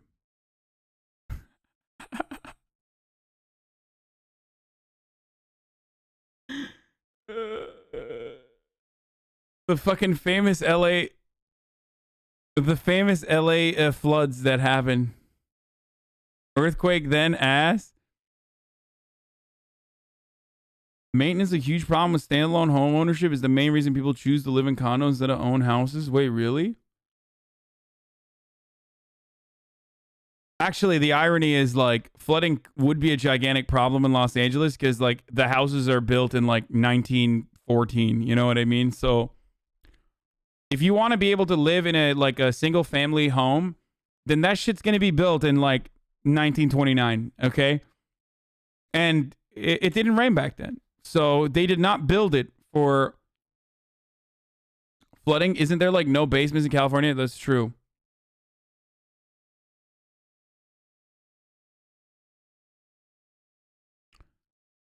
Oh my God. This fucking chatter came with the hot Wikipedia take. Fuck you, Hasan. What about the Great Los Angeles Flood of 1938? God damn it, dude. Yeah, fuck you, okay? How about you fuck yourself? All right, you were right and I was wrong. How about you fuck yourself? How about that? God damn it, dude. You fucking owned me, okay? Here. Gwyneth Paltrow broke down and ate bread during the quarantine, dude. What was your lowest point? Let's discuss. Why is this? I just like this is actually generating anti-white women racism. Okay, Gwyneth Paltrow literally is like a minstrel show for white women. Okay, her very existence creates like negative reactions to the existence of white women. I said it. Okay, what the fuck is this article, dude? Why would you? What is this article, dude? Like, motherfucker, people are like, oh, that's your lowest point? That's crazy. My lowest point was like trying to see my father pass away as he couldn't fucking breathe in the ventilator, but I was not allowed on the hospital wing because, you know, there were too many people with COVID. Oh, that was your lowest point? Was you couldn't fucking eat, you ate bread? Oh, fuck, dude, that's crazy. Like, I know that's the point of the article. I'm just saying, like, this should not even come out. Like, Gwyneth Paltrow should not fucking admit that as an extreme, okay? If you know, like, you just shouldn't do that. And I talk about how, like, comparing, personal points of, like, comparing oppression, personal points of oppression is, like, always kind of shitty. Is it kind of dumb? Because you can always win the argument by being like, oh, yeah, you literally live in America. You tell me you're poor in America? Well, there's a kid that was born with a fucking genetic disease in Africa where he has to suck water through a goddamn Bill and Melinda Gates Foundation straw for the rest of his life to even get, like, clean water. Owned. Okay, there's always someone worse off than you. But god damn, dude. There are, like, very few people that are this well off, dude. So is she changing the pussy candle formula now? My lowest point was returning stolen Fiji water bottles at a hotel because the staff smelled the pour on me. Okay, fuck you. You don't have to call me out like this. And I didn't steal the Fiji water bottles. I didn't steal them. I thought they were free. I told you this in confidence, okay? That was a fun little story. I did not try to steal them. It looked like it was free.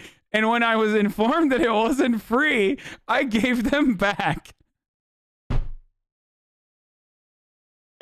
That was not...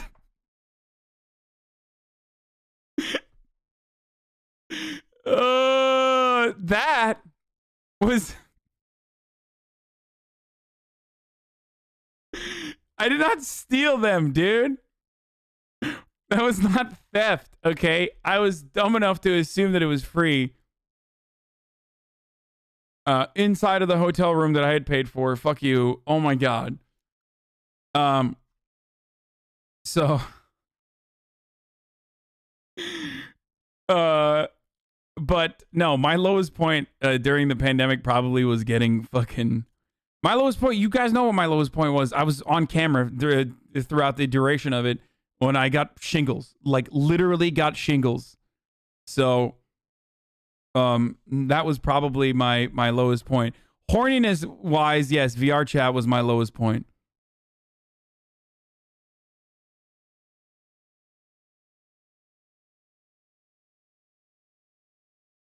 Horniness wise, VR chat was the lowest point when I was down so bad. Your lowest point is the anime body pillow? No, I don't really care about that. I kissed my body pillow yesterday. That's fine. But yeah, this is great. Dog, my girlfriend developed shingles last week. She's just miserable sag. Yeah, it's fucking terrible, dude. It is literally the fucking, it's the worst. I mean, they call it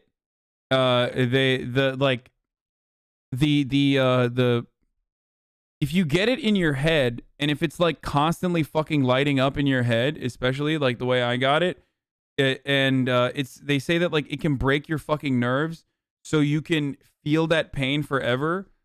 It is one of the worst things. It's so bad. I don't know how to describe it.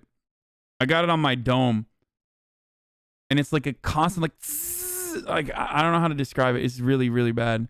It's called, yeah, neuropathic pain. Yes. How did you get it? From literally interacting with this chat. Okay.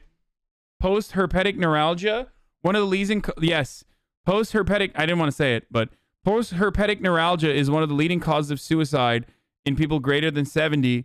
And they even call it, like the suicide disease. Because it's just like pain management is so fucking difficult when you get it. It is indescribable, dude. I don't know how to describe it. I lost vision in my left eye due to shingles. Oh yeah, that can happen too. That was something I was terrified by as well.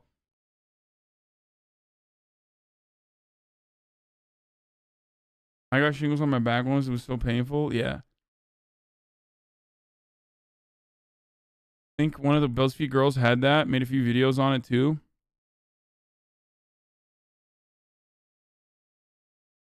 Are you going to get the vax so you don't get it again? What? No, shingles has nothing to do with fucking... I literally got shingles because I, at some point, had chickenpox. You understand that?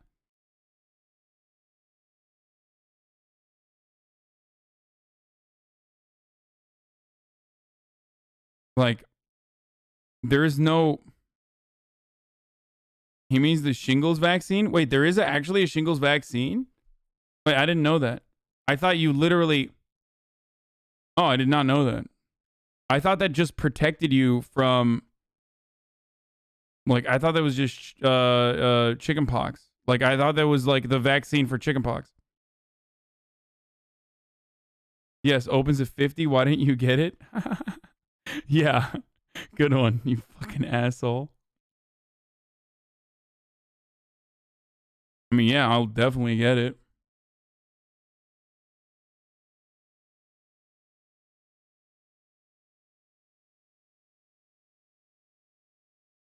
It's the same virus? I know it's the same virus.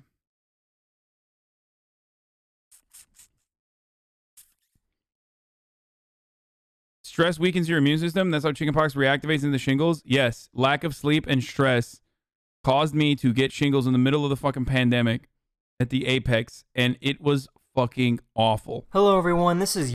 That's it. That's all I gotta say. Yeah. I was playing Sekiro. My chat was just fucking blowing me up every day, making me so insanely mad. And yes, I got shingles. Okay. All right. I gotta pee. Your daily dose of internet. This person has the ability to move the veins in their body. Oh my god, what was that, bro? Oh man, Whoa!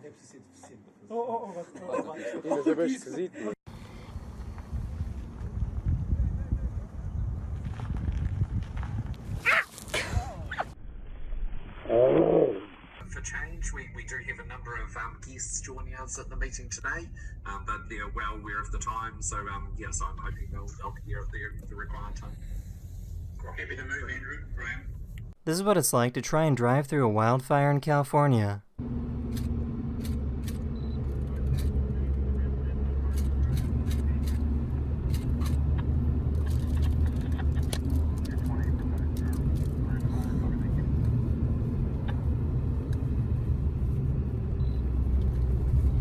This person went for a swim in a Russian lake filled with needles made of ice.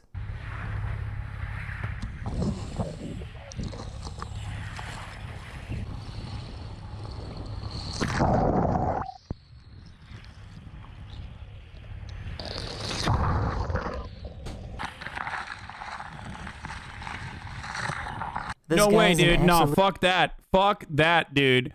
People are crazy. You have too much going on in your life to make such an insane thing to... I mean, wait, not this. Sorry. This person went for a swim in a Russian lake filled with needles made of ice. Fuck is wrong with these people, dude? Yo, what are you doing, bro? What are you doing, dude? Like, fucking Subnautica Below Zero Andy, dude. What the fuck? Just wait for the DLC, dude. Just literally wait for the DLC. It's in alpha. I think it's coming out like either today or soon. What the fuck is wrong with you?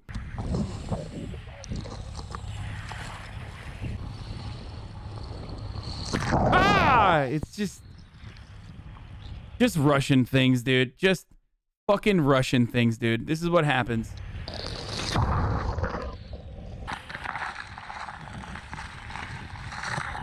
This guy's an absolute genius.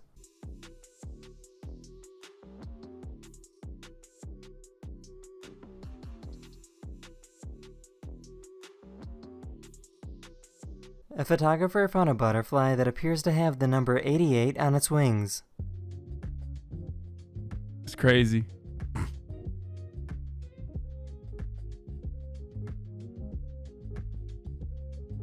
This person works at an animal sanctuary and can't even sit down without being covered in animals.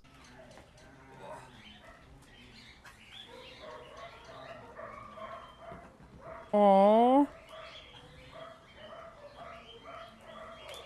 Oh my god. Oh my god. Oh my god. Oh, that's so cute. Oh my god, that is literally the perfect life, dude. Seriously? Really? Good job. Dumbass. This person flew a paper airplane through smoke to see vortex formation.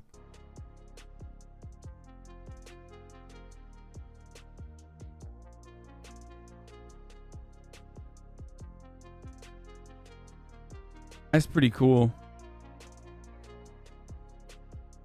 Chemtrails. This is how you land on the moon. The rocket will leave Earth's orbit and slow down to enter the moon's orbit before finally landing on the moon.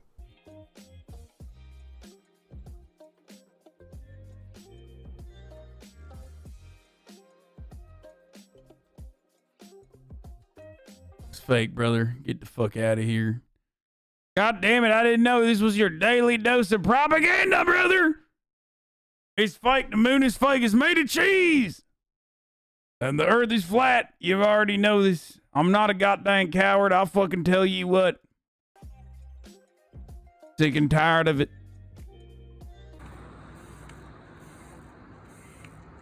Yo, get the fuck out of... That's the end of this video. No. I really hope you enjoyed. No. And no, dude. No. No. What are you doing, bro? Very, very soon. What the fuck is wrong with people, dude? This shit is so... Later. Oh my god, dude. What the fuck are they doing? Yo, people make me mad, dude. He has a helmet on. He's fine. Dude, that is so crazy.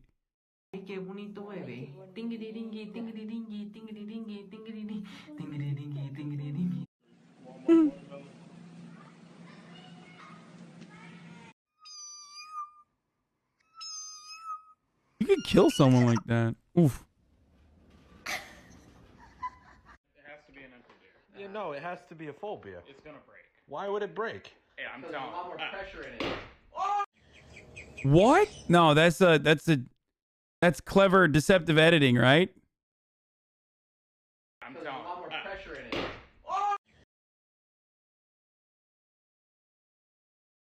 Dude. Here I thought Kyles were doing something crazy when they fucking punch walls, okay? When they blow walls' backs out, I thought they were being fucking... I thought that was a demonstration of strength. When all it was demonstrating is how shitty fucking NA walls are, dude.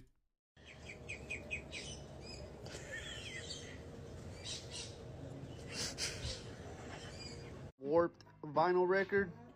Here's how to even it out. A decent, yeah.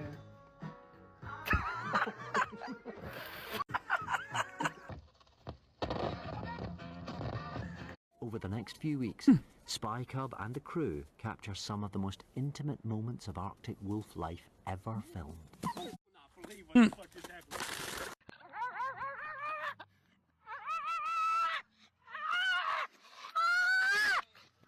Hold on, Sticks. Here she comes, Sticks.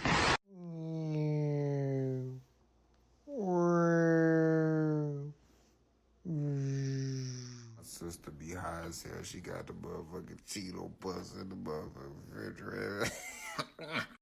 What the fuck is that move, dude? I have never seen that, dude.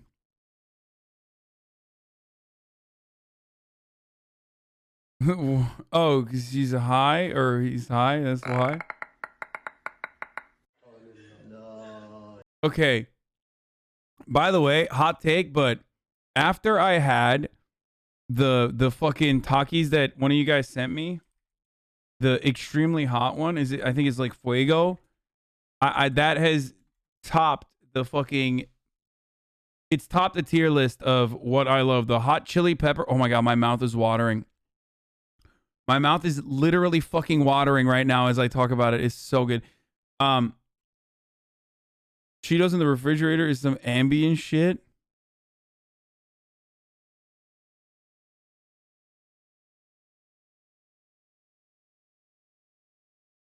The really hot ones. Bro, I just Googled Takis Fuego. First question is, people also ask, is it safe to eat Takis?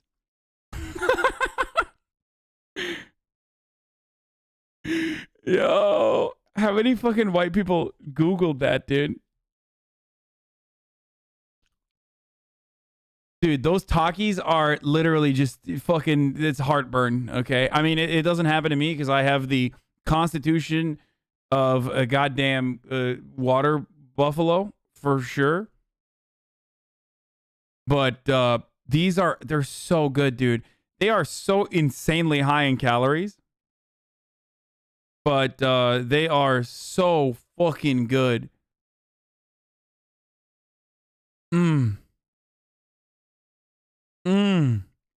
Oh my god, someone just said something so dumb. Oh wow, that's oh, you're such a fat kid and it's so smart.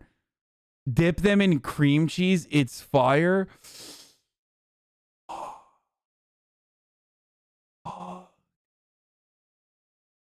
Yo, I bet that would be so good. Don't say ew. Oh my god, dude, that would be so good. Oh. Taki sent Lil Xan to the hospital once because he got a stomach ulcer.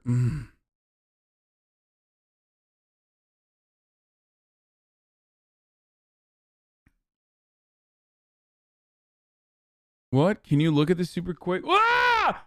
Dude, what the fuck?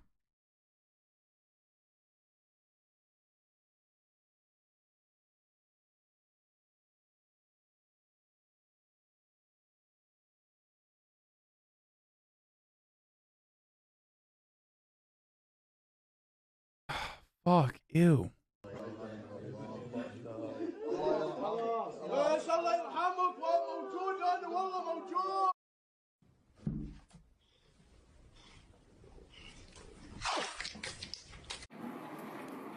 Give me a boost.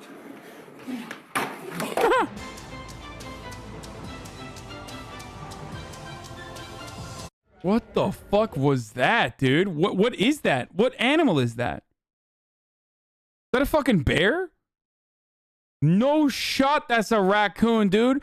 Why would a raccoon be that big, dude? That is an insane sized raccoon.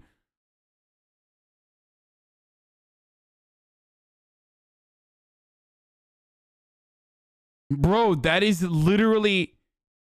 Are raccoons that big? Like, what the fuck, dude? Yo, that is a gigantic raccoon, dude.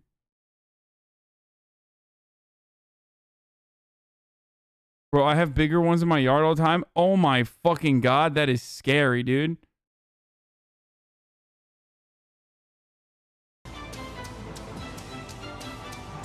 Bro, think about it this way. That's a balcony, guys.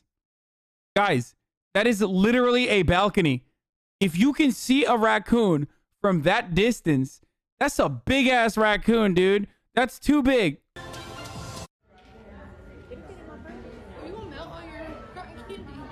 Is this supposed to do that? What? Yo, Connor, you bring the print in here? I gotta print my assignment.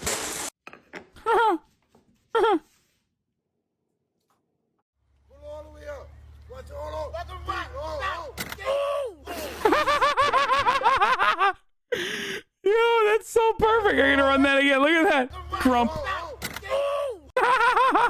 So stupid. It's just like it crunched like a Coke can, dude. What the fuck?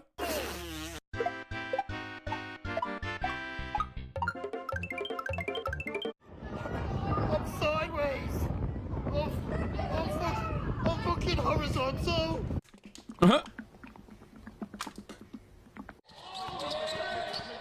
I've seen this one. Look at that trash ass shot, dude. That's why he had to do all of that. Like, imagine doing all that and one hot sauce shit. Imagine doing all that and one hot sauce shit. Like, he's not even dribbling the change, like, the movement. Like, he's not even dribbling forward. All to just lay a fucking brick down. Says you. Shut up, bitch. At least I have good form. Said about the snow. I know. He is trash It form. stinks.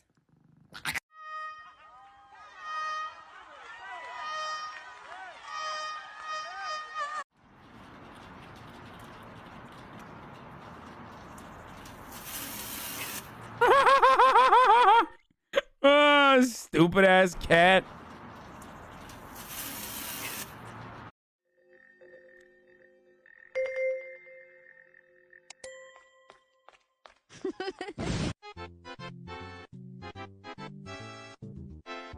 I'm not afraid of water, chat. I'm afraid of the animals in the ocean.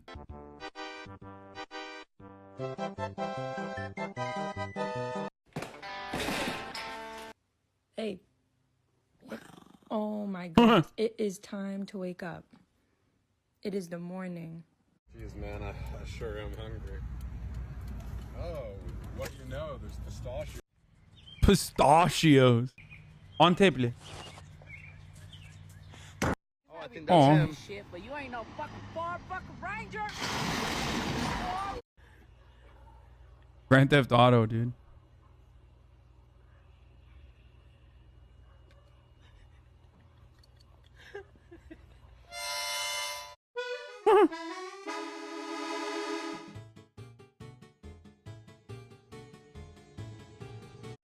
You ever look at your person and think to yourself, wow. Watermelon. All right, it's coming down. 3, 2, 1. Oh! Bro, that's how you defeat. That's actually how you defeat Magneto in Resident Evil Village. In the mines, dude. It's a secret. They don't tell you. Shut the fuck up, spoilers. Bitch, what do you mean? I didn't say anything. Oh my god, you guys are so annoying. Literally all of you were in the chat while I was playing. Like, everyone that said... Also, I didn't even mention a name. Like, I said Magneto. There is no character named Magneto in Resident Evil 8. So, if you believe that to be a spoiler, that means you already have played the game. And you fucking know what I'm talking about. Like, you are literally...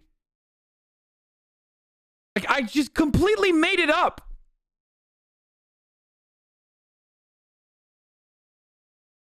Wow, I'm just spoiling now. Whoa, shit, dude. I thought the fucking Magneto was in the game, and now I know that it's not. It's literally a spoiler, dude. Okay, listen. I'm sorry for spoiling it without giving you a spoiler alert, but I will give you an ad alert because it's top of the hour every hour where there's a 60-second ad break, okay? And if you'd like to no longer see the ads, all you need to do is subscribe. You can do it for $5 or for free. By connecting your Amazon Prime account to your Twitch account, you get 1 free Prime subscription a month, dude. You can use it on the Magneto Defeater, which is me, or you can use it on somebody else. But I will literally keep spoiling if you don't subscribe right now. Okay? Just kidding. Here's the ad break now.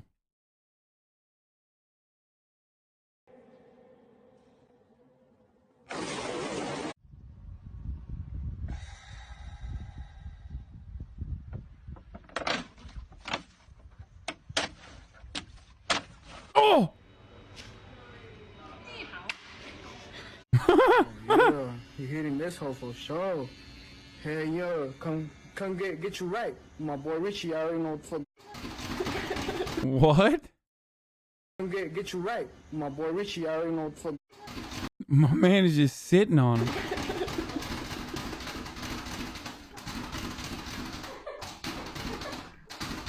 Dude, cats are such freaks, dude, and you know it. That's a literal freak behavior right there.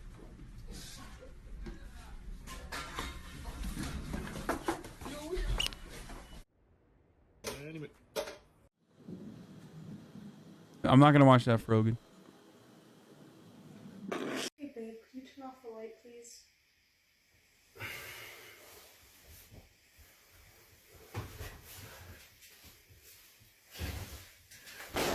Hit the club to the...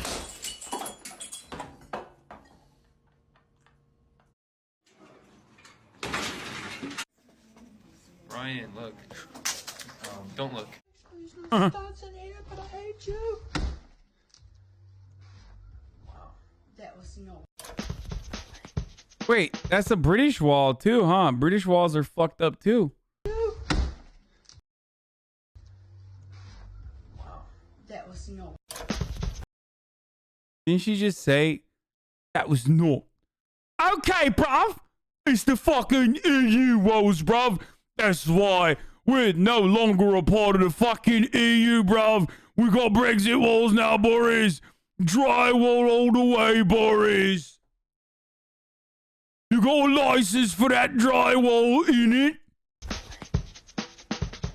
You know, fuck up Pennywise. Yeah.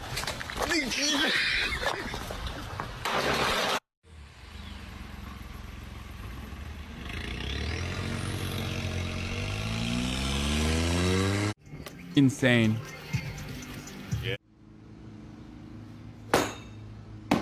Ooh. You don't know. Maybe he fucked his wife or something. That guy did. I'm sat here eating my smiley fries. What the fuck are you doing? Giving it to you. What the fuck? That is okay. That's fucking. That is not a skill, dude. That's really weird. Can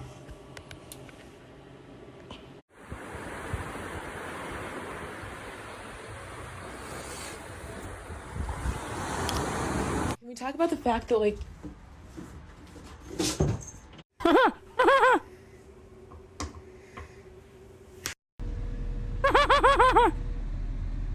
So I made a fucking hot chocolate, yeah, and then the hole came through the bottom. Yeah.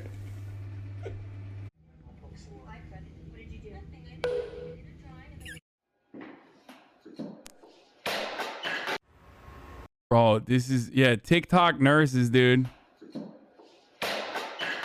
Gotta watch out for them TikTok nurses.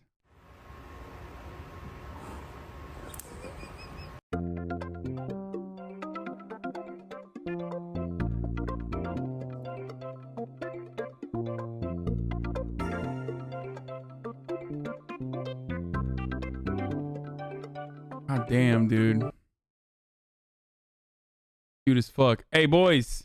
You want to know something crazy? You want to know something crazy, dude?